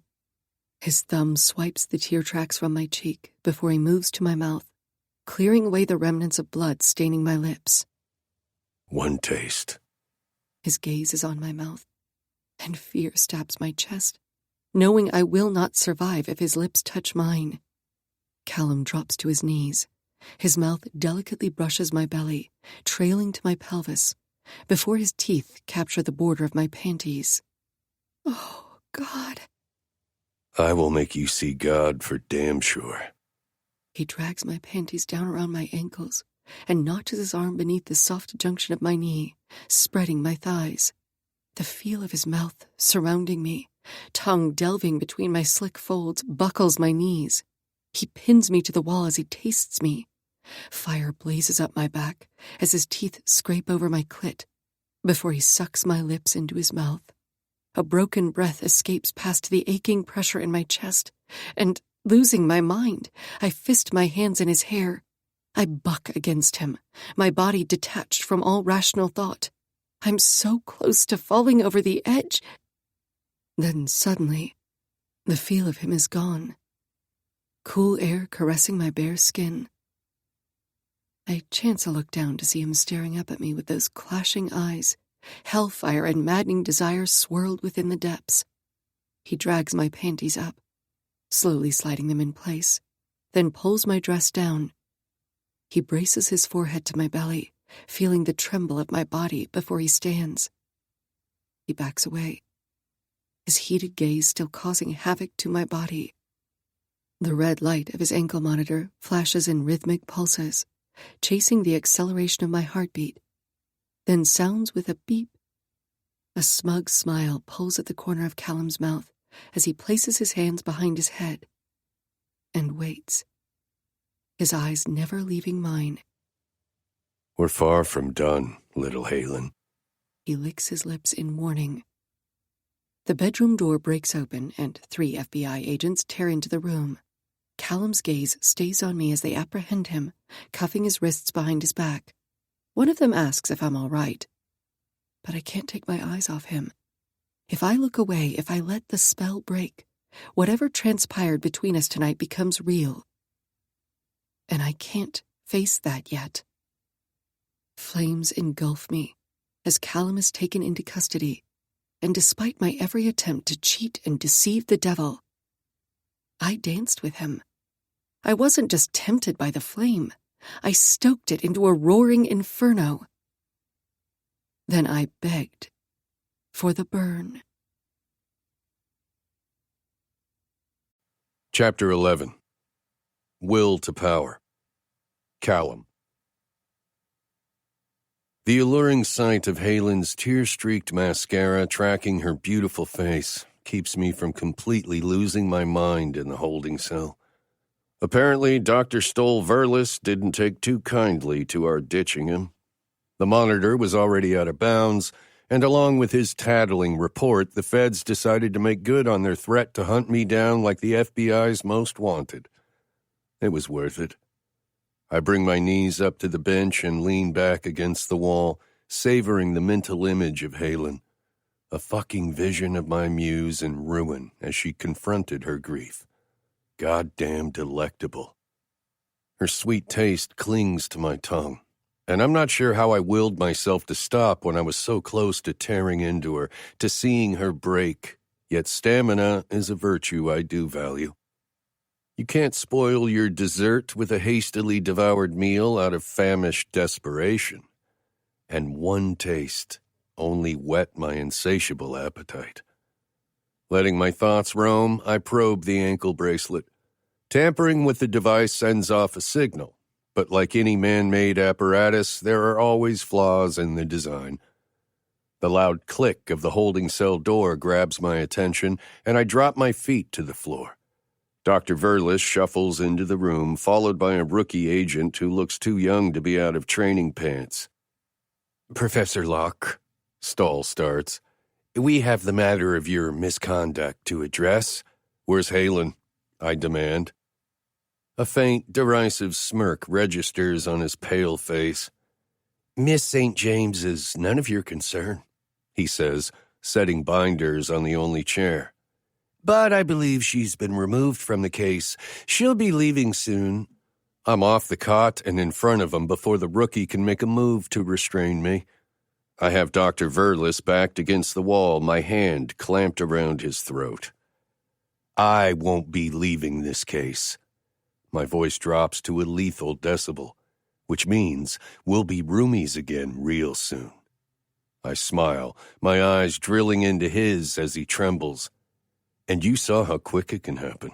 They'll never even hear your neck snap." The agent grabs my wrist, but not before I'm able to retrieve a necessary item from Stahl's jacket inseam. I allow the agent to remove my grip on Stahl, and as I back away, I lift my chin, my features carved in stone.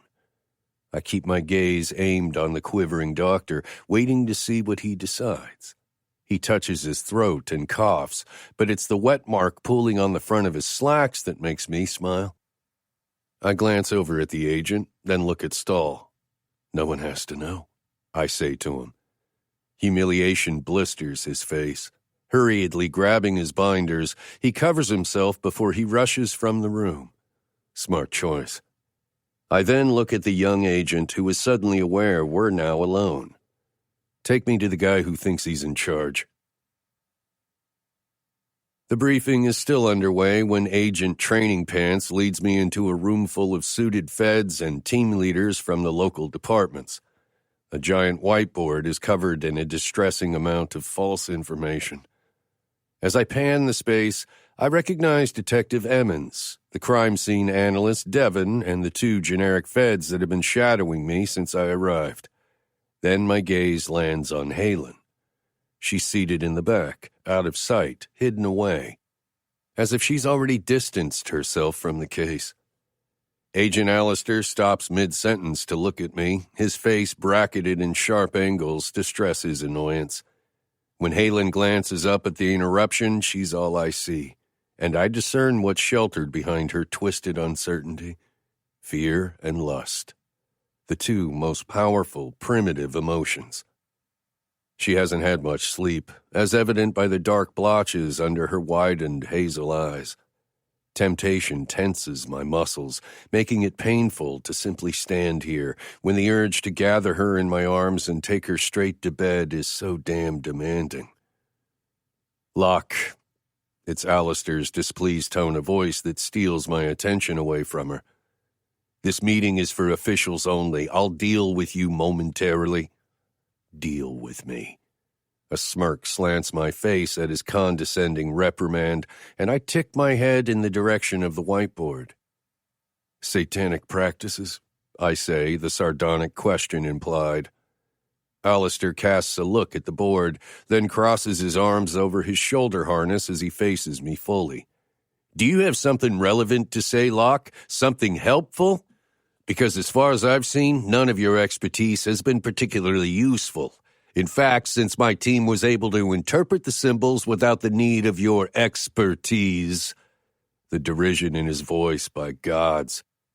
"The FBI is no longer in need of your or Miss St. James' services." He directs his attention on the agent beside me. "Remove him from the room." The agent hesitates, giving me time to call Halen out of the shadows. "Do you agree with this bullshit, Dr. St. James? After all, you did point out a huge oversight on the Fed's part with the mutilated stag." As all eyes turn to her, Allister levels the young agent with a warning glare. He doesn't like being called out on his oversights. "Get him out of my room." I'd like to hear what Dr. St. James has to say. Devon stands in the middle of the room. Surrounded by the members of the local department, she addresses Allister. And no offense to the feds, but this isn't your room or building. It's town-owned, paid by our taxes. Allister has gone furiously silent. Then, aiming a narrowed gaze on Halen, he says, "We have a lead in a neighboring town on an occult practice that delves into satanic rituals. This is where we're focused, and the profile only derails." Devon shakes her head. I read the profile, She says, As did my colleagues and Detective Emmons. We have 3 suspects. The FBI still has jurisdiction over this case, Alistair snaps. No one is conducting any interviews outside of the Bureau's investigation. If you look for the suspect anywhere other than Hollow's Row, you'll waste precious time. Halen remains seated, but her voice carries over the room. She glances at Devon and gives her an appreciative nod. Devon follows up. No one is pissing around jurisdictions, but the feds questioned everyone in this town except the actual suspect pool. Her features draw together, conveying the weight of her next words. And the fact is, Agent Alistair, this is our family out there, our friends, our town. Our department should clear our suspects before crossing town lines. And for that to happen, we need very clear answers on what we're looking for, not vague parameters based on data and speculation. Hands anchored to his hips, Alistair only nods once at Halen, giving her permission to respond to Devon's request. My hand curls into a fist at his disrespect toward her. Devon seats herself and breaks out a notepad, clicks a pen loudly. What about the occult, Link? What do we look for? She directs her questions toward Halen. Tablet in hand, Halen stands. It's my opinion that the occult shouldn't be a focal point. Occult practices aren't sinister by nature. They're merely hidden from general society. Instead of giving this lecture to Alistair, she turns her focus on Devon and the locals, where it might resonate. The occult can delve into magic, witchcraft, Wicca. She continues. Or it can even explore Satanism. However, it's man who's flawed. Man can take any spiritual concept, any higher wisdom intended to enlighten, and in his selfish vanity, greed, and desire for power, corrupt absolutely. We've seen it throughout history with world leaders and tyrants who destroy and kill in the name of a higher purpose or God. But it's man who is evil, not the practice itself. Alistair opens his mouth to interrupt, but Halen pushes on, undeterred. As far as the profile, the offender is twisting an ideology for his own vanity. He perceives Friedrich Nietzsche as something of a prophet, treating his philosophical work, Thus Spoke Zarathustra, as a guide and instruction manual, written for those deemed worthy to decipher the 3 stages of ascension into a higher being, the Overman. As I start walking toward the back of the room, Halen visibly stiffens, like my nearness causes her physical discomfort. I don't stop, and neither does she. The offender may be a loner, a recluse. Halen says. Someone you don't see enter town often. He keeps to himself. He may not even live here full-time, keeping a temporary vacation home. This is because, as he identifies with Zarathustra, he spent months or even years in solitude meditating to become enlightened. He'll be friendly if approached, but it will feel forced, contrived. He views small-town life as mediocre, its people as lesser humans, because they're content to live without the suffering and struggle to obtain a higher purpose in life. She's dug into the archives. While I was sitting stagnant in a wrinkled suit for hours, Halen was poring over research, tying up connections she formulated while embraced in my arms as she submitted to our frenzy. He will be intelligent, she says. Book smart.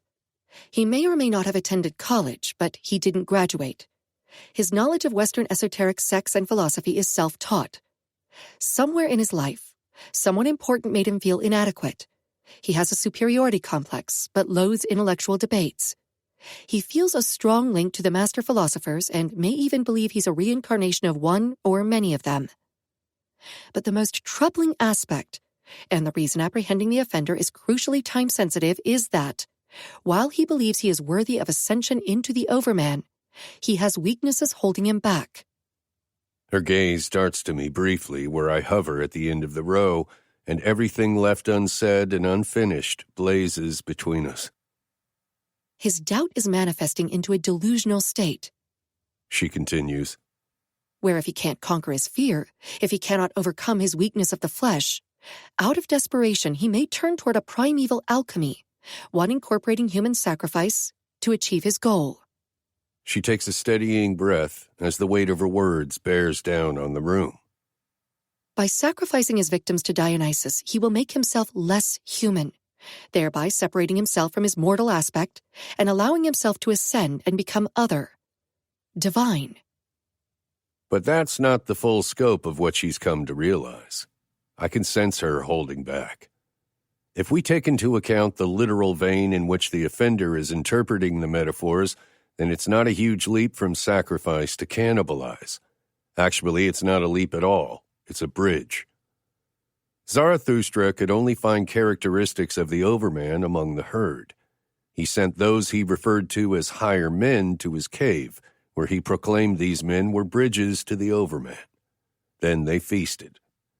With the way Halen is avoiding eye contact with the locals, it appears she's drawn the conclusion that maybe the offender is weary of feasting with his chosen higher men, and he'll soon feast on them in order to take their overman aspects within himself.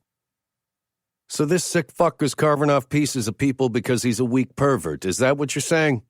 Detective Emmons asks. The sharp edge in his tone cuts through the tense room. He runs a hand down his unshaven face in an impatient manner. Halen lowers her tablet, her expression somber. Essentially, yes. And you're positive the victims are alive? Emmons presses.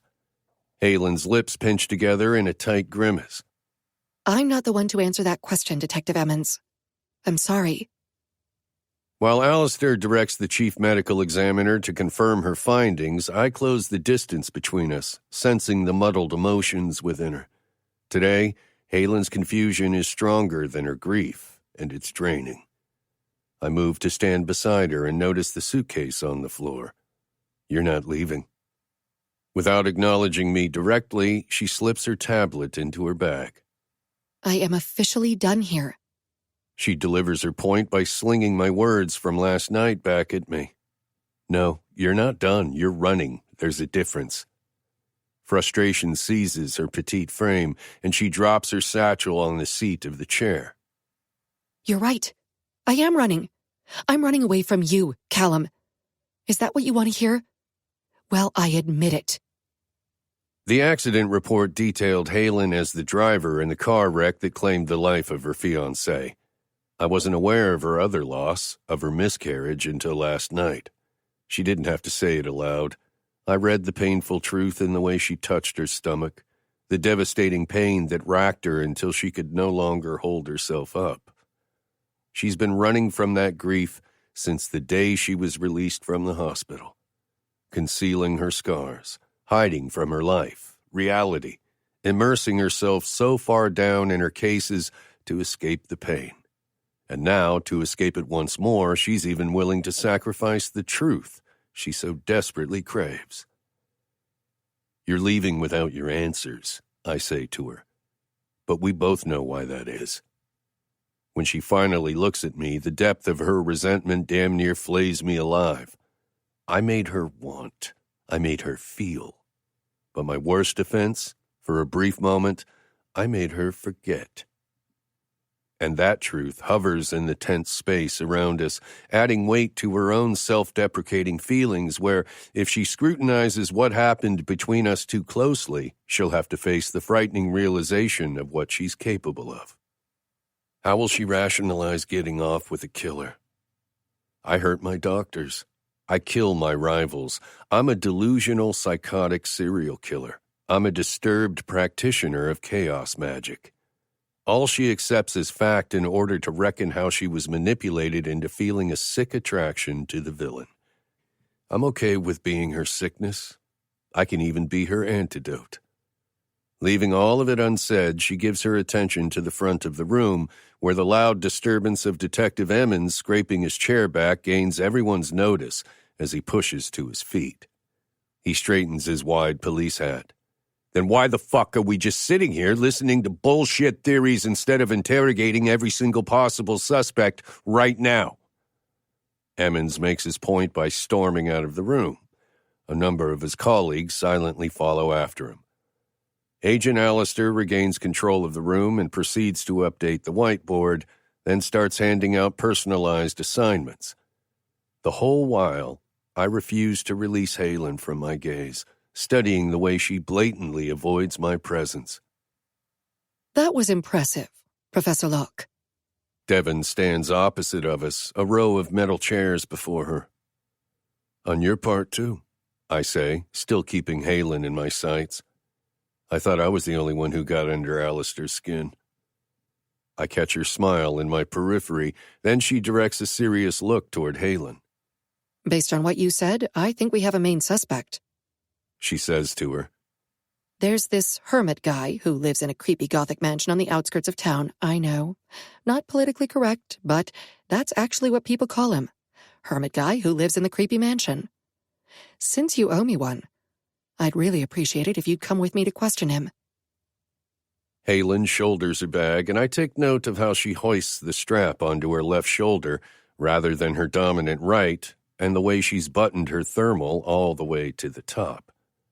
Halen expels a breath as she faces Devon. I'm relieved my profile was of use to you. She says. And as much as I want to help further, and I really appreciate all you've done, Devon. She stalls. I'm off the case. If I go with you, my presence will only hurt your investigation. Devon's pursed features convey her dismal acceptance. She shakes her head. Fucking feds. Halen gives her a fragile yet genuine smile. I'll make sure Professor Locke can help you. He'll be of more use than me anyway. It was his expertise that built the profile, so he should be the one to help conduct interviews. That's not happening. Alistair approaches, all bluster as if the two women standing here didn't just take him down 100 pegs. Childs, he addresses Devon. I've appointed a few agents to accompany you to your suspect's residence. They're leaving now. With a guarded look, she nods to Alistair. All right. At least we're moving forward. She touches Halen's arm. Thank you for all you've done to help. Good luck, Devon. Halen watches her friend head off toward the cluster of suits before she starts to turn away. St. James, Locke, a word? Alistair pivots, expecting us to follow. Halen's gaze fleetingly touches mine before she trails behind Alistair toward a glass-enclosed office. After Alistair closes the door, Halen removes a printed report from her satchel and thrusts it toward the agent. Here is the final profile. Any required follow-up reports will be issued to you through my department. Alistair accepts the report without looking at it and sets it on the desk. Then he taps his phone screen. A printer wakes and starts scratching out papers. Halen grips the strap of her bag, uncertain. As I'm of no more value to the case and my investigation of the crime scene is complete, I'll be leaving today. However, She glances at me. Professor Locke should still be considered a valuable asset and remain on the case, as his expertise will be needed to decipher any future crime scenes or discoveries. Like the discovery your department sent me just a few moments ago, he admonishes, rubbing the back of his neck. Apparently your investigation isn't complete, unless your updated profile takes into account the markings found beneath the reed grass. Or was I supposed to receive that update from you by telepathy? Halen raises her chin defiantly. It was my department's discovery, She says. so it went through the proper channels. What markings? I interrupt their exchange. Why wasn't I told? Alistair turns a riled expression on me. You were in holding and are not privy to every update. Only the ones I sanction. I wasn't talking to you. I give him my back, turning toward Halen. When she doesn't respond, I nod. Because of the engravings. Turnabout's fair play, then. She expends a lengthy breath. I'm not that petty to risk lives. As Agent Alistair stated, you were in holding, and I had already been removed from the case. You're no longer removed, Alistair butts in. I have a team of field agents already en route to the killing fields to start removing the reeds so the markings can be processed properly. He glares between us, giving us each a stern, reprimanding look. 48 hours. I want a goddamn real suspect, and you both have 48 hours to give me a name. Glancing at the floor, Halen battles some internal struggle, then meets Alistair's scowl. Yes, sir. My insides flame with the primal urge to make him bloody. She's not subservient to him. As Halen heads for the door, he adds, Oh, Dr. St. James, one more thing. She hovers in the doorway. Since Dr. Verlis has given his notice and has officially quit the unit, you've been assigned as Locke's psychiatrist. Agent Alistair, that is not my area of special— Do you not have a doctorate?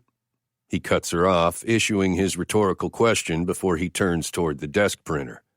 Then put it to use.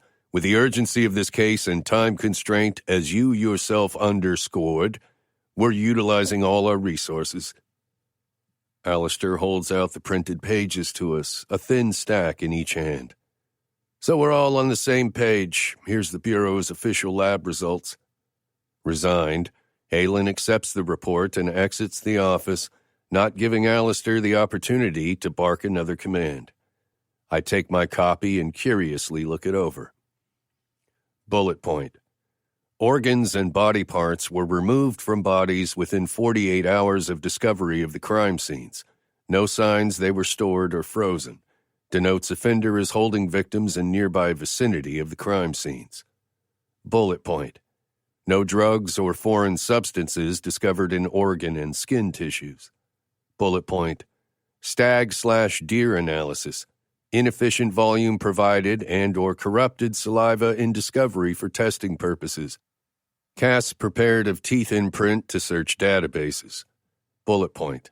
Hemlock. Confirmed species. Cicuta douglasii. The cicutoxin results in delirium, abdominal pain, nausea, convulsions, vomiting, and severe seizures within less than an hour of ingestion, most often leading to death. You got something else to add, Locke? Alistair asks. I fold the pages and slip them into the inseam of my suit blazer, then I let my facial features rest in their natural callous state. Alistair notices the difference in the shift.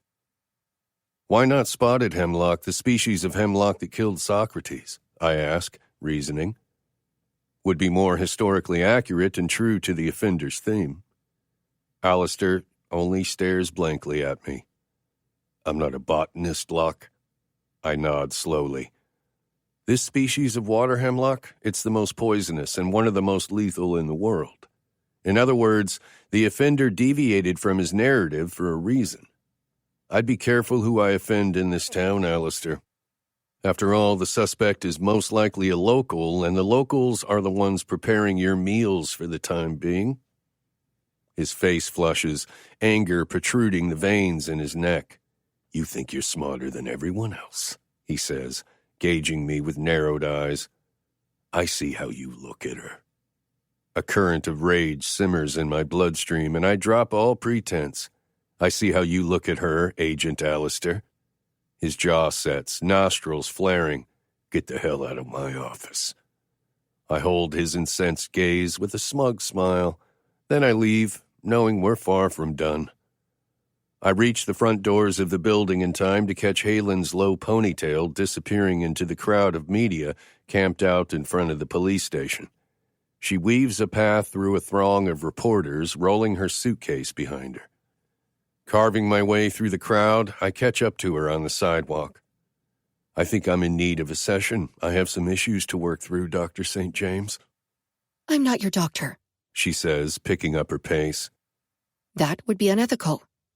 My dark thoughts are full of how unethical we could be together. I turn my thumb ring a few times, then... Your profile didn't have any mention of the 3 metamorphoses. I glance over at her. She walks faster. You didn't give the locals any of the details. They don't need all the details. That would only muddle the facts. They just need to know the description of the offender to locate a suspect. Aren't you curious about this suspect? I ask, my stride matching hers. She reaches the paint-chipped door of the hotel, and I open the door for her.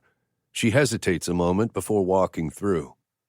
Devon is smart and capable, she says. If the hermit is their guy, she'll know what to do. If it is him, he won't be at the mansion. You know this as well as I do. He's already descended from his cave. He's walking in the steps of Zarathustra. There's only one way to draw him out. I'm not interested in any more of your methods. Because you're scared to confront the truth of what's between us. Halted at the stairs, Halen stares at the patterned, threadbare carpet. Then she says, "There's nothing between us." She picks up her suitcase and starts up the steps. I wait until we reach the landing before I challenge her. The taste of you lingering on my tongue says differently. Her beautiful face flushes with the palest hue of pink. "I know your ego won't allow you to accept this, but you're not special, Kallum." She rebounds. "I've gotten carried away before while putting myself in the mind frame of an offender, and that's all last night was." You really do lie so pretty, sweetness. Her features draw into a serious expression. "It was your goal to debase me. She says, You wanted to see me squirm and to humiliate me.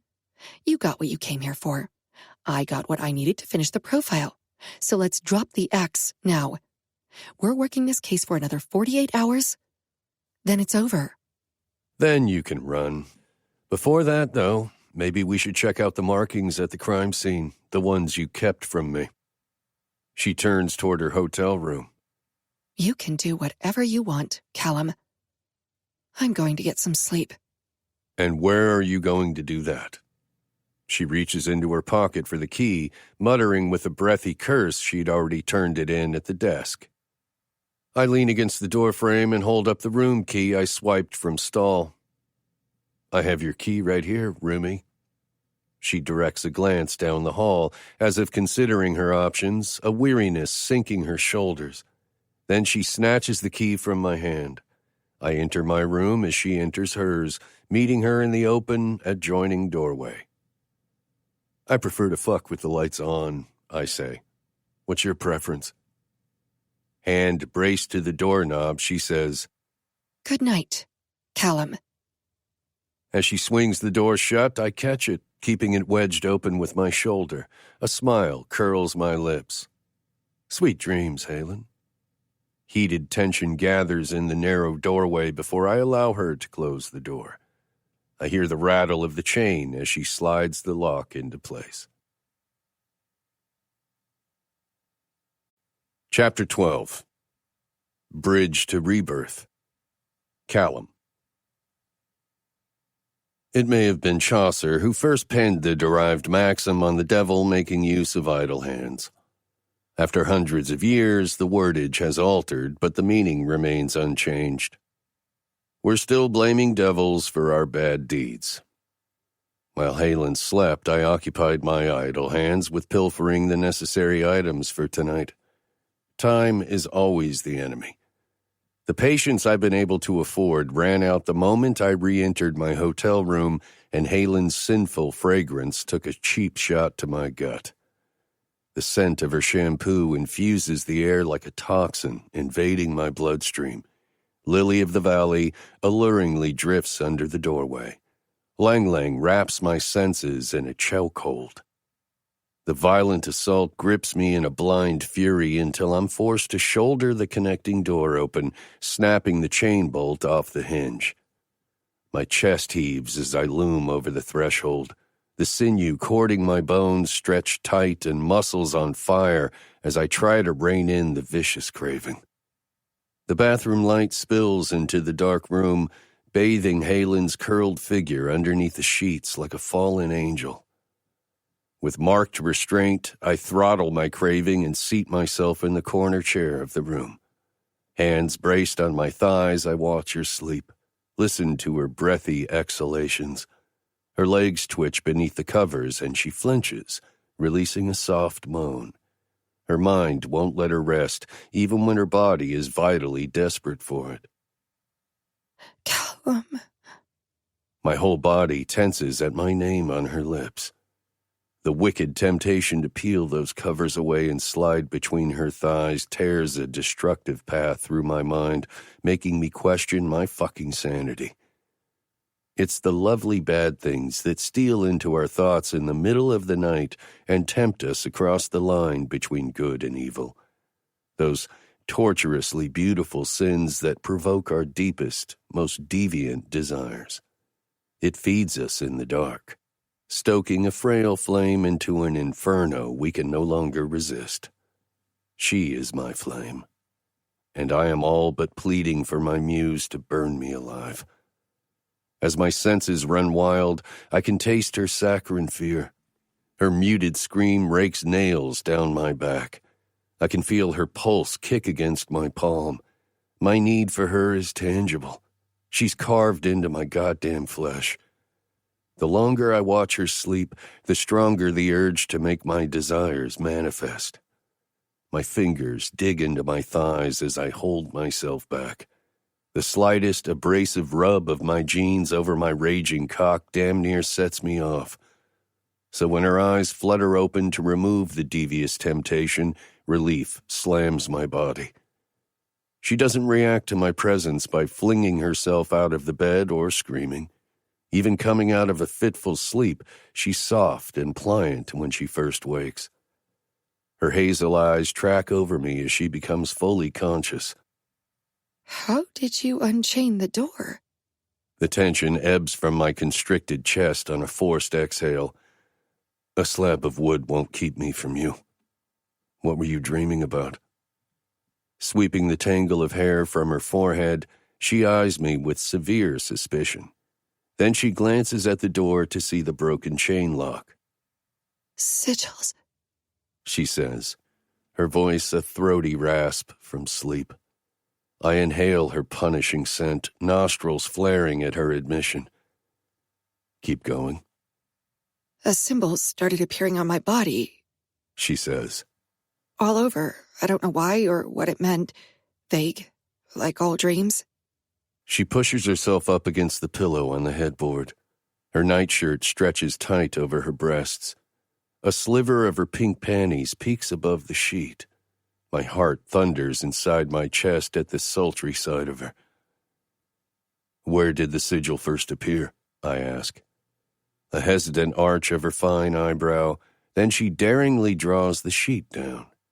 My breath stalls in my lungs as she guides my gaze with her fingers, across her belly, over her hip.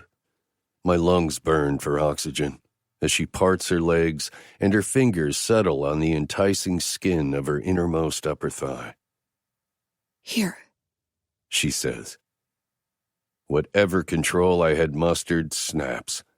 I'm out of the chair and stalking to the edge of the bed where, when I reach her, I have to fist my hands to keep from touching her. My breaths saw my lungs to escape. An ember of fear sparks in her eyes, but it's not strong enough to snuff out the dark swirl of emotions fighting for dominance. Lust, anger, yearning to submit to the danger. Resistance only heightens the hunger. The constant battle to keep our desires in check is a weary one, and when that sweet surrender finally takes us, the rapture is divine. What did the sigil look like? Restraint coils tense muscles around my bones. Her phone lights up to briefly steal her attention, and she reaches for the device to read a message. Devin says they can't locate the hermit's suspect. She really could have went with a better moniker. But Alistair's team has gotten on board with the search. I remove the phone from her hand, toss it on the bed. You knew he wouldn't be found. You also know how to find him. Her strained swallow drags invitingly along her throat as she pins me with a searching look. I'm not playing these mind games with you, Kallum. She throws the covers aside and scoots toward the other side of the bed. I grab her ankles and tow her back toward me, then flip her onto her back. A savage craving fires through my veins as I collar a hand around her throat. Fingers braced to the back of her neck, I press my thumb to the soft curve under her chin and in one fierce move draw her up toward me, angling her face right below mine. Balanced on her knees, Halen releases a shaky breath. Her body trembles as I keep her where I want her. What did the sigil look like? I demand this time, my voice fire over brimstone. She blinks, her gaze flitting over my hardened features as her pulse riots against my palm. Tentatively, she brings her hand to my wrist and slips my sleeve back to reveal an inked design. Like this, she says, her voice strangled by nerves. but there was a line through it, and I've seen your tattoos. I'm overly tired and stressed. Her swallow teases my palm. Even if I wanted to know the meaning, you can't remember. I use my free hand to unfasten the buttons along the placket of my shirt, effectively silencing her excuses. As I stretch the shirt open, her eyes drop to the tattoos and her fragile breath caresses my skin. Her shocked silence intensifies my hunger, and I bare my teeth as I clasp her hand and press her fingers to the sigil carved into my left pectoral, the design she saw in her dream. She has seen most of the tattoos marking my body. Her dreams could be a manifestation of her obsessive desire to name me the Harbinger Killer, and her overworked psyche, a rational analysis. Yet, when our suppressed desires fight to surface, they seek to take shape within any outlet, like the destructive force of water as it creates a new channel toward the ocean. I carved this into my skin the night of Wellington's murder, I tell her, though it's only the partial truth. I know the meaning and the purpose because every fucking day it won't let me forget. Her curious gaze burns through me as she surrenders. What is the mark? The sigil for my muse. Her mouth parts, her hesitancy clogging the air between us. She doesn't probe further, because if she asks, then she has to decide what to do with the answer. Before I release her, I take something for myself. Slipping my hand from hers, I roll her sleeve back. I keep her braced in my hold as I push the cuff up her trembling arm. This time, she doesn't deny me. My fingers graze the rough, beveled scar tissue, but the injury she sustained during the wreck isn't what has my heart thrashing my rib cage. The scripted words tattooed over the scar read, "One must cultivate one's own garden." It's Voltaire, she says, the soft cadence of her voice spilling into my head. But you know that, I'm sure. It reminds me to stay in the present. I know the line quoted from Candide, and I also know what that line means to her and why it was imperative for her to brand it on her skin, to recite the mantra to herself every day. Her dread is so tangible it scorches the back of my throat. If there was ever a philosopher to imprint on your body, I say, lightly tracing my fingers above the raised words inked into the scar, this would be my choice for you. Something daring flashes beneath her gaze, and I swear if she continues to look at me with those large pixie eyes, with the goddamn hypnotic rhythm of her pulse enticing me, I won't be responsible for the carnage I commit. I move my thumb from under her chin and sweep the pad along her jaw, savoring this moment. Last night, she says. When you said what you said to me. She swallows. Don't mock my pain, Kallum. With my free hand, I lower her sleeve, letting her shelter this part of her grief, but I flip her necklace out of hiding from beneath her shirt. Then I trail my finger over the concealed bite mark on her shoulder. Don't hide your pain from me, and I'll never shame you into hiding it. Raw vulnerability leaks into her features. She rests her hand against my chest to regain balance. You derive pleasure from my pain. It's as much a question as it is an accusation. A dangerous smile slants my face. As I tighten my hold on her once again, I lower my mouth next to her ear. Don't psychoanalyze me, doctor. I pull back and drag in a searing lungful of her scent before I push in close to her lips to taste her broken breaths. The very, very bad things I want to do to you. We'd both derive pleasure. A shiver rocks her body, and she licks her lips. The demanding urge to pin her to the mattress threatens to annihilate my feeble control. Sensing the danger, she traps my gaze. I can't tell what's real anymore. I release a tense breath. There has never been any act between us, little Halen. That is real. Everything between us. Nothing has ever been more real. The visceral lure of her gravity ensnares me, her pull too powerful. If she demands more, I'll open a fucking vein and let every truth bleed out.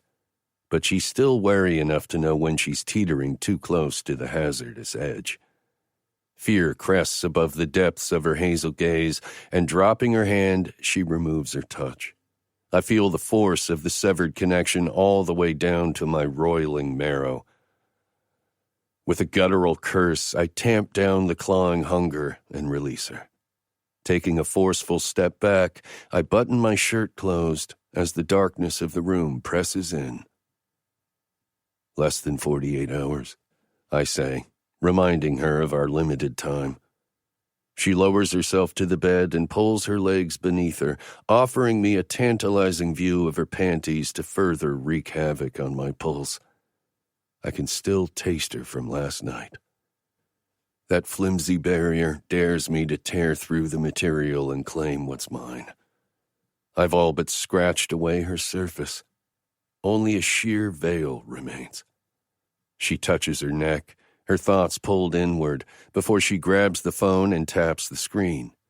As if flipping a switch, she slides into her comfortable persona where she believes her erected walls protect her from me. Then she aims the screen in my direction. An analyst in my department pointed out a shape in the reeds, She says, offering me the information I accused her of withholding. a circle. And like that, she slips through my fingers all over again. Leashing my frustration, I give my attention to the image. It was photographed from an aerial view. The circle is clearly defined where the reeds have been broken to mark the ground. Halen toggles to another screen, her demeanor growing impatient. Alistair's team posted an update confirming it's a ritual circle carved in the earth by an unspecified object. A thyrsus, I say, giving her the specified answer. The staff associated with Dionysus and his followers. It was used during ceremonies and rituals, so it's safe to assume your suspect made use of it too. She closes the tab on her phone and sets the device aside. Could it have been used to string the eyes to the trees that high up?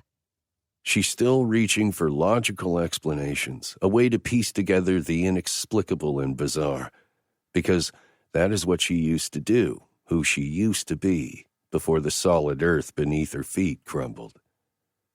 Halen, anything is possible.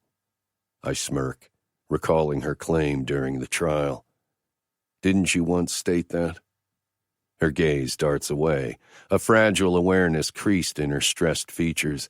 She tucks the white forelock behind her ear and throws her legs over the side of the bed. Then there's nothing left at the crime scene to connect. I roll my sleeves up my forearms, my body still tense and flesh overheated. Caging my obsessive thoughts, I attempt to lure the spider with enticing prey.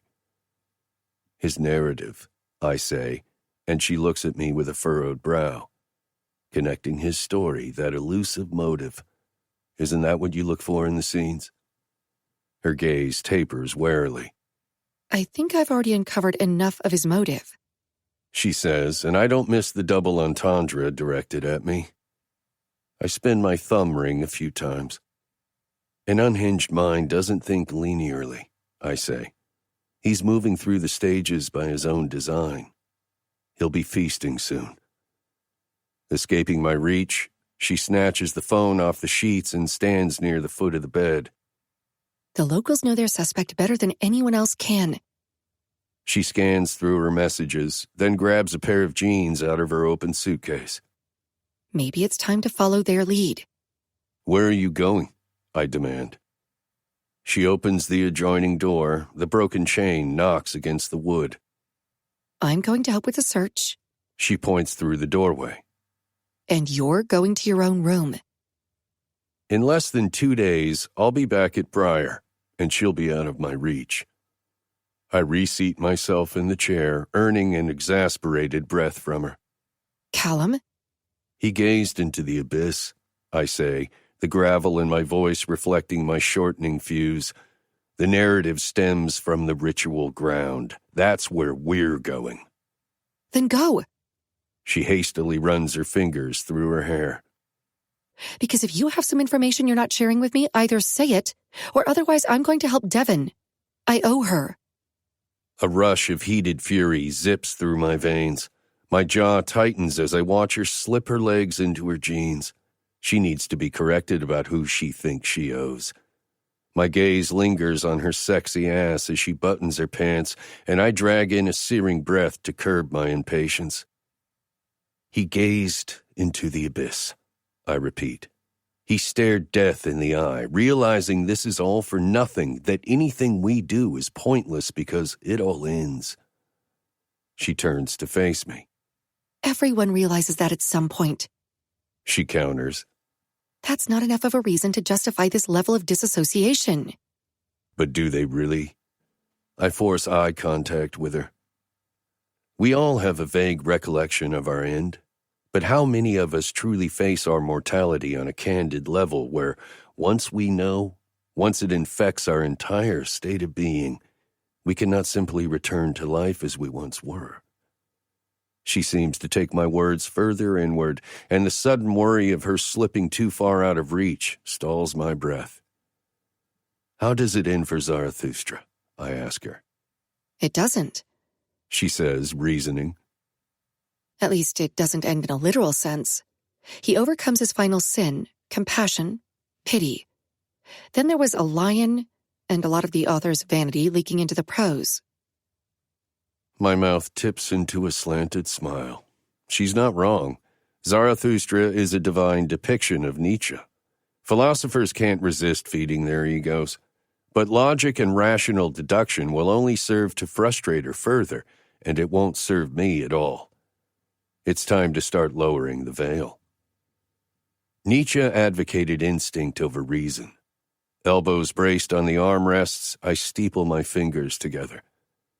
The will to power. The belief that essentially our will alters the universe. Amid your offender's crippling fear of his end, his weakness of the flesh, he will cling to this belief. She sits on the edge of the bed, dropping her head in her hands. We're going in circles, Kallum. When I first read Allegory of the Cave, it was like falling down a rabbit hole, yet he's incorporated every symbolism into his delusion.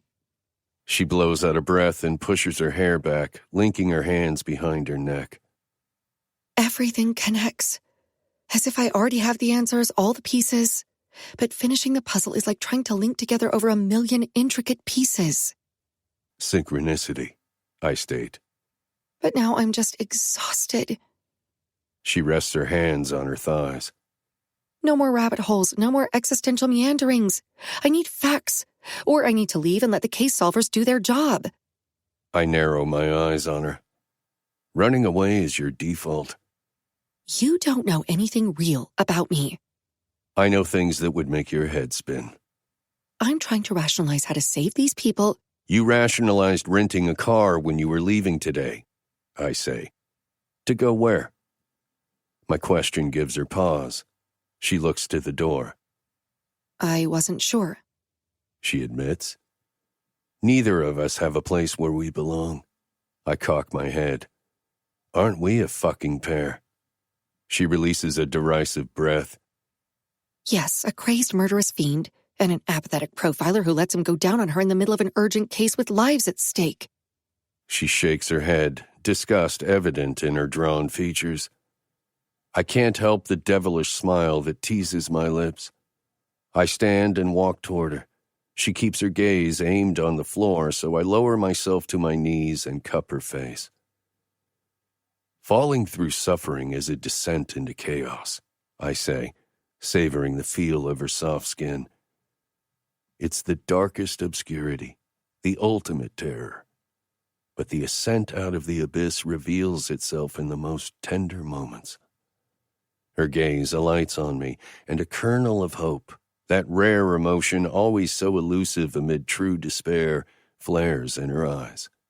If I could bottle the awe in her face, my ego could feast and never starve. But it's not her soft underbelly I'm a glutton for. I sweep my hand to the nape of her neck and sink my fingers into her hair. I grip her hair and force her head back as I rise to my feet. Staring down into her face, I drink in the emotive fear crashing through her. I flatten my other hand against her chest, absorbing the violent thump of her heart. That day in the quad when I approached you, I say, you felt your heart race for the first time. Her heartbeat quickens in response. That's what terrified you. She struggles against my hold. Her nails dig crescents into my wrists. You twist everything.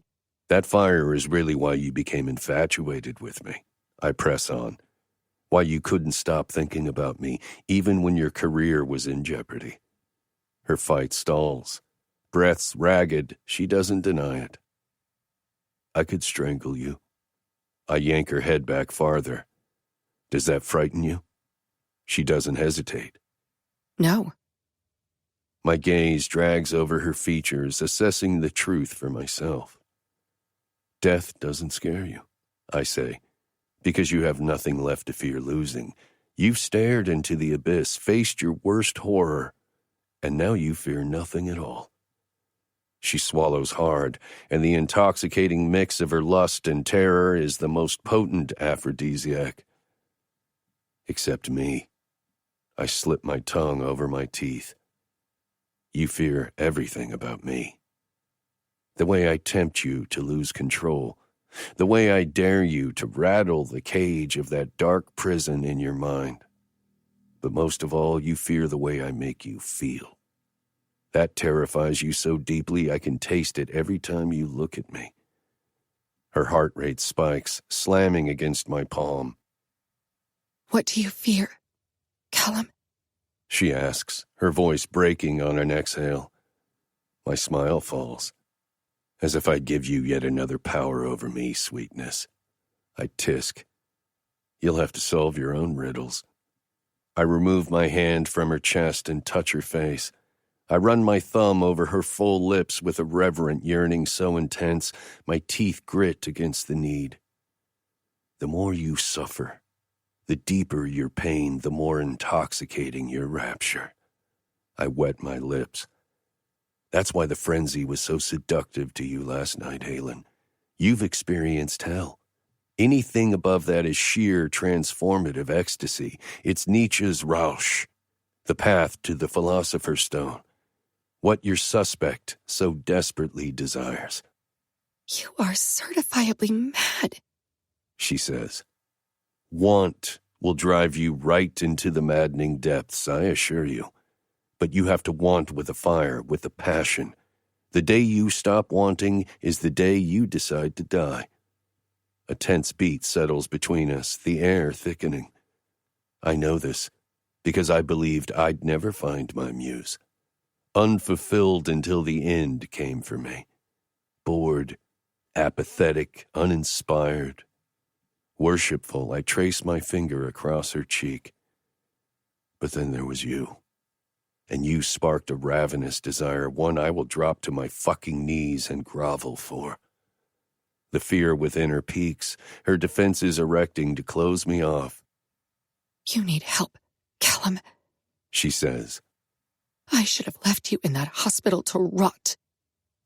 A deep chuckle escapes, and I fasten my hand to her jaw.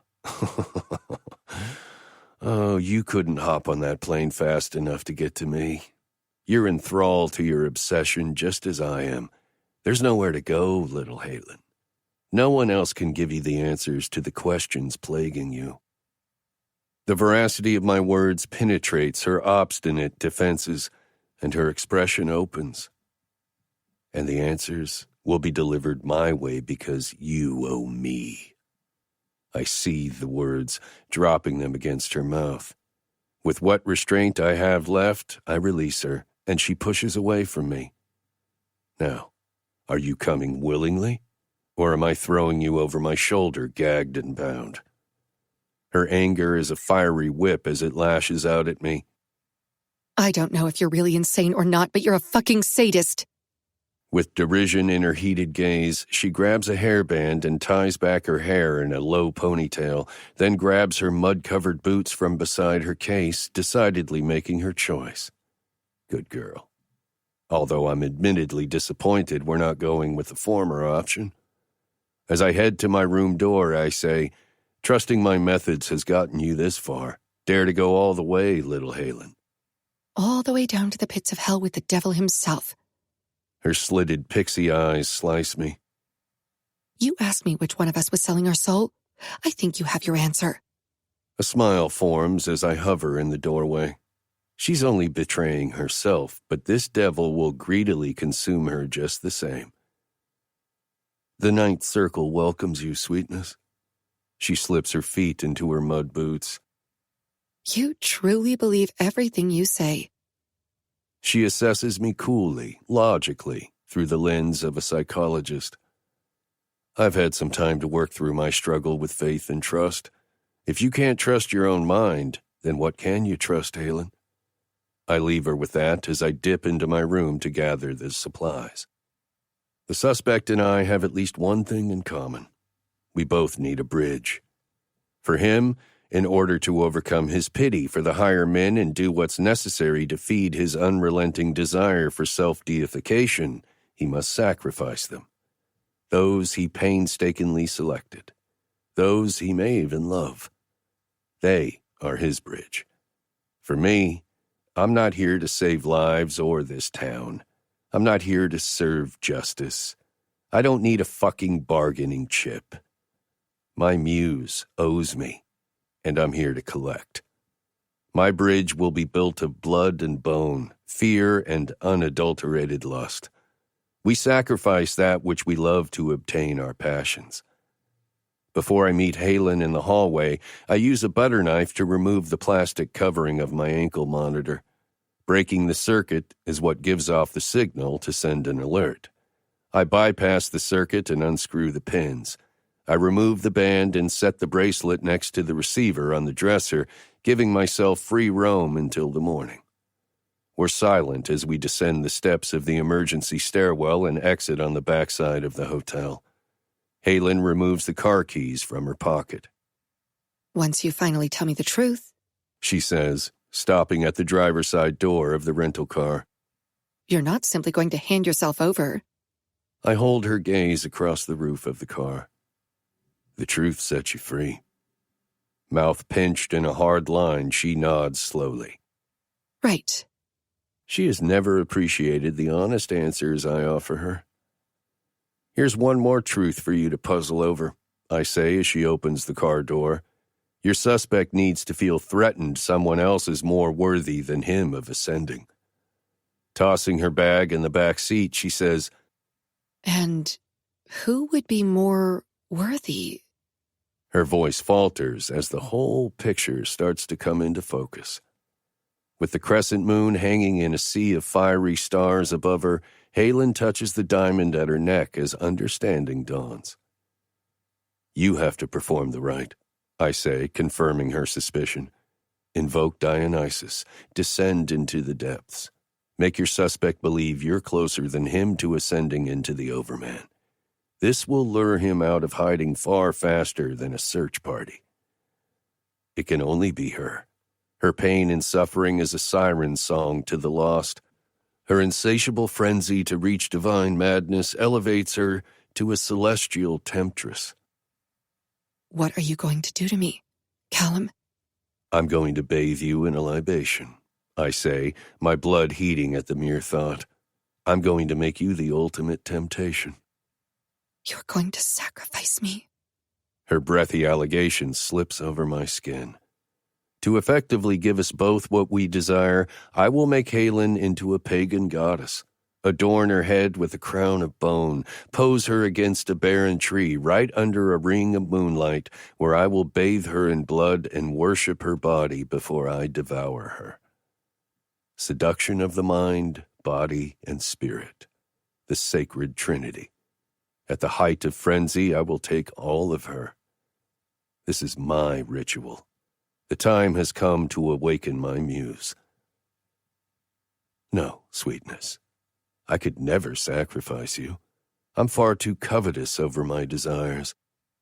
I lick my lips with aching hunger. You're going to ascend. Chapter 13. Awakening. Halen. There is an abyss for us all. Every walk through life shapes a chasm where our darkest fears and deepest regrets erect the walls of our tomb. Not the physical place where we'll lie and claim peace, but the void of our despair. It's far darker than any grave, and more terrifying than any physical death. It's the utter certainty of our aloneness. For all the love and happiness and connections we cleave to in life, such rare, blissful moments can only be experienced because of the suffering we bear. This was Nietzsche's core belief, and it's one I painfully accept.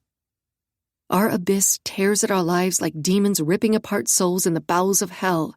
That helpless pain is a torment so unbearable, we may even plead for the oblivion of death to end our anguish. The suspect is weak, in my eyes, because of his fear. Because he clings to his life, striving to avoid pain, so fearful of falling into obscurity. But Nietzsche believed that self-overcoming could only be attained by suffering and solitude. There is no path to enlightenment, but through pain. His method to overcome his fear and pain was his own personal descent into the abyss of his mind, one which he never re-emerged from, where he languished in the depths, his mind lost to madness. Or was his madness an escape? A form of true enlightenment where he found a higher wisdom? Reality is subjective.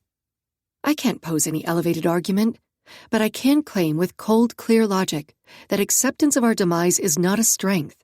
Overcoming fear of death is not courage. It is not looking the monster in the eye and overpowering our fate with bloated ego to immortalize ourselves. True strength is having the fraught will and calm surrender to accept our heart sickness, to awake every day and feel our pain, embrace our suffering, and choose to live, in spite of our great losses. I've stared into the face of death. I've fallen to my knees and wept before the monster. I've sank into the darkest chasm. But it wasn't my death that frightened me. It was the loss of those I have loved most in this world that tore me into an endless, yawning abyss. All the broken fragments of my life are filed sharp. The more I tried to piece them together, the larger the seam I tore. My darkness stretches into an infinite void. And that dark void of my soul is what beckoned Kallum to the jagged crags of my cliff. It called to him. He looked right into me and slithered inside. I thought I was lost, until the devil found me. I crave the respite he offers from the pain, the numbing balm I feel in his arms that soothes the unbearable ache in the middle of my chest, and the blissful forgetting his touch brings, surrendering my torturous thoughts to the nothingness. That is his sinful seduction. And my sin is the desire to be seduced. His evil calls to mine, the temptation to want, to desire, to be alive with passion, will stir my soul with frenzy until I succumb to his madness. But madness is more bearable than pain. Maybe that's the only wisdom Nietzsche uncovered. Maybe that's how I allowed Kallum to slip in unnoticed, like a demon slipping into a dream and turning it into a nightmare. That waking nightmare is all around me as I move from behind a tree and enter the ritual site. The night sky is a soulless black that strangles the fiery embers of stars above the killing fields. The reeds have been cleared away. Markers flag the perimeter of the circle. A ring of fire crackles in the center. The firelight dances on the planes of Kallum's face, shadowing the contoured hollows. He is the Grim Reaper, bathed in beauty and illusion. Yet as much as I'm remaining on this case out of the desire to do good, I'm not a martyr. I envy the suspect. I am jealous of his delusion that offers even a moment of peace. If the option was presented to me to sacrifice one life to bring back my family, my parents, Jackson, our baby, the damning truth is, I'm not sure I would make the selfless choice. I'm not standing in this field to save 33 victims from the abyss. I am the fucking abyss. I'm here to slay the demon, taking up residency in my hollow soul. I pull my bundled clothes to my chest as I walk toward one of the evidence tables. I feel Kallum's intense stare tracking me, then hear the rustle of his footsteps. I touch the diamond at my neck, close my eyes to take one moment of solitude. Then I reach behind my neck to unfasten the clasp. The abrasive feel of Kallum's fingers brushing my nape sets off a riot in my pulse. Hands shaking, I drop my arms and wait for him to remove the necklace. The chain slips along my collar, and as he turns me around, he brings my hand up and drops the necklace into my palm. It hasn't left my neck since I placed it there after Jackson's funeral. After the pitying stares, after the gossiping, hushed rumors of when I'd finally remove my engagement ring. I curl my fingers around the diamond that's still warm from my body heat as Kallum regards me with heated eyes. The robe's not purple, he says. But this will do for now. The white threadbare robe from my hotel bathroom loosely drapes my body, the belt doing a poor job of cinching it closed at my waist. The chilly night air touches every exposed section of my skin, clashing with the heat of the fire and torrent blaze in Kallum's gaze. I turn to place the necklace on my folded clothes. And when we're finally done, the snap of the fire cracks through the tension. He turns me to face him, lifting my chin and gaze. Then we can both leave here satisfied. His eyes are dark as flint. He embodies all that is unknown and feared in the night, and as he drops in closer, his woodsy cologne mingles with the scent of the fire to overload my senses. His mouth hovers far too close to mine. Are you ready? He asks. I only nod, because somewhere beneath the turmoil and unease threading my spine, I can feel the electric buzz, that same sensation I pick up on when I first enter a crime scene, like a nest of swarming hornets. The perpetrator leaves behind an imprint, his presence rooted in the soil and steeped in the air, so thick it's like trying to breathe through tar. When you're attuned, you can see the stain left behind in time. You can even detect the vibrations of emotions, the way Kallum senses me, my pain a feast for his dark soul. The vibrating current of the marsh wilts in comparison to the charged spark arcing between our lips. There's a force between us that is too strong to deny. I just don't know what it means, or whether I'm strong enough to resist its destruction. I lick my lips, tasting Kallum in the smoky air, and his dark energy crushes against me as he watches the action with savage hunger. He laces his fingers around mine, then leads me toward the center of the circle, where the fire licks a seam between two realms. One, a reality I've trusted my whole life, and the other, a world of duality, where creatures of the night don masks and commit acts of debauchery to satiate their lust. As Kallum releases my hand, I draw my robe tighter. The coarse material gives me something stable to hang on to as Kallum stalks to the gathered provisions, the items he collected, proving he knew the outcome of tonight before he entered my room. He may have even known the outcome before I sat down at that visitation table. Once he told me his intent for the ritual, I could have ran. I could have filed the paperwork to send him away. I could have even told Agent Alistair of my location, set my phone to record, and waited for agents to descend on the site. The only reason I can logically grasp why I did none of these things is the furious beat of my heart, the awareness that, one way or the other, after tonight, nothing will be the same. For someone who has existed in a perpetual state of limbo, change is the most frightening idea, but it's also the most enticing. I close my eyes and inhale the smoke-filled scent of burning reeds. When I open my eyes, Kallum has the stolen necessities arranged on the ground around us: carving knife, bottle of Merlot, the circlet made of the bones of a stag. I stare at the circlet of pale bones. Woven by a vine of ivy, the brittle shards of bone form the base where the delicate and slender antlers of a fawn are twined.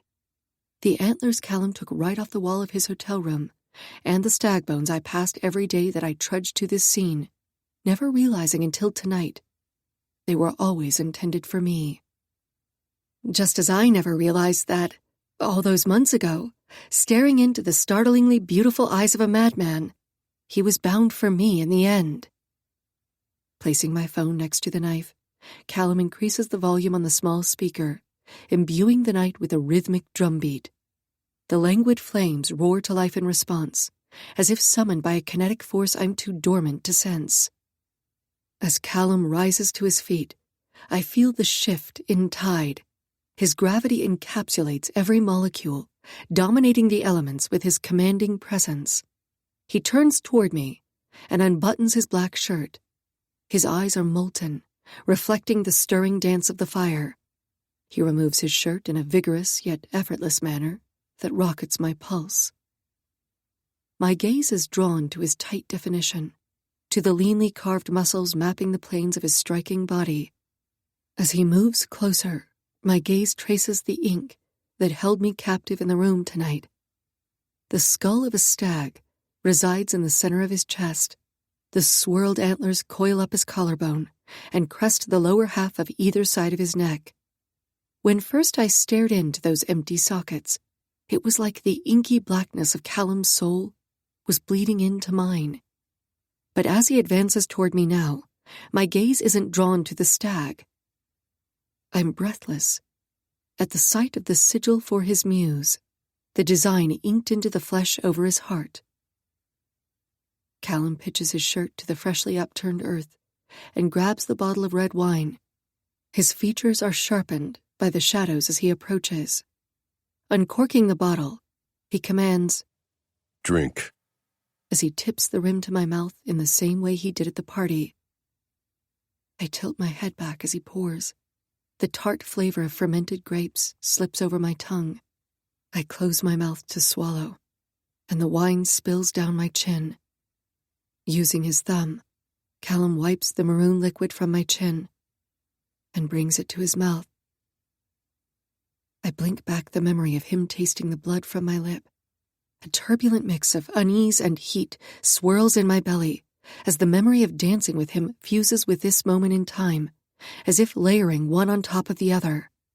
He licks the wine from his thumb, his gaze boring into mine.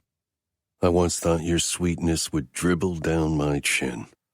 He pushes in closer and grabs hold of the robe. But it's more delectable on you."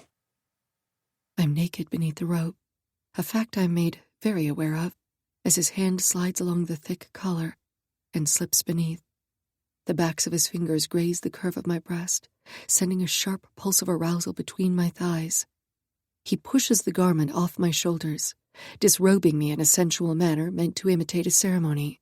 If not for the burning ember of lust in his eyes, this moment would feel sterile. He takes a step back, bottle held in his hand, to allow his gaze to fully and shamelessly wander over my naked body. The feverish brush of heat everywhere his gaze touches sends a buzz to my head that has nothing to do with the alcohol rushing my system. I'm trusting this is how the rites were performed, I say, shivering against the chill raising the fine hairs along my skin. "Don't," he says, his gaze tracing a deliberate path up my body. "I've never witnessed the rites. They're thousands of years old." As his gaze roves up to touch mine, his mouth steals into a smoldering smile. "Fuck, you're beautiful. A goddess to worship." You're making this up as you go, I say, accusation strengthening the weak tone of my voice. He takes a step toward me. "I am, as should you. There are only carvings to demonstrate the Dionysian dance performed during rituals. No one can recreate it authentically. It's not about the steps or mimicking the rites. It's about embracing the madness, surrendering to the frenzy, experiencing the passion. Such as with chaos magic, no practice can be done wrong. It's the conjurer's belief in the power that charges the sigil." Turning toward the fire, he gives me a moment to collect my thoughts, All this I knew about him prior to placing myself in this vulnerable position. What's more distressing is the uncanny sensation of eyes watching. At any moment, an assembly of special agents or a media crew could wander up to the crime scene. But no, that's not a real worry. That would bring a host of uncomfortable questions, but I've faced far worse. This is an eerie sensation I can't place, like the feeling I got when I first saw the creepy trees in the marsh. The fields have eyes. The proverb heightens my senses until the wine slides into my veins. My head sways with the heady rush of alcohol and steady drumming.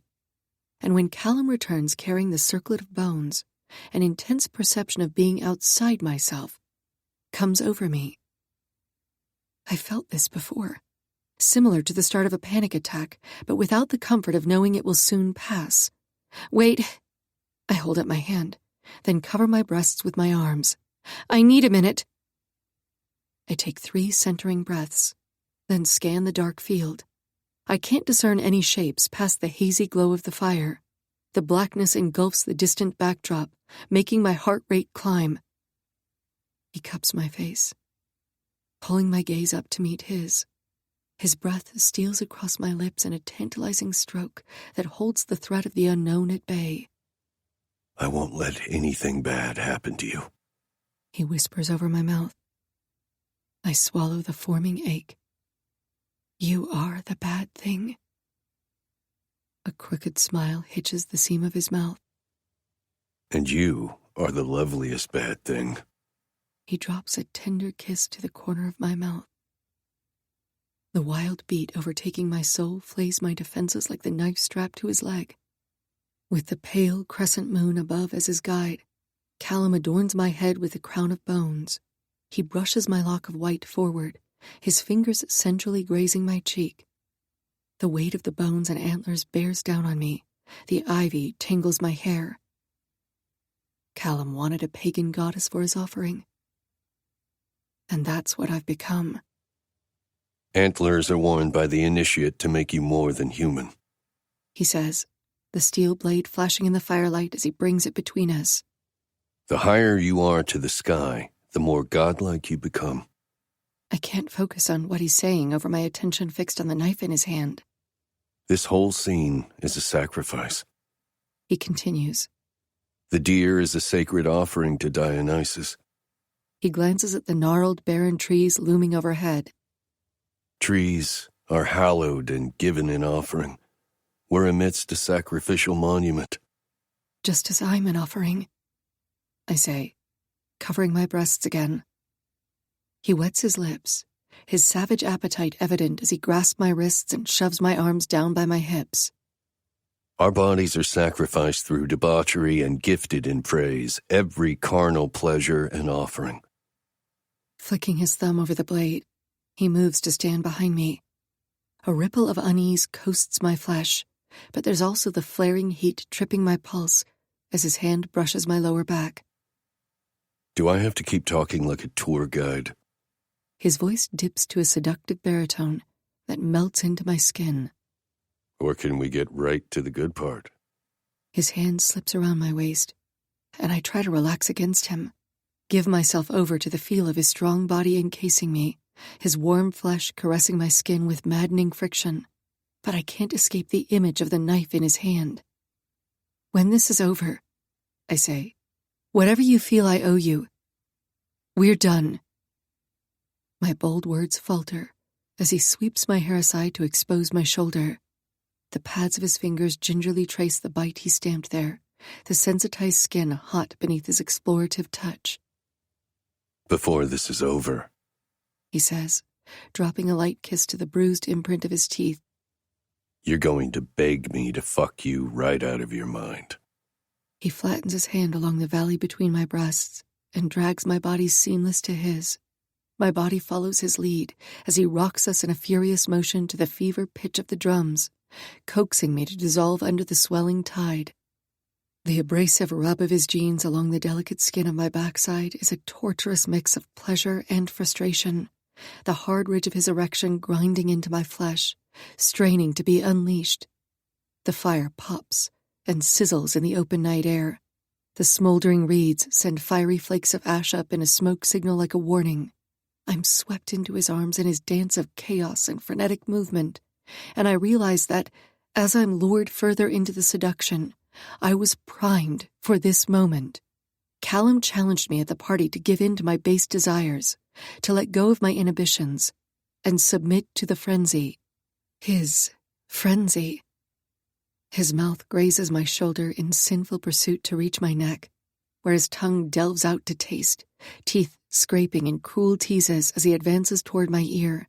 The heavy pant of his breath caresses the shell of my ear, the sound erotic, the sensual feel lulling my eyes closed.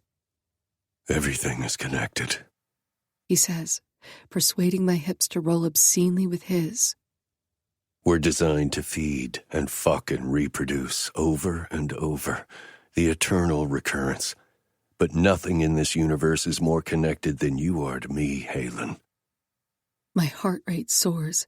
A heavy whoosh fills my ears. Kallum releases me and walks around to stand in front. I still my body, waiting. He guides me to my knees, the sodden earth cold against my skin. As he looks down on me, he inhales a deep breath, the skull on his chest rising in the firelight. Touch yourself, he commands. My mouth parts as anxiety bites my nerves. Kallum glides his tongue over the seam of his lips as he openly eyes my naked body. Either you're going to fuck yourself right now, Halen, or I'm going to fuck you. He's aggressive, vulgar, and my body should not be responding to his filthy words, but the heat pooling between my thighs flushes my face. As I tentatively slip my hand down my belly, Kallum takes a step back to absorb the full view. At the feel of my fingertips descending over my clit, my hips involuntarily rock. Breathing staggered, I keep my gaze aimed on Kallum as I give him exactly what he wants. He harbors no shame as he brazenly drops the hand holding the knife to his side and proceeds to use his free hand to rub his cock over his jeans. The sight is lewd, and it sends a blistering shot of arousal straight to my core. Undulating my hips faster, I arch my back, my fingers seeking the needy spot between my slick lips. The night cloaks us, enabling these depraved yearnings, and I can't deny how badly I crave his touch. How, when he lowers the zipper of his jeans to free himself, the sight of his thick, hard cock makes me whimper. I bite down on my lip to stifle the sound, unable to take my gaze off Kallum as he fists the base of his shaft and strokes himself to the tip. My knees dig into the mud as I spread my thighs wider, driving the throbbing ache deeper. With a feral hunger, Kallum bares his teeth and drops to his knees right before me, making my heart batter my chest. He reaches for the bottle and, tunneling a hand into my hair beneath the crown of bones, he forces my back to arch farther as he spills the wine over my breasts. He dips lower and licks a blazing trail over my chest, down around my erect nipple, his teeth grazing the sensitive bud. My whole body ignites. Untamed need curls in my belly as I finger myself, his fire singeing my skin everywhere he touches. God, you're so fucking beautiful. Perfect. His praise envelops me in a heated current, dissolving all restraint as I become pliant to his will. You make me fucking crazy. Bowing my back further, he tenderly guides a hand down my chest, discovering every aching zone of my body calling out to him. He dips me back, brings me forward, rocking us in a dizzying motion as the pulsing, demanding ache swells with need to be sated. The feel of his cock grinding against my stomach is torturous, and I'm so wet and swollen, my fingers slip and struggle to give my body what it needs. Touch me, Kallum. Inside. I'm not aware the plea has left my mouth until Kallum unleashes a fierce growl. His eyes blaze hotter than the fire as he draws me upright. Then he's moving behind me and pulling my back to his chest. He pushes his hand between my thighs. The arched heel of his hand brushes along my slit, and my core clenches around the intense and almost painful ache. My body responds to the erotic sensation as wet heat saturates my folds. Kallum glides his thumb ring over the sensitive flesh to provoke a moan. His low growl is a primal response to the feel of my arousal, and it resonates in my chest to trap my breath. Breathe. He issues the command, and as I drag in a hastened breath to fill my starved lungs, an image flickers across my vision. Kallum's clashing gaze wide and staring into me, blood staining his hands. Breathe, mouthed from his lips. Blinking rapidly to beat back the image, I reach for a stable breath to control the tremor stealing through me. The knock of the drums increases, and a surge of adrenaline rushes my blood. My head goes light, disorienting as if I'm drugged. Kallum's hands travel my body in frantic search, touching, groping, desperate to claim all of me at once. I roll my head along his chest, trying to latch on to some rational thought. It's too much. Going too far. I reach up to remove the circlet, but Kallum traps my wrist. He braces my arm along my hip, then the sudden touch of cold steel on my flesh fires through my body with a jolt of alarm. The blade flattens against my stomach, and my belly flinches with an instinctive tremor to contract my muscles. The intense, resulting pleasure that clenches deep inside almost shatters me.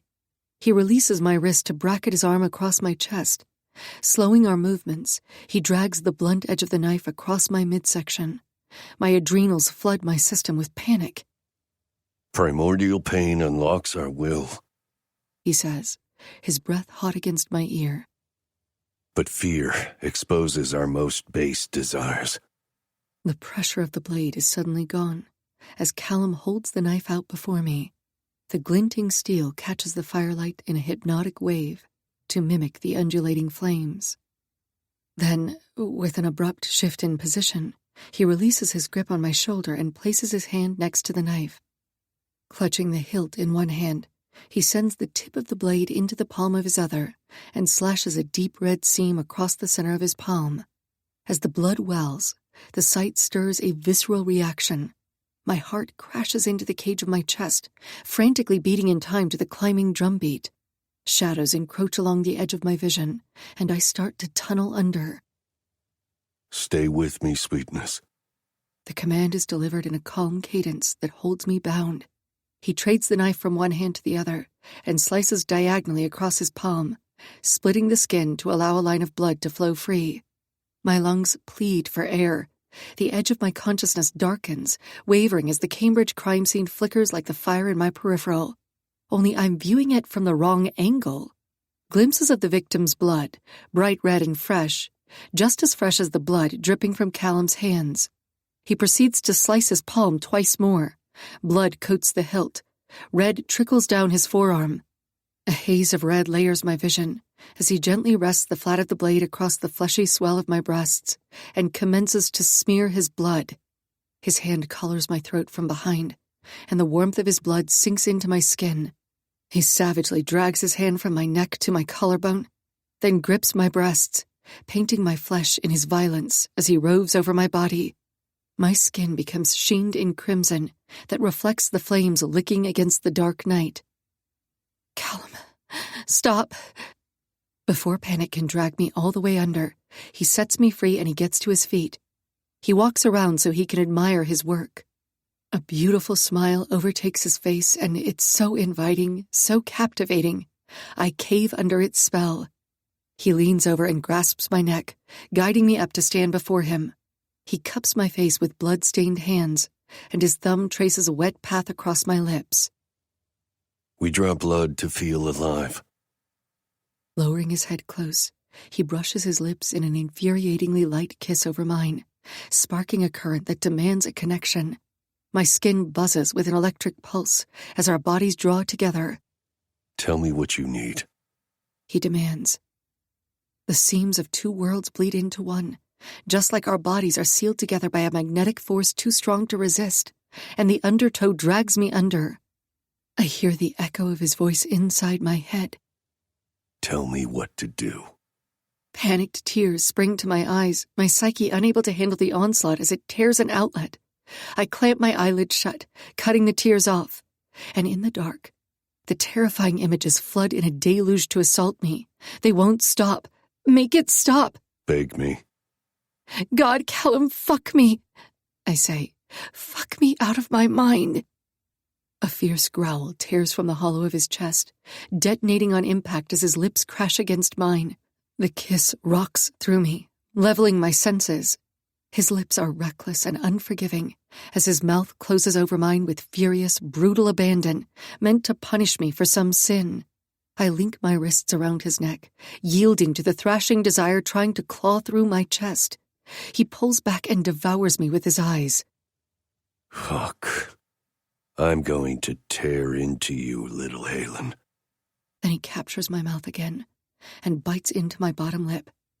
Gripping the backs of my thighs, he hauls me into his arms. The knife hilt digs into my thigh as Kallum carries me toward the cropping of trees. Rough bark scrapes my back, where he presses me against the tree, his body bracing mine. His fingers seek my heated, wet folds as his mouth searches out the pulse point in my neck. The circlet shifts off center as I arch against him, lifting my head to give him full access. As his fingers plunder around my seam, he bites my flesh, drawing forth a throaty moan. I'm lost to the feel, vibrating on a charged current, all fear and elusive images chased into the shadows of my mind. And I let his frantic touches and feverish kisses hold them back like a dam. My feet are placed to the earth while Kallum kisses me sensually, stealing the last dregs of my breath. I don't realize what's happening until I feel coarse rope bind my wrists. Then my arms are wrenched above my head. My blood careens against my arteries. I struggle until Kallum grips my jaw. His eyes, raging blue and green flames, hold me captive. For my protection, he says. And confusion draws my eyebrows together as he places another searing kiss to my lips before he backs away. Trust me. I don't. I can't trust him, not ever. But all too soon my wrists are bound and tied to the tree, and I'm pushing against the tide again. The cuts on Kallum's palms are friction over my heated, sensitized flesh as he worshipfully caresses my breasts. He takes my nipple into his mouth, teeth teasing the bud, and sending me back to the safe harbor of my mind. The surrender consumes me. I'm trembling as he maps every plane of my body, painting my skin like it's his canvas. He lowers to his knees and pulls my leg over his shoulder to spread me wide. I'm bathed by the moon and fire, wine and blood, adorned in bones. And a soulless demon is feasting on my flesh. But I've never felt so protected, safe. And I give in to the stir of frenzy. My body rolls with the erotic flow of the current, my mind delving to where base desires flourish in the dark. As Kallum ravishes my body, the torrid flames ensnare me, until I feel the piercing bite of the blade break my skin. Breath bated. I look down, as he wields the knife to carve my flesh. My leg trapped against his shoulder, Kallum marks the uppermost part of my inner thigh, right below the seam of my leg, the exact location I pointed out to him. I moan through the pain. The sharp cuts send a shot of arousal to my core, slicing through the dull ache that encases me. I watch in shocked awe as he shapes the sigil with the tip of the blade, the same design he carries on his chest. You're mine, he whispers across the inflamed skin. Come back to me. Then he licks the wound. His tongue traces the bloody lines of the sigil before he licks a path to the neediest part of me. I close my eyes, my head falling back against the solid support of the tree. I let the wild emotions tear through me as Kallum licks and sucks and devours. I grind against his mouth in shameless, brazen undulations of my hips. His fingers push inside me with no preamble, and I suck in a breath at the salaciously full feeling as my inner walls pulse against his expert rhythmic plunges. As his tongue swirls torturously over my clit, I turn my head to the side and pant against my arm. An intense pull in my lower back grips me, that delicious tingling webs over my skin, and I clench so hard around his fingers I almost break. I'm so wet. I can hear the sound as Kallum removes his fingers, and I can't help but look down. My breath stalls, as a cold prickling sensation sheathes me in alarm. The intensity of Kallum's hungry gaze meets mine as he pushes his blood-coated fingers into his mouth. The earth beneath me all but vanishes. That's not possible. I strain to see if it's the blood stemming from his palm or my thigh, but all logical deduction ceases when I see the trail of red dripping down my other leg. How? My voice breaks around the word. You're mine, Halen. You belong with me. His fingers plunge inside me again, his mouth stealing my fear as his tongue flicks over my swollen clit. He laps, sinfully devouring me and feasting on my blood. Any rational thought is too far out of reach. I can't think about the accident or loss, so much loss, or the fact I was never supposed to bleed again. Not when Kallum is taking me to the edge, and not when the eerie sensation creeps through my senses and drags my gaze to the dark field. His savage growl precedes his advance as he rises to stand, capturing me in a brutal hold as he grips the backs of my thighs. His pants are lowered, the need to be connected so demanding he didn't waste time removing them. The smooth head of his cock notches against my soaked entrance. My core clenches in anticipation. The ropes cut into my wrists as Kallum lifts me effortlessly and wraps my legs around his hips. A suspended second, where our eyes connect, where I dissolve under the crashing wave of his heated, ravenous gaze, and he sinks inside me in one forceful thrust. A cry rips from my mouth as he fills me completely, the fullness so intense a shiver racks my body. Fuck. You're perfect. His praise rolls into a harsh groan as he pushes deep inside, spreading my walls to take all of him. The sharp bones of the circlet scrape my arms as I tense, my inner walls contracting to hold him within me. His heavy breaths fall over my lips as he rocks out and thrusts in once more. His pace speeds, his biceps flexed in stunning taut lines that display his dark tattoos like his body is an art exhibition. The stag's skull moves and flexes with his increased rhythm, and I have the fierce desire to trace the curves before my mind is pulled under the pleasurable current. He secures an arm around my lower back, angling me where he wants me, as he fucks brutally, passionately, giving me what I pleaded for, fucking me right out of my mind. No pain, no apathy, no dull ache, burying me under my past. I'm all blistering fire and honed pleasure and unadulterated lust. Kallum clamps his other hand around my nape as he searches out the soft junction of my neck where he sinks his teeth. My body grinds against his in desperate need to heighten the friction until we combust.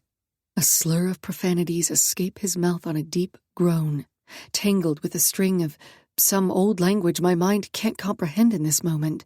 But it does something violent and dangerously erotic to me, and I moan loudly against his ear. He sucks at my breast, trapping my nipple between his teeth. You're so goddamn perfect for me, he says, his gaze flicking up to snare mine. These beautiful breasts were created for me. This fucking perfect pussy. He ruts into me on a decimating thrust. Mine to destroy. Oh, fuck, that's it. Take all of me. His thrusts speed faster, devastating my sanity. I want to see how beautifully you come for me. Kallum. His name is a desperate plea as heat snakes up my back and every erogenous zone on my body lights up.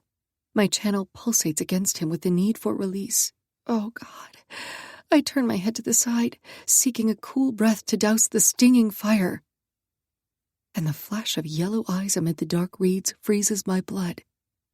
The pending orgasm hurls through my spiraling fear as I frantically search the darkness. The golden glow of eyes blink in pairs, dotting the perimeter. Then I see the branches move. Kallum, he grunts, hips bucking aggressively between my thighs to tear any lucid thought from my mind. My inner walls clench around him, driving him into a fury of wild thrusts. As the branches shift in the reeds, I realize with a satisfying rush of relief, they're antlers. Deer rustle in the marsh, their eyes flashing with firelight. Pure relief floods my system, and adrenaline rushes my arteries to send me careening toward the edge. "Oh God, Kallum!" I cry out as the orgasm crashes through me. And Kallum is there to answer. "Fucking see God, sweetness. You're mine. Say it," he demands as he stares into my eyes. He's all carnal sin and lust as he relentlessly thrusts inside me. "I'm yours," I say, my voice broken by a moan as he ruts into me, stealing the last of my breath. Kallum fucks with a savage frenzy as he claims me. Rock hard and engorged, his cock pulses against my inner walls, and I feel the moment he breaks. His growl vibrates over my skin, taking me over the edge with him. He lowers his head to my chest and bites the flesh of my breast, the pain tensing me around him and urging another orgasm as the pleasure peaks. I ride him with needy rolls of my hips as he thrusts inside me once more, holding himself deep as the last of his orgasm throbs between us. As I come down, I scan the field of flashing yellow deer eyes and land on a giant set of antlers.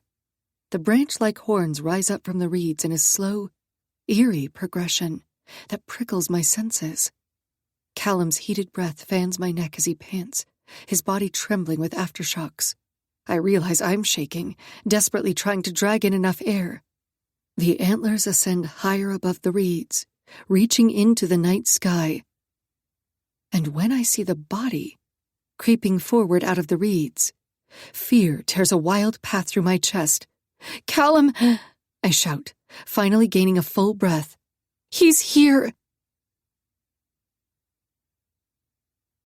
Chapter 14. Chaos of the Heart. Halen. Fear can be a potent aphrodisiac. Fear heightens our senses, sends a rush of adrenaline to our heart. Every nerve in the body is stimulated. The onslaught of rousing heat fires into a frenzied climax. As my mind comprehends the danger, my body clings to the moment of bliss, the pure, rapturous experience of a suspended moment where I exist on another plane.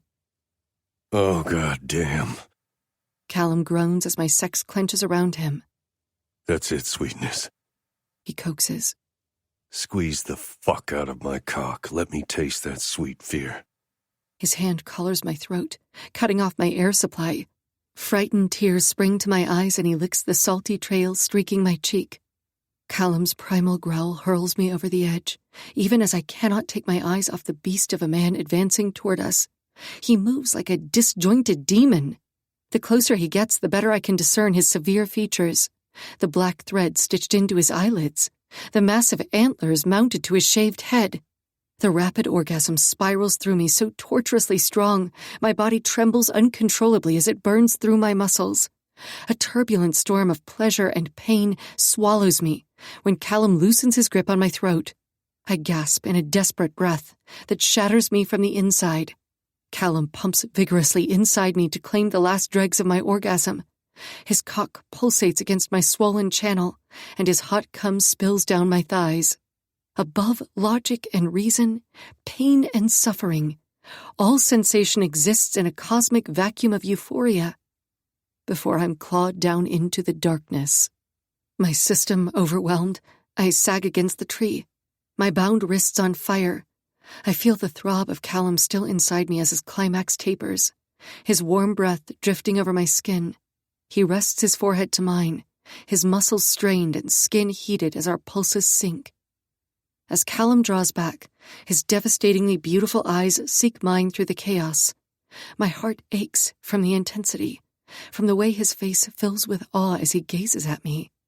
He licks his lips and captures my mouth in a brutally demanding kiss that constricts my heart.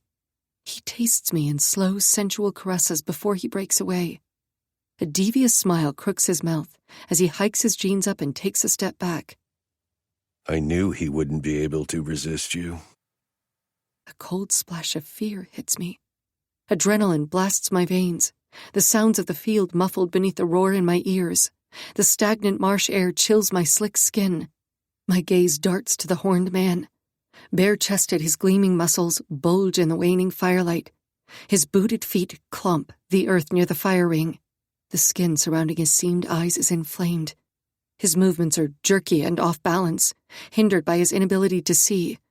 But he utilizes his other senses as he progresses with deliberate steps around the sizzling hiss of cinders and heat. The fine hairs on my body bristle at the inhuman sight of him. The Overman. Kallum turns to gauge the intruder. Fuck, he's big. Yanking my wrists against the binding, I try to loosen the rope. Untie me, I demand. He spares me a quick glance before he lowers himself to the ground to grab the discarded knife. Relief uncoils the tension threading my spine as I wait to be set free. Until Kallum sets off in the direction of the man. My heart plummets. I struggle harder to free myself. Callum's cut form stalks in careful measured steps toward the center of the cleared circle, where the dwindling fire provides enough light to make out the horned man's brawny build. He stands opposite Kallum, towering by almost a foot. The antlers give him another 2 to 3 feet over Kallum. He's not a monster, yet he is monstrous. He's a mortal man who believes he's invoked the horned god and has become divine in a bestial form. He exerts power and strength in every flexed muscle of his intimidating physique. His biceps are enormous. His thighs are sharply defined along his jeans. Kallum creeps toward the offender, wielding the knife in a sure grip. The knife carrying our blood. The DNA evidence that will be left on the perpetrator and traced back to us if he injures him, or worse. This man could be the only way to locate the victims. The horned man shifts his attention in Callum's direction, and my heart flips inside my chest. Kallum, no! I shout, futilely twisting against the rope. The victims! I cry out as I tear one of my hands free of the rope. Breath caught in my aching lungs, I watch Kallum take a swipe at the beast. Angling backward out of reach, the horned man barely evades the attack. My relief is short, as a guttural roar is unleashed from the offender. I shiver, my blood icing my veins. The giant man brings his large hands together to trap Callum's neck. Hefting Kallum off the ground, the horned beast lifts him into the air by his throat with inhuman strength. The knife never makes contact. As the offender throws Kallum to the ground with such force, I feel the vibration in the soles of my feet. A scream wrenches from my gut. My vision wavers along the borders as the beast turns his fury in my direction. Chest rising with my desperate attempt to fill my lungs, I rush to untie my other wrist. My fingers are numb and clumsy as I fight the knot, my wide gaze staying locked on the stitched eyes. He charges straight for me. My hand slips free of the rope, and I drop to my haunches. Naked and shivering, I sink my fingers into the damp earth. The horned man with no eyes barrels forward. His feet thump the ground in heavy beats, sounding louder and speeding faster than the distant drumbeat floating through his ritual ground. As he nears, he staggers off kilter, before righting and correcting course. I take advantage of his misstep and glance around in search of a weapon. Nothing within reach. I look down at my fingers dug into the mud, at the rope. My vision flickers, swapping the sight with an image of another object in my hand. A tire iron. A jolt of alarm pierces the disturbing imagery, and I'm yanked back into the present as his roar shatters the nightmare. I glance at Kallum, splayed out on the ground. I'm facing the beast alone, and as he draws near, I don't think. I grab the rope. Stilling my breaths, I try to control the tremble of my body. I don't make a sound as his booted feet enter my line of sight. Slowly, I track my gaze up his large physique. He stares down at me with those empty, stitched sockets, his bare chest heaving. His nostrils flare right before he sways to the right. I drag in a quick breath. I grip the rope. He takes hold of one of the slender fawn antlers on my crown. He traces the curve of the bone with reverent curiosity, then inhales deeply, as if he's sniffing me. With a queasy tumble to my stomach, I realize what he's scenting. My blood. Warmth trickles down my thigh, and I squeeze my legs together. A tremor ricochets through my body, but I try to keep still. Confusion etches the man's chiseled features, and he tilts his head. He sways again and staggers, releasing the antler. I don't waste time wondering what's wrong. Whether he's intoxicated or wounded, I seize the opportunity to wrap the rope around his ankle. Using the force of my whole body to dislodge him, I fall backward and bring the beast to the ground with me. Half of his weight lands on my legs, pinning me to the earth. A savage panic rises up from the shadowy trenches of my mind. The fear of being trapped, helpless, attacked, lights a wick of desperation and fury. Coated in wine and mud and blood, I wrestle my legs from beneath and climb atop his chest like a wild animal. We are two horned beasts battling for dominance. This man fears death. That is my only advantage. His massive body quakes beneath me as his hands flail in frantic search. I hunker low to his torso and secure the rope around his thick neck. My vision goes dark. The fading embers of the fire cast eerie silhouettes against the veil, obscuring my sight like a dreamy shadow play.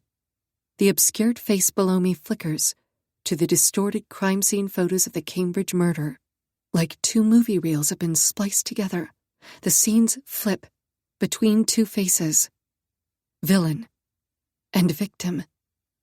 The rope gripped in my hands morphs into a tire iron. Blood. So much blood. I'm thrust out of the vision. As I feel a large hand clamp my throat, I tighten my grip on the rope until my palms burn and his roar rattles my eardrums. His hands throttle my neck, cutting off my supply of air. Pressure builds at my temples. My eye sockets ache. Panic fists my lungs until I lose feeling of the rope in my hands, and I know I'm going to die.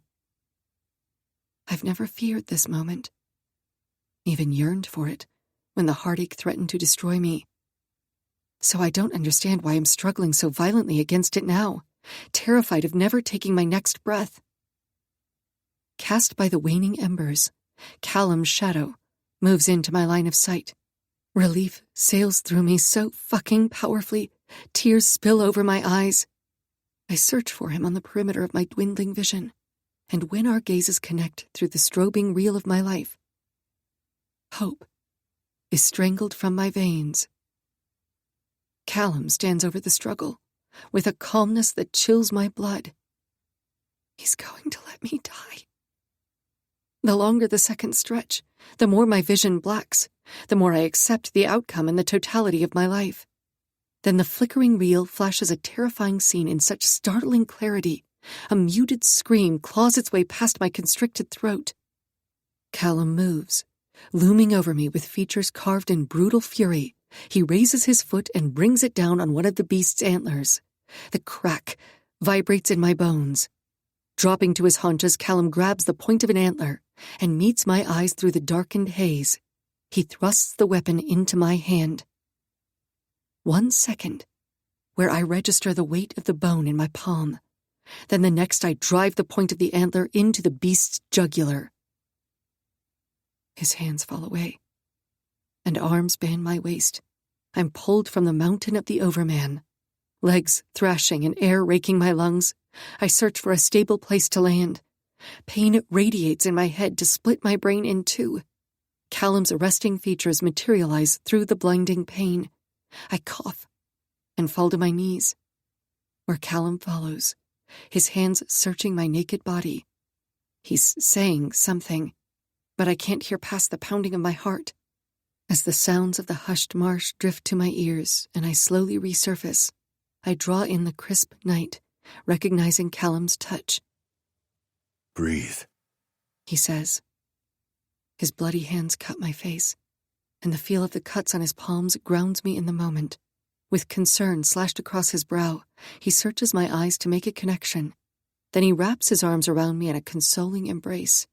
I feel safe for a fleeting moment, until the memory shatters the illusion. The memory of when Kallum first told me to breathe is so sharp. On reflex, I push away. In my mind's eye, I see Kallum standing in the dark. The dim light from lampposts illuminate his profile. He's holding my face between his palms, his clashing gaze trying to break through the fog. There's a body. My throat raw, I strain to talk. Oh, God. My head whips around, the sudden fear of what I've done crashing over me. Splayed on the muddy ground, The man's giant body is racked with tremors as he holds the broken antler lodged in his neck. The antlers that terrified me, as they rose amid a field of deer, spear the earth as he sputters and coughs. A foamy white substance bubbles in his parted mouth. I strangled him. I stabbed him. Acute terror punches my chest. I killed him. No, you didn't. Kallum's sure voice draws me further out of my confused state. He was seizing before you attacked him. The vile substance that leaks from the man's mouth matches Kallum's claim. I drive my hands into my blood-matted, tangled hair. The circlet of bones lies on the muddy earth next to the convulsing man. I'm filthy and covered in dirt and wine and blood. I still feel Kallum inside me. He's still so deep beneath my skin. The present slams against the images in my mind, shaping a macabre scene that pitches my stomach. Thoughts racing as fast as my heart, I lower my hand and stare at my palm, dazed, as the memory of my nightmare crests above the ensuing anxiety. The tire iron was in my hand. He was as good as dead before you impaled him, Kallum says, ripping me out of my tunneling vision. He climbs to his feet and then hunkers near the suspect. You're fierce, Sweetness, but this brute is next level. As I study the foamy substance coating the suspect's mouth, only one logical explanation breaks through my spiraling thoughts. Hemlock poisoning, I say. Kallum turns a guarded look on me. That'd be my guess. I stare into his eyes. You... I swallow hard. The tightness in my neck feels like hands still throttle my airway. You made me stab him. He hikes an eyebrow in amusement. You're welcome. He saved me. But first he watched me nearly die. Kallum stands and grasps the back of his neck. Fuck, he shook me like I weighed nothing. As my body accepts I'm no longer in danger, the adrenaline coursing my bloodstream begins to ebb, leaving me painfully aware of every wound and bruise. Converging memories still fight for control in the space of my head. The two timelines bleed together until I'm forced to ask, what is wrong with me? Turning his full attention on me, Kallum absorbs my entire state of being before he walks away, saying nothing. I look down at the man again. He's no longer seizing. A ribbon of foamy saliva streams down his thick neck. His face is twisted in a horrific expression. He looks every bit a monster. I recall when I told Detective Emmons that I'd seen a lot. I'd never seen or felt anything more terrifying than what I'm experiencing in this moment. He's dead, I say. Uttering a curse, I swipe a hand over my face. Every nerve ending in my body fires at once, eliciting a prickling sensation beneath my skin. I can't process the ramifications right now. This man is the potential suspect Alistair's team is searching for, and he's dead, possibly poisoned by his own crop of hemlock. The victims are still out there.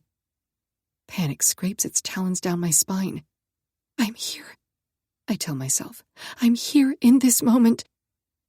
The sudden onset of the panic attack grips me in a vice, crushing my chest. My head is light and dizzy, and nothing feels real. I touch my forearm, feel the scar, look at the script. Reciting the mantra over and over inside my head, I start to feel my heart rate calm. Focus on the present. Tend to my garden. Do the work. He could have a clue on his person.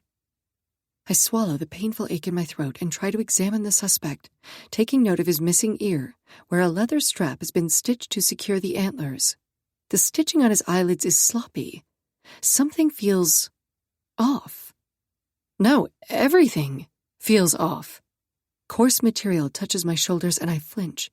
Kallum drapes the bathrobe around me. I didn't realize until just this moment how badly I'm shaking. Because even as I try to process being attacked by a terrifying beast man, there is something far more sinister vying for my attention. From the second Kallum sliced his palms and bathed me in his blood, flashes of another life, someone else's memories, started assaulting my mind. I cross my arms and turn to face him. Why am I seeing your memories of the man you murdered? It's Wellington's bloody and mutilated face that keeps surfacing to drag me under. Not my memories. Kallum stands before me, his expression grave. You purged it from your mind. A cold weight bears down on me. For once, Kallum, I need you to be clear, to tell me the fucking truth. What the fuck have you done to me? I said I'd be an open book to you. He says, his tone too calm. I've never told you a lie. Fury ignites in my chest. Maybe you even believe that, I say, shouldering past him. I need to call this in. As I take off in search of my phone, he grabs my wrist. You asked me to charge a sigil on your body, Halen. The conviction in his voice draws my gaze to his. I put it right here. He grazes the pad of his finger along the curve of my shoulder and neck, right over the bite mark. My chest rises and falls in frantic rhythm to the fierce drumming of my heart. Your delusions have escalated. But even as the accusation hits the air, the images are taking shape in the dark hollow of my mind. I shake my head, trying to force the imagery out. You drugged me, I accuse, pointing to the discarded wine bottle. You somehow planted this absurd false memory in my head. You've done something to me. Only the sharply filed pieces of the puzzle won't stop snapping together. They form so quickly, coming together to create a terrifying and morbid picture I can never unsee. Kallum keeps hold of my wrist, his fingers pressed to my pulse point. This happened to you, Halen. I was there. My mind tunnels as the vision overlays the dark world around me. From a grainy black and white film to a crisp, full-color motion picture with surround sound, it plays back in cruel clarity. I swallow the acid burning my throat. There's something missing, I say, my voice quivering. But you remember enough. Glancing at my hand, I envision the tool from Wellington's car, the lug wrench from the back seat. As the world tilts, I find Kallum's clashing eyes. This isn't real. He lifts his chin, the contours of his face cut in serious edges. I'd never seen a more beautiful creature, all fury and frenzy and passion. But how? I demand. How could you see me? I'm the one who helped you stage the scene. The flash of memory attacks. The blood on Kallum's hands. I blink it back, and the images flicker between the cuts he administered tonight and the red staining his palms in the dark. After he severed the head. Oh, God. I touch my forehead. My head is splitting in two. Stomach roiling, I squeeze my eyes closed and wrap an arm around my waist, as if I can stave off the sickness. No, no. I repeat the word, not believing my own mind. Everything is off. This is a dream, a goddamn nightmare. I bled tonight. I was bleeding, even though a doctor told me I never would again. This isn't happening. What happened that day, Halen? The day you left the crime scene? His question reaches beyond the bounds of my anxiety and plucks the memory from the furrow of my psyche. What happened on that day in particular? Kallum continues. To make you get in your car and drive 20 minutes away from your case and attack a stranger. The calming cadence of his voice centers me, and it feels like he's waited a long time to ask me this. Despite my reflexive impulse to deny the allegation, I think back to that moment in time. I was buried in the Harbinger case. I was breathing it, delving deep, because the alternative was to suffer the debilitating guilt of not visiting my parents' gravesite on the anniversary of their death. But it had only been 4 months since I lost Jackson, and I was more alone on that day, more heartsick than at his funeral. I was raw, bitter, angry, and I couldn't escape. Everything was a reminder of what had been stolen. Their alma mater was only a short drive away. I remember I had thought I could visit their college at least. That would be less painful than seeing their graves. They had met at a concert, a Van Halen show, and then discovered they'd been attending the same school for 3 years. That was their story, their meet-cute. The reason for my name. I had thought of driving to the university, but I never went. I remember the gnawing guilt, because I was relieved to be buried in the high-profile case. Then, the next day, I got the call about the Cambridge murder, a scene that would forever taint my memories of my parents and embolden me to take the stand against the murderer. The memory is faded and fuzzy around the edges. I blink it away, finding Kallum's eyes. I shake my head, refusing to play into his psychosis.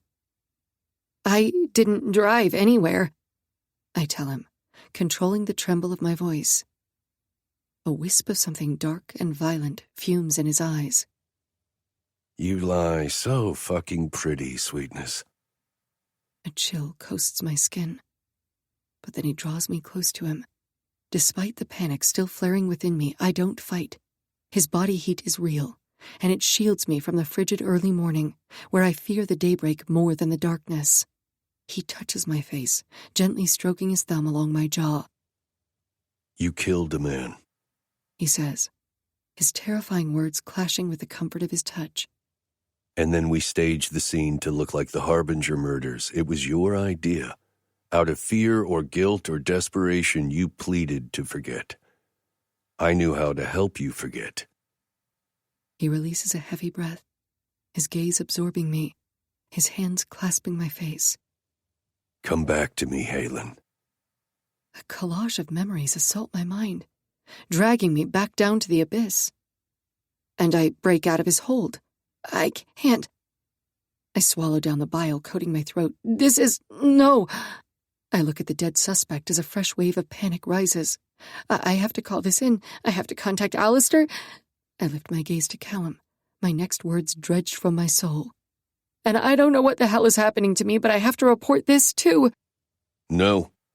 Kallum issues the command with flashing eyes.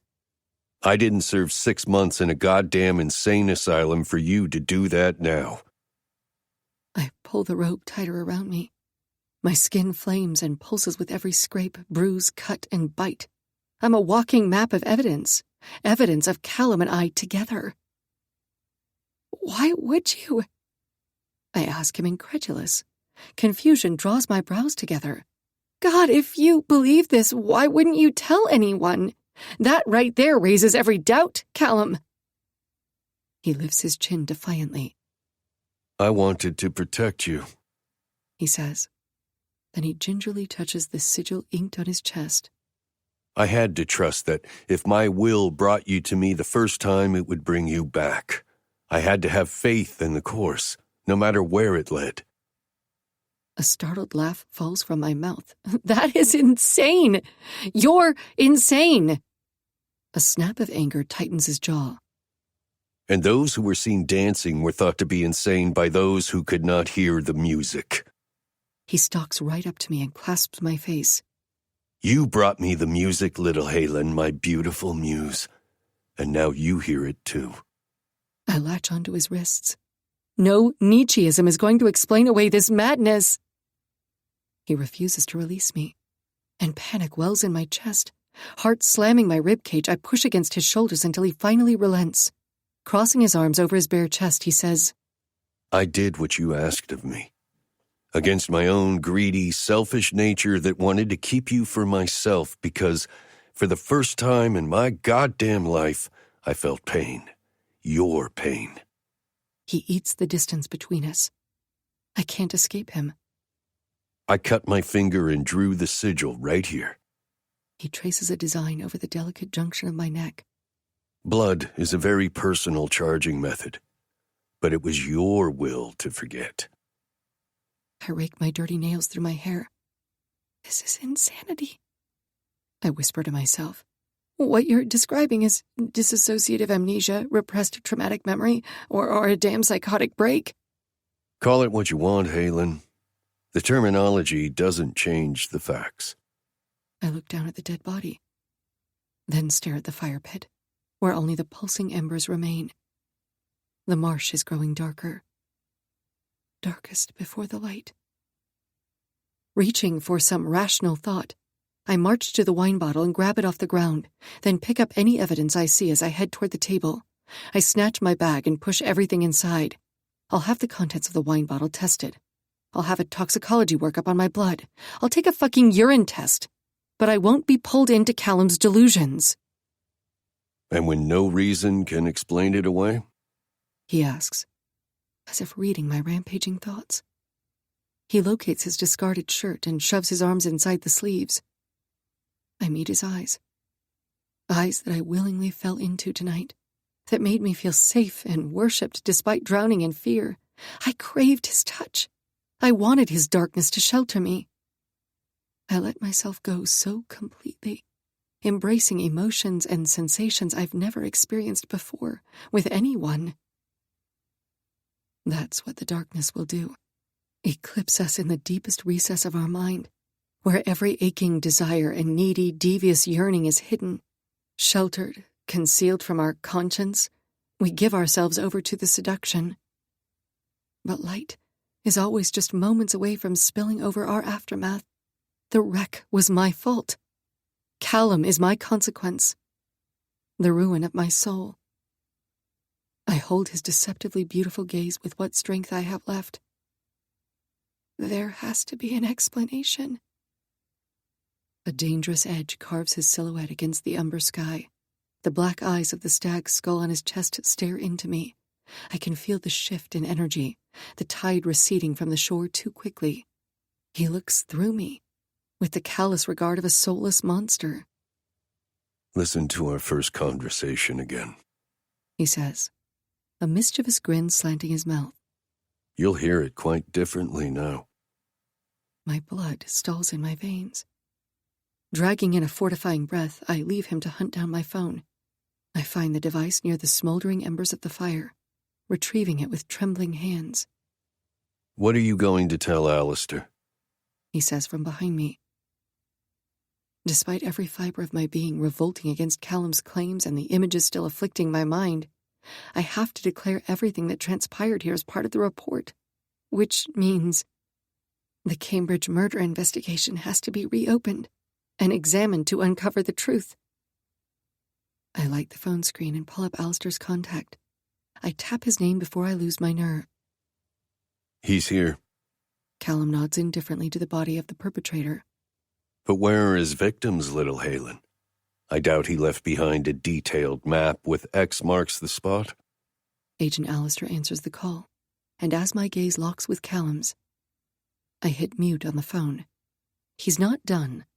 He always has something up his sleeve, just like a cunning illusionist. He advances toward me, his lethal form stalking me like prey.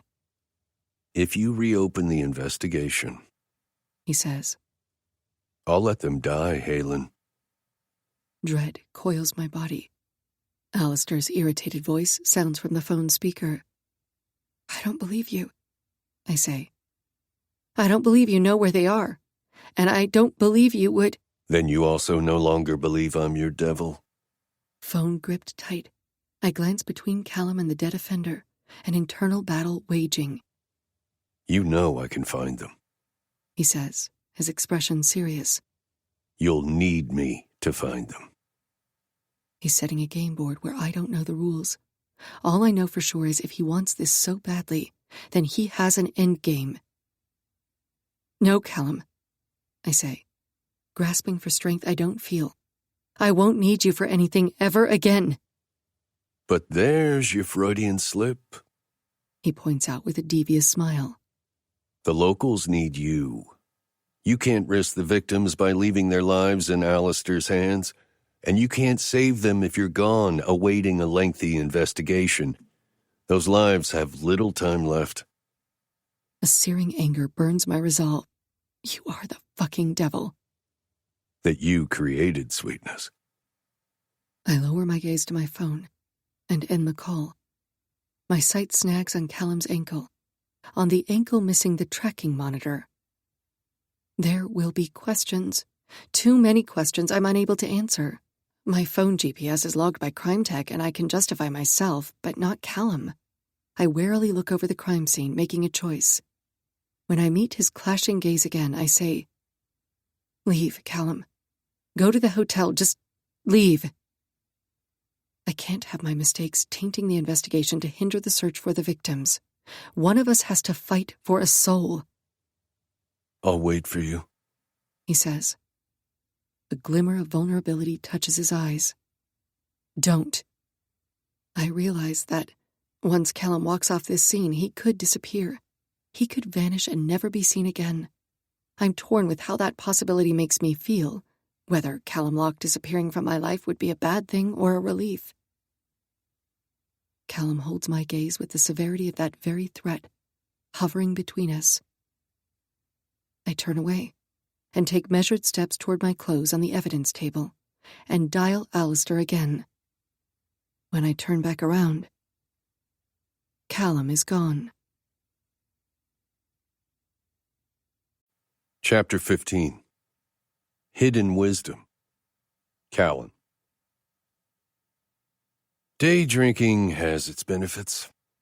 Like, say, when an infuriatingly maddening scent is embedded in your pores and the only way to gain a clear thought is to drink your wits away. Ironic.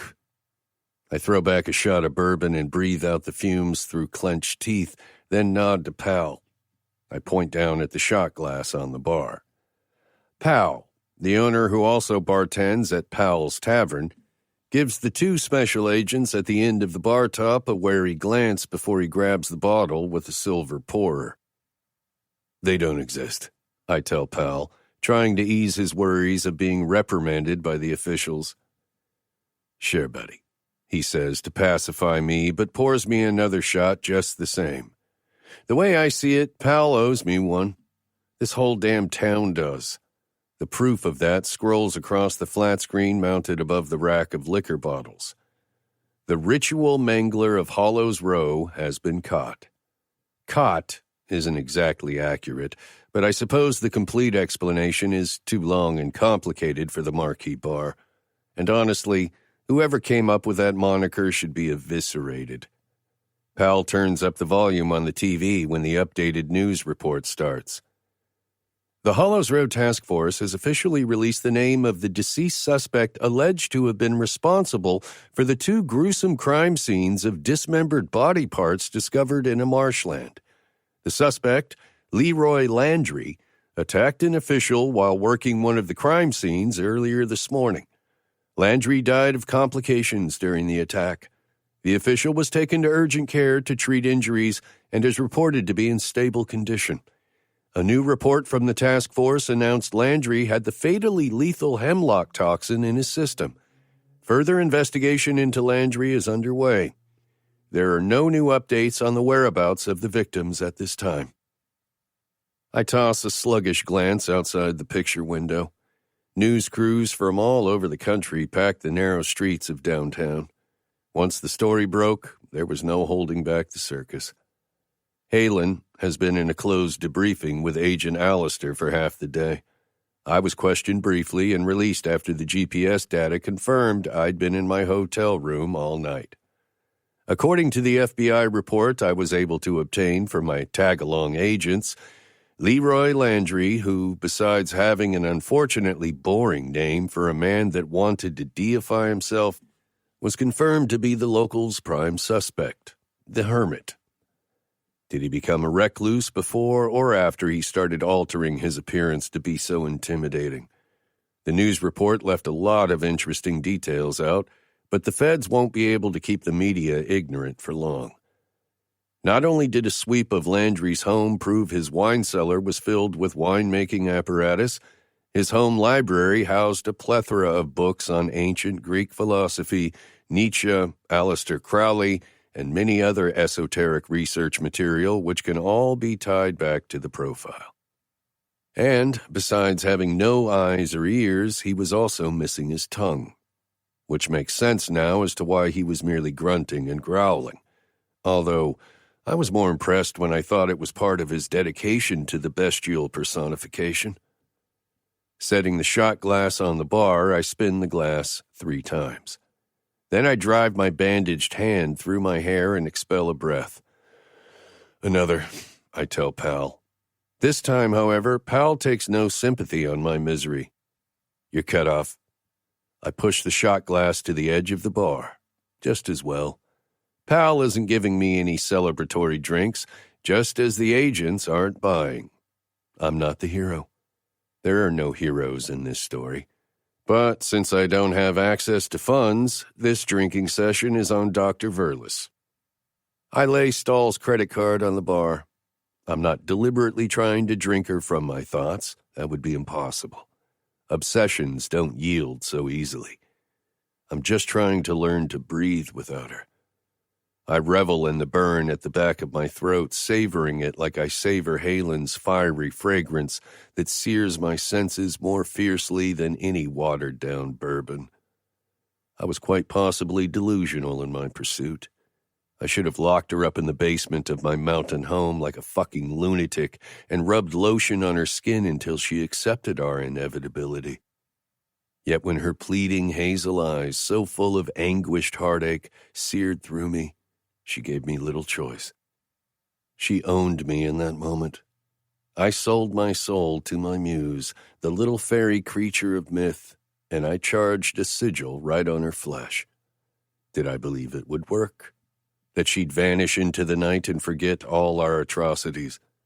There was just enough curiosity left inside me to say, fuck it, let's see what happens. Here's the truth of it. No matter the method of practice or conjuring, whether you're a believer or agnostic, it all comes down to the will to power. Nietzsche's mind over matter. Or, as Aleister Crowley, one of Nietzsche's most devoted disciples, stated, every intentional act is a magical act. The mind is the most powerful form of sorcery in this world, and I intentionally acted on my desire to will her into my life. Maybe I gave the powers that be a helping hand also, but, as I've said, patience is not my virtue. Even the fates need a nudge in the right direction.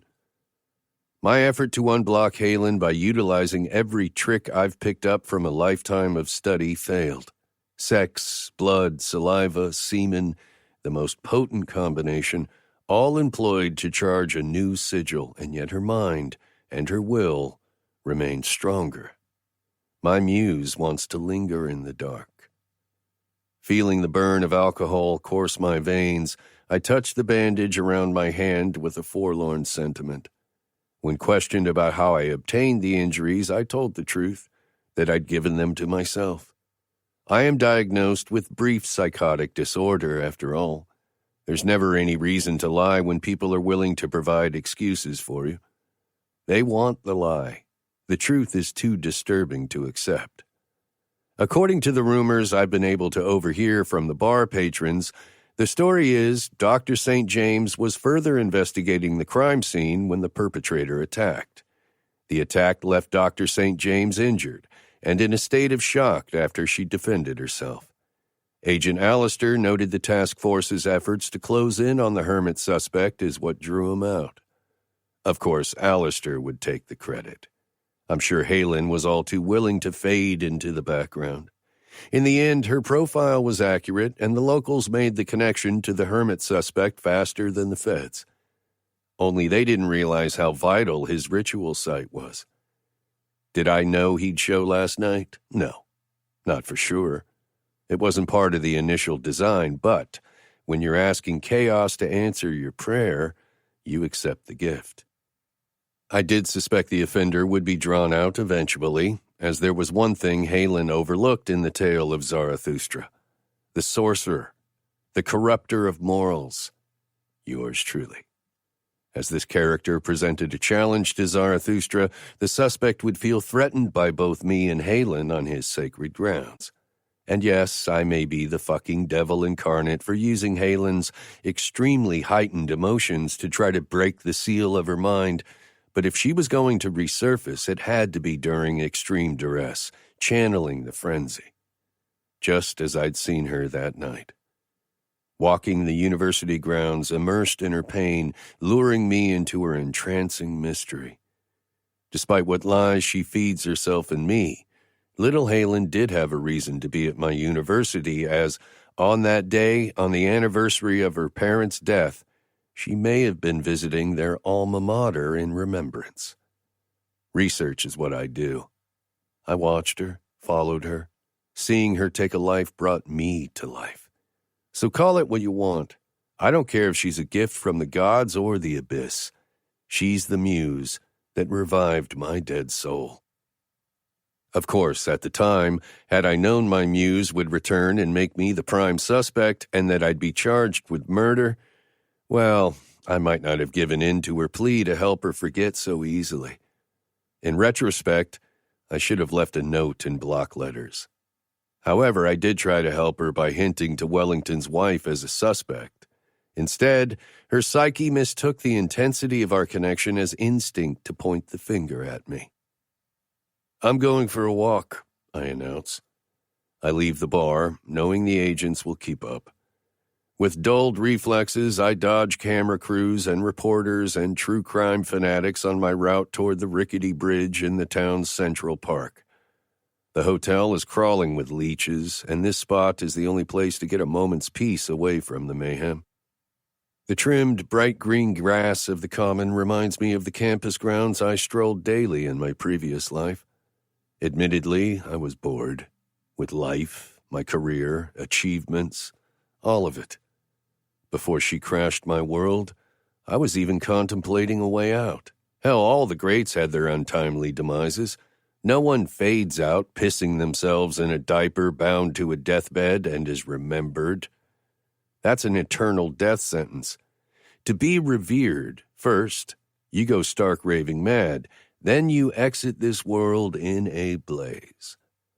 I thought I was nearly to the point of acquiring my madness, especially when, after the keynote speech where Wellington pushed all my hot little buttons, I decided to open a sigil in my chest and beg the universe to either bring me my muse or I'd go out in a blaze of philosophical glory. Yes, I realize how overly dramatic I was, but unless one has battled the damning confliction of a brilliant mind, then one cannot commiserate the astounding torture monotony wreaks on that mind. I could never achieve that sort of blissful ignorance that comes from a simple life. I needed divine inspiration to exist. So when little Halen washed up on my shores of despair, all fiery emotional damage and beautiful agony, my heart beat for the very first fucking time. Passion lit a fuse of obsession. Everything about her was new, exciting, dangerous. She had extensive knowledge, however, not completely surprising when, the very next day, she wandered up on the crime scene as a profiler. The start of a dangerously intoxicating game. Our very own secret society of two with a shared hidden wisdom. Oh, there is more to the story of that night. So much more to our story. How events unfolded. Details that will help Halen further shed light on her dark corner. But she will have to be such a good girl to earn those answers. I promised her I'd be an open book, and I have every intention of honoring that promise. To the bloody, blazing end. I brace my elbows on the wooden beam of the bridge. The winding stream below flows over boulders, tranquil until it encounters the hardened obstacle in its path. Even the destructive, powerful force of the water is thwarted in its mission at times and has to navigate a new course. My blood heats as a fiery ember sparks in my veins. I can sense her like the tide senses the moon. Her gravity draws me around, and when our gazes connect, the breathtaking sight of her makes the dead muscle caged inside my chest beat. A light breeze carries Halen's consuming scent my way to further entrap me, shocking me sober. She's showered and wearing clean clothes. Her dark hair is styled in loose waves around her shoulders. The pale strands frame the side of her face. She's wearing a light coating of makeup. She had to make herself presentable for the meetings. She looked just as goddamn perfect to me last night, bathed in our essences and covered in filth. Her gait is hindered as she walks onto the bridge. She's favoring her left leg, her arm wrapped around her midsection. I imagine the number of contusions and injuries she's nursing, and the fierce need to carry her to bed and work her pain into pleasure grips me. As she draws closer, I make out the bruising along her neck that she's tried to conceal under makeup. Knowing not all of the marks were put there by me sets my jaw. I fought the demand to slit Landry's throat as he strangled her, but that would have interfered. Gaze aimed on the worn boards of the bridge, she says, We need to talk. I suppress the urge to touch her, force her eyes on me. Let's go to the hotel, I say. On instinct, her eyes clash with mine, and I see the fear banked there. She tucks her hair behind her ear. We'll talk out here. A bite of anger snaps at my patience, but I relent. I eat the distance between us to bring her as close to me as this setting will allow. She reactively takes a step back. Kallum? What's the verdict? I ask her.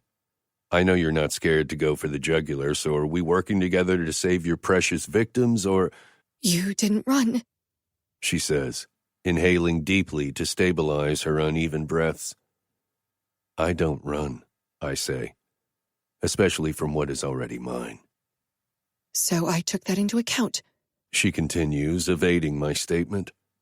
along with your behavior on this case.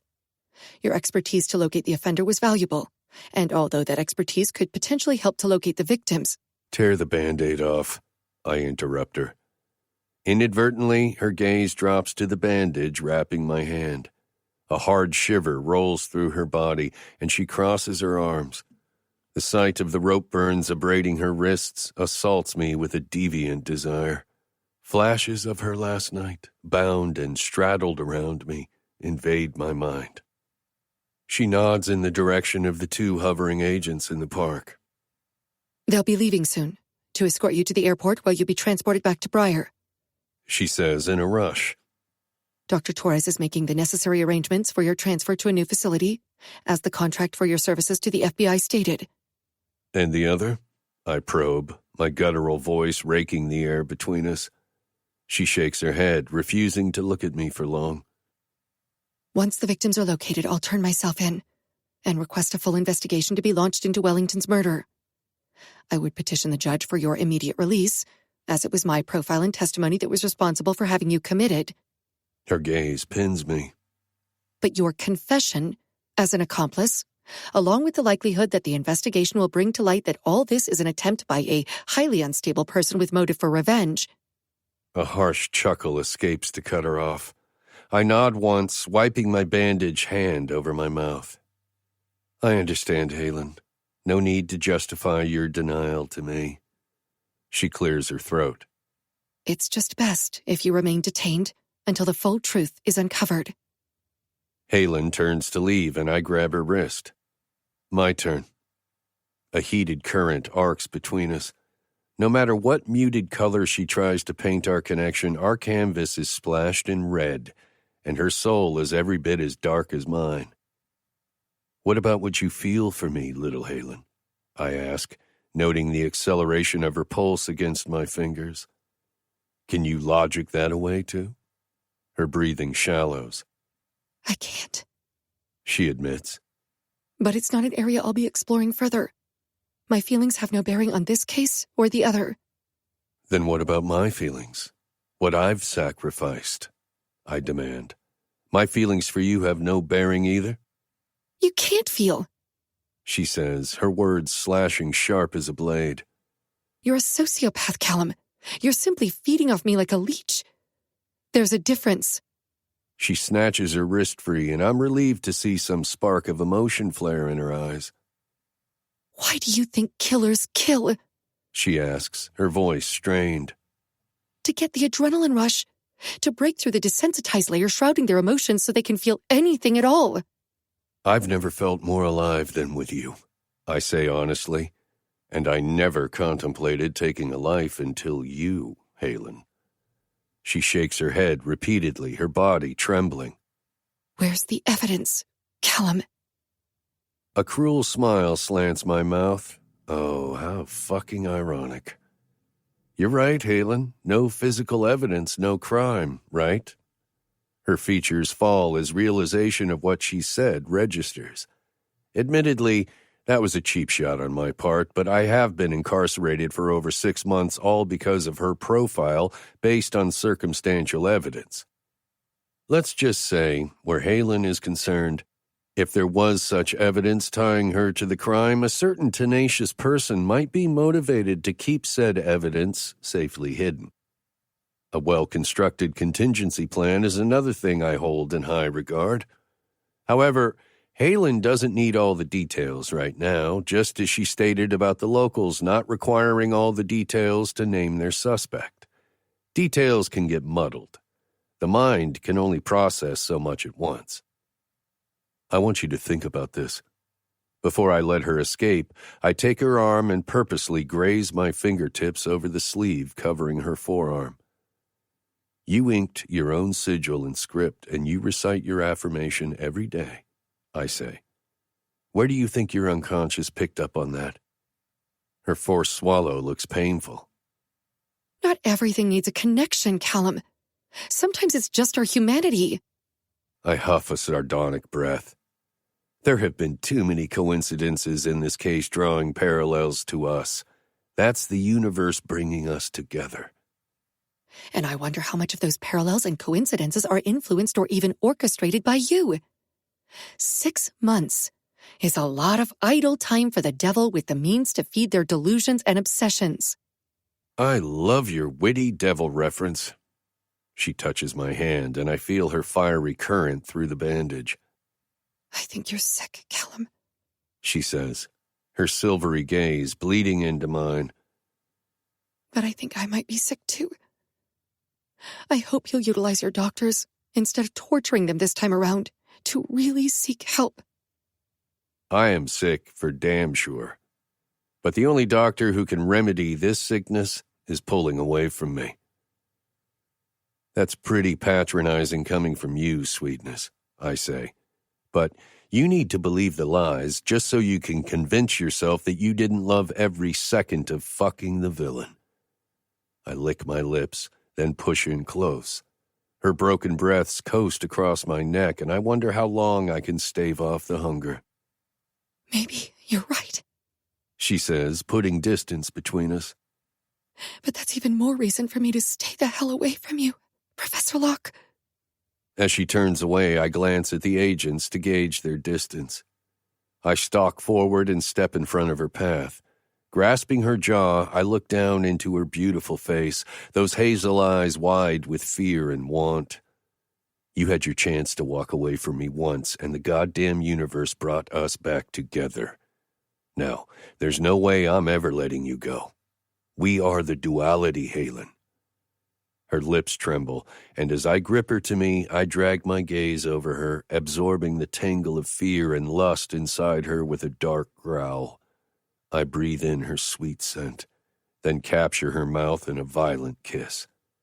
A moment where she surrenders under the swell, her soft lips closing rhythmically against mine before she bites into the kiss. The metallic trace of blood fills the kiss, and as she breaks away, I lick my lip and smile. The agents apprehend me, pulling me away from Halen and restraining my hands behind my back. Time and tide, sweetness, I remind her as they haul me away. And I'm done waiting. Chapter 16. The Duality. Halen. I touch my lips, feeling the hot pulse of Kallum's ruthless kiss. I can still taste his blood on my tongue. My heart beats erratically as I watch him being escorted away from the park by the federal agents. When Kallum is placed in the back seat of the SUV, I finally haul in a full breath to fill my aching lungs and stagger to the bench before my legs collapse. Every bit of strength I gathered to face him, to say the words I practiced, was stripped away when he pulled me so deep inside him.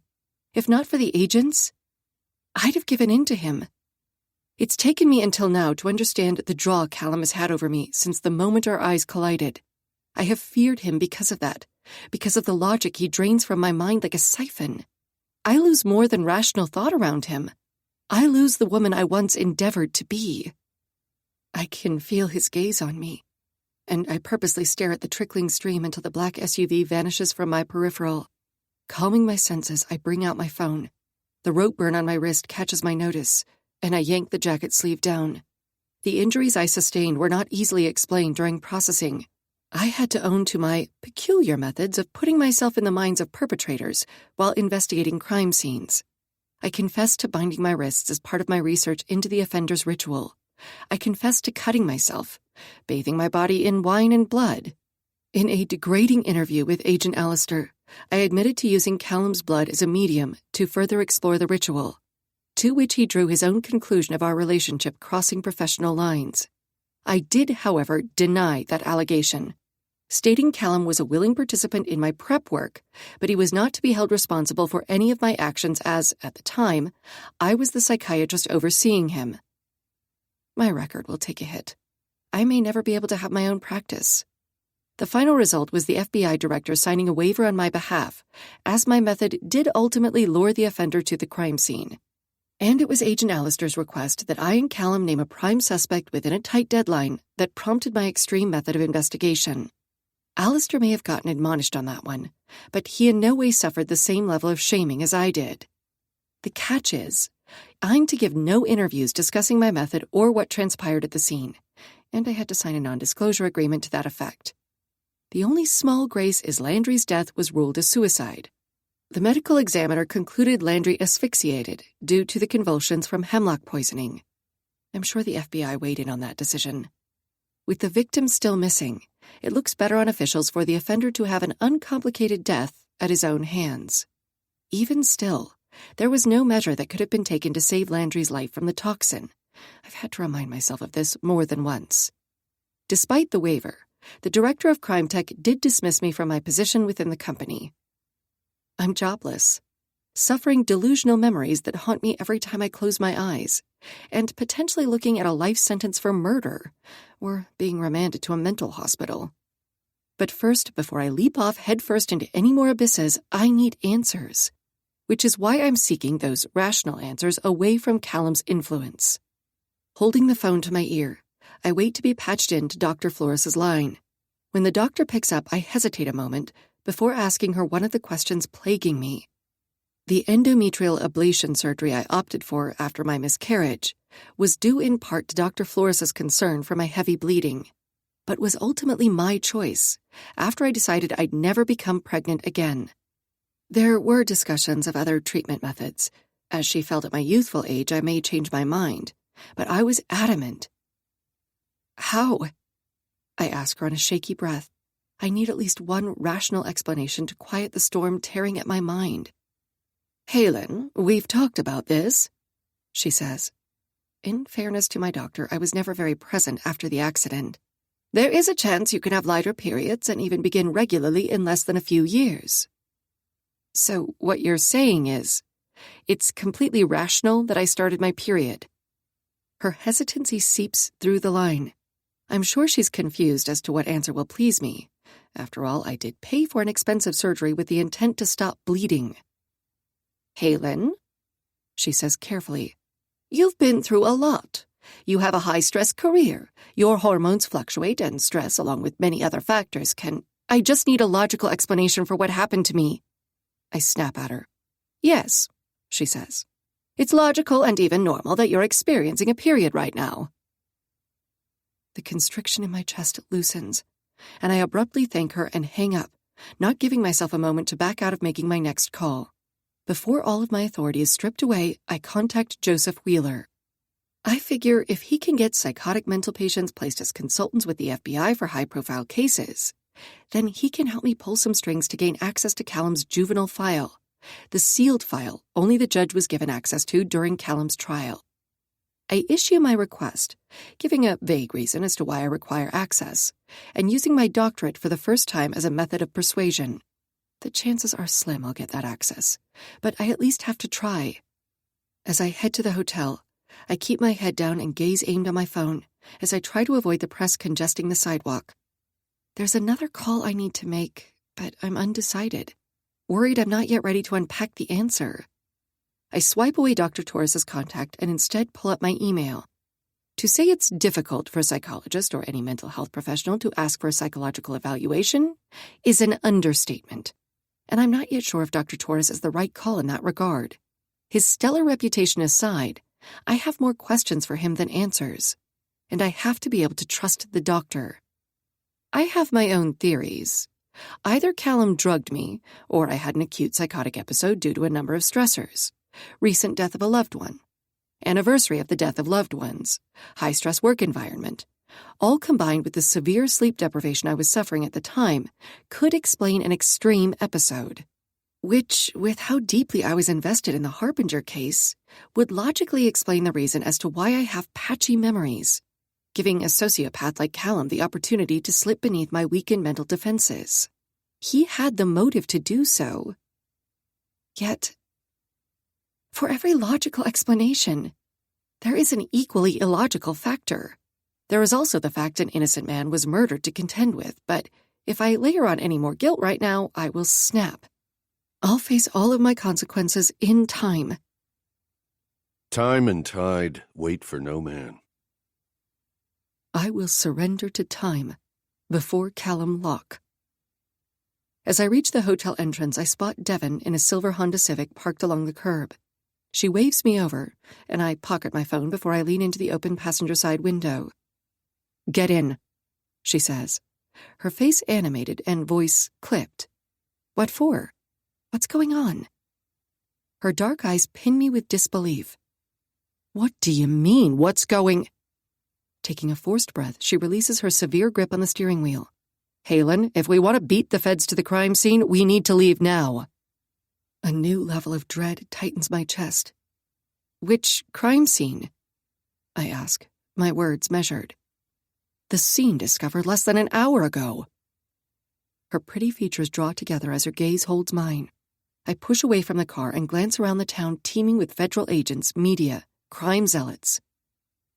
I could walk away right now. Whatever awaits me at that scene, I don't have to know. "Halen." Her urgent tone heightens my unease, and I duck my head into the window. "What scene?" I ask again. "It might be another uncovered ritual site," she says, shaking her head. "I don't have a lot of details yet." The vice around my chest loosens a fraction. That would make sense, at least. My profile stated there may be a number of practice scenes in the killing fields. "Devon, I've been fired," I tell her honestly. She arches a sculpted eyebrow. "Oh, so you're freelance now?" I stall. "I suppose. Okay, then you're hired," she says. "Officially hired by the Hollows Row Police Department as an expert forensic psychologist, blah, blah." She waves her hand impatiently. "However you want to phrase it, now get your ass in the car." I don't think she technically has the authority to hire me, but I fear arguing with her. And despite every muscle in my aching body, a small part of me is curious, even elated. "Yes, ma'am. Oh," I glance back at the hotel. "Wait here for like 5 minutes. I need to grab my kit." I make quick work of gathering my supplies, which were already packed. What gives me pause is the bag I have stuffed in the safe. After a moment to weigh the potential consequences, I shove my anxiety down into the roiling pit of my stomach and remove the satchel. Then I meet Devon at her car. "I can't believe you haven't heard yet," she says, flipping through radio stations on the dashboard. "Fired, remember?" I stress. "I spent a good part of the day in debriefing getting my ass handed to me. Well, you're the one who had to go and be a hero." She sends me a tight smile, and I appreciate that she's trying to make light of a dire situation, instead of interrogating me with invasive and degrading questions like others have. I don't think I could handle lying to her right now. But the truth of the matter is, there are no heroes. The victims are still missing, with no leads on how to locate them. We pass a news crew as she maneuvers her car between 2 large SUVs. Damn. The feds have already pissed all over the scene. As she unbuckles her seatbelt, I say, "Wait." Her brown eyes dart to mine.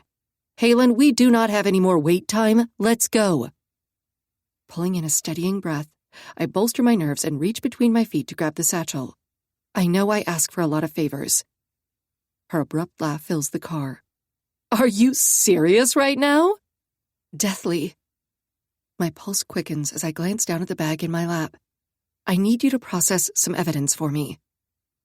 When I look up, her expression has sobered. This would be of a personal nature, the results given only to me. She hesitates a full 3 seconds before reaching across and taking the bag. Keeping evidence from the feds? I bite the corner of my lip. Something like that.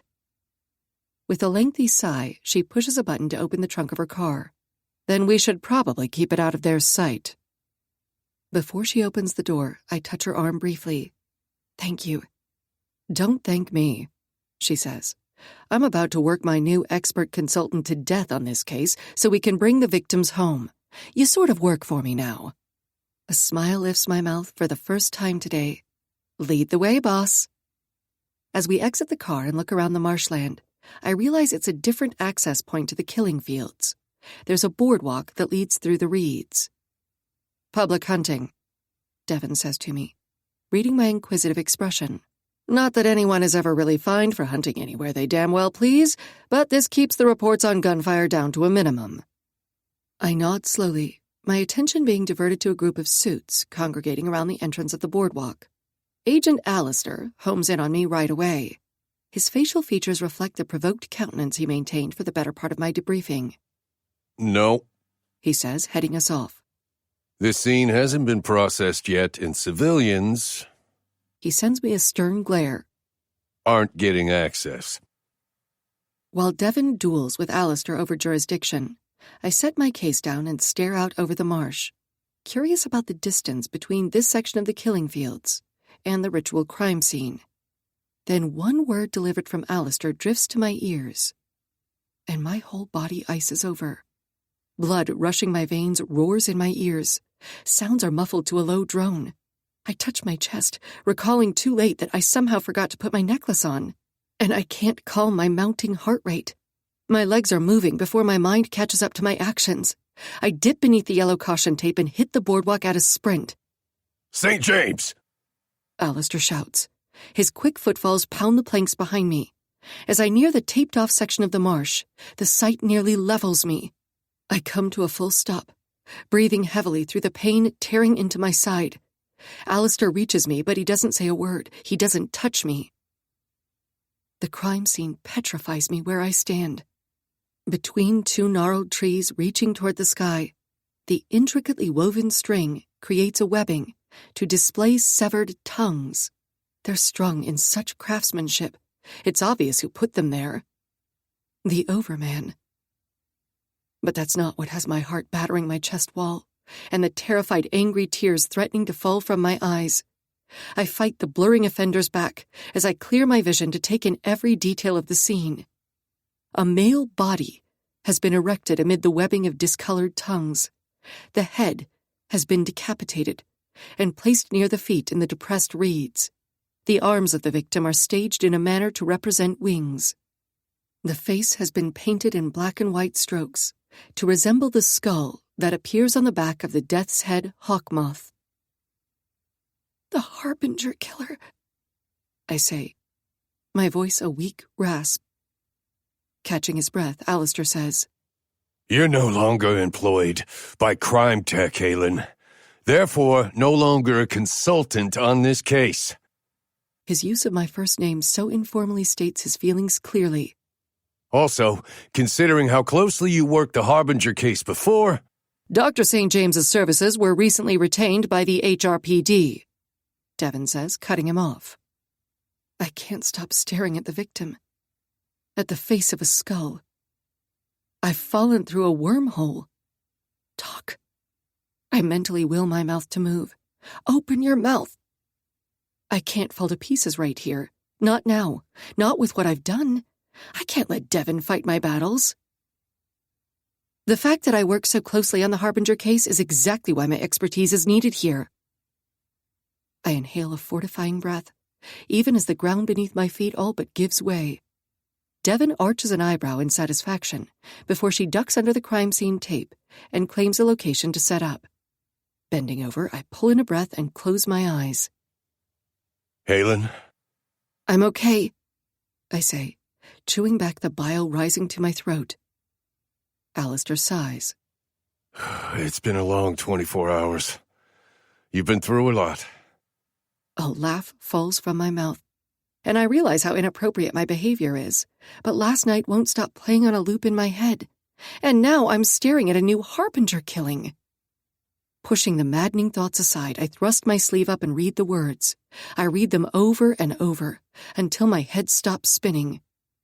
I pull myself upright and lick my lips, still tasting Kallum. He's all over me. Resigned, Alistair releases a heavy breath through his nose and crosses his arms. Turning to me fully, he says, "So we're working opposing sides, then?" I tear my gaze away from the crime scene. We don't have to be. My meaning resonates in his light eyes, and the sharp brackets caging his features soften. When? My voice falters, and I try again. How recent is this scene? He shifts his attention to his team marking evidence. The tongues? Could be as recent as last night or early morning.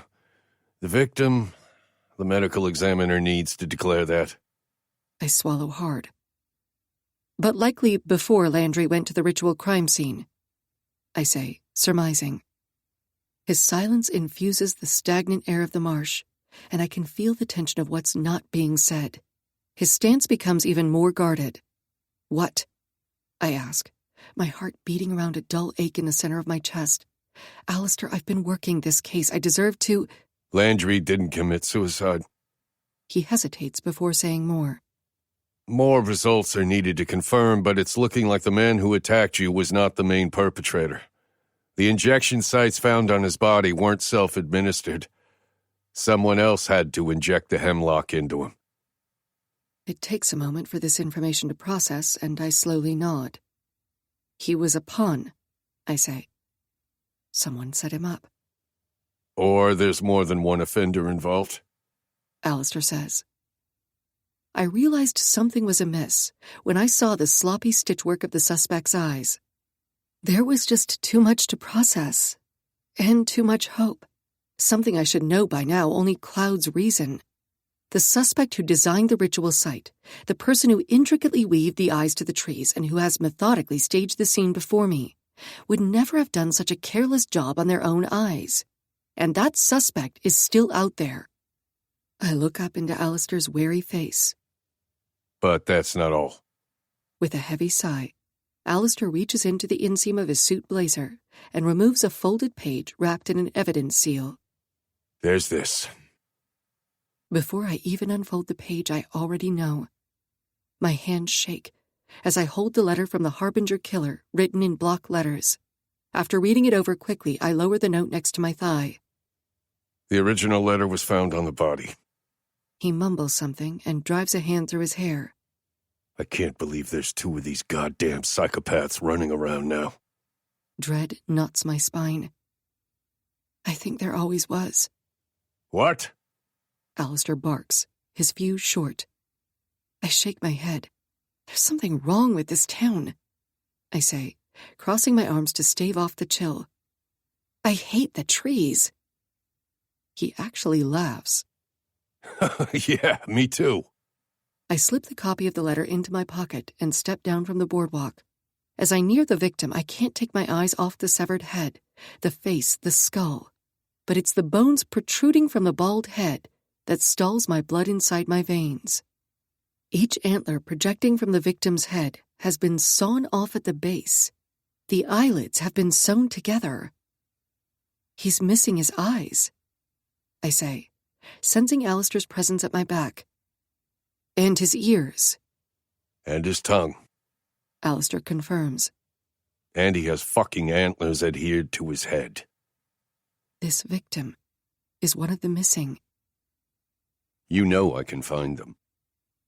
Forcing Kallum's voice from my head, I swallow down the acid burning my throat.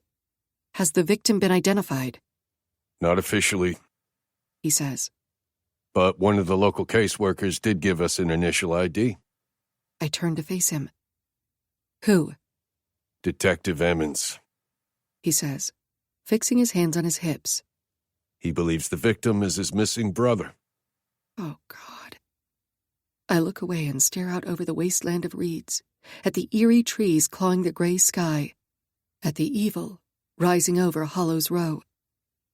As gravity falls away, I seek something stable to latch onto, and find Devon's commiserating gaze across the marsh. She was right. I brought something worse to her town.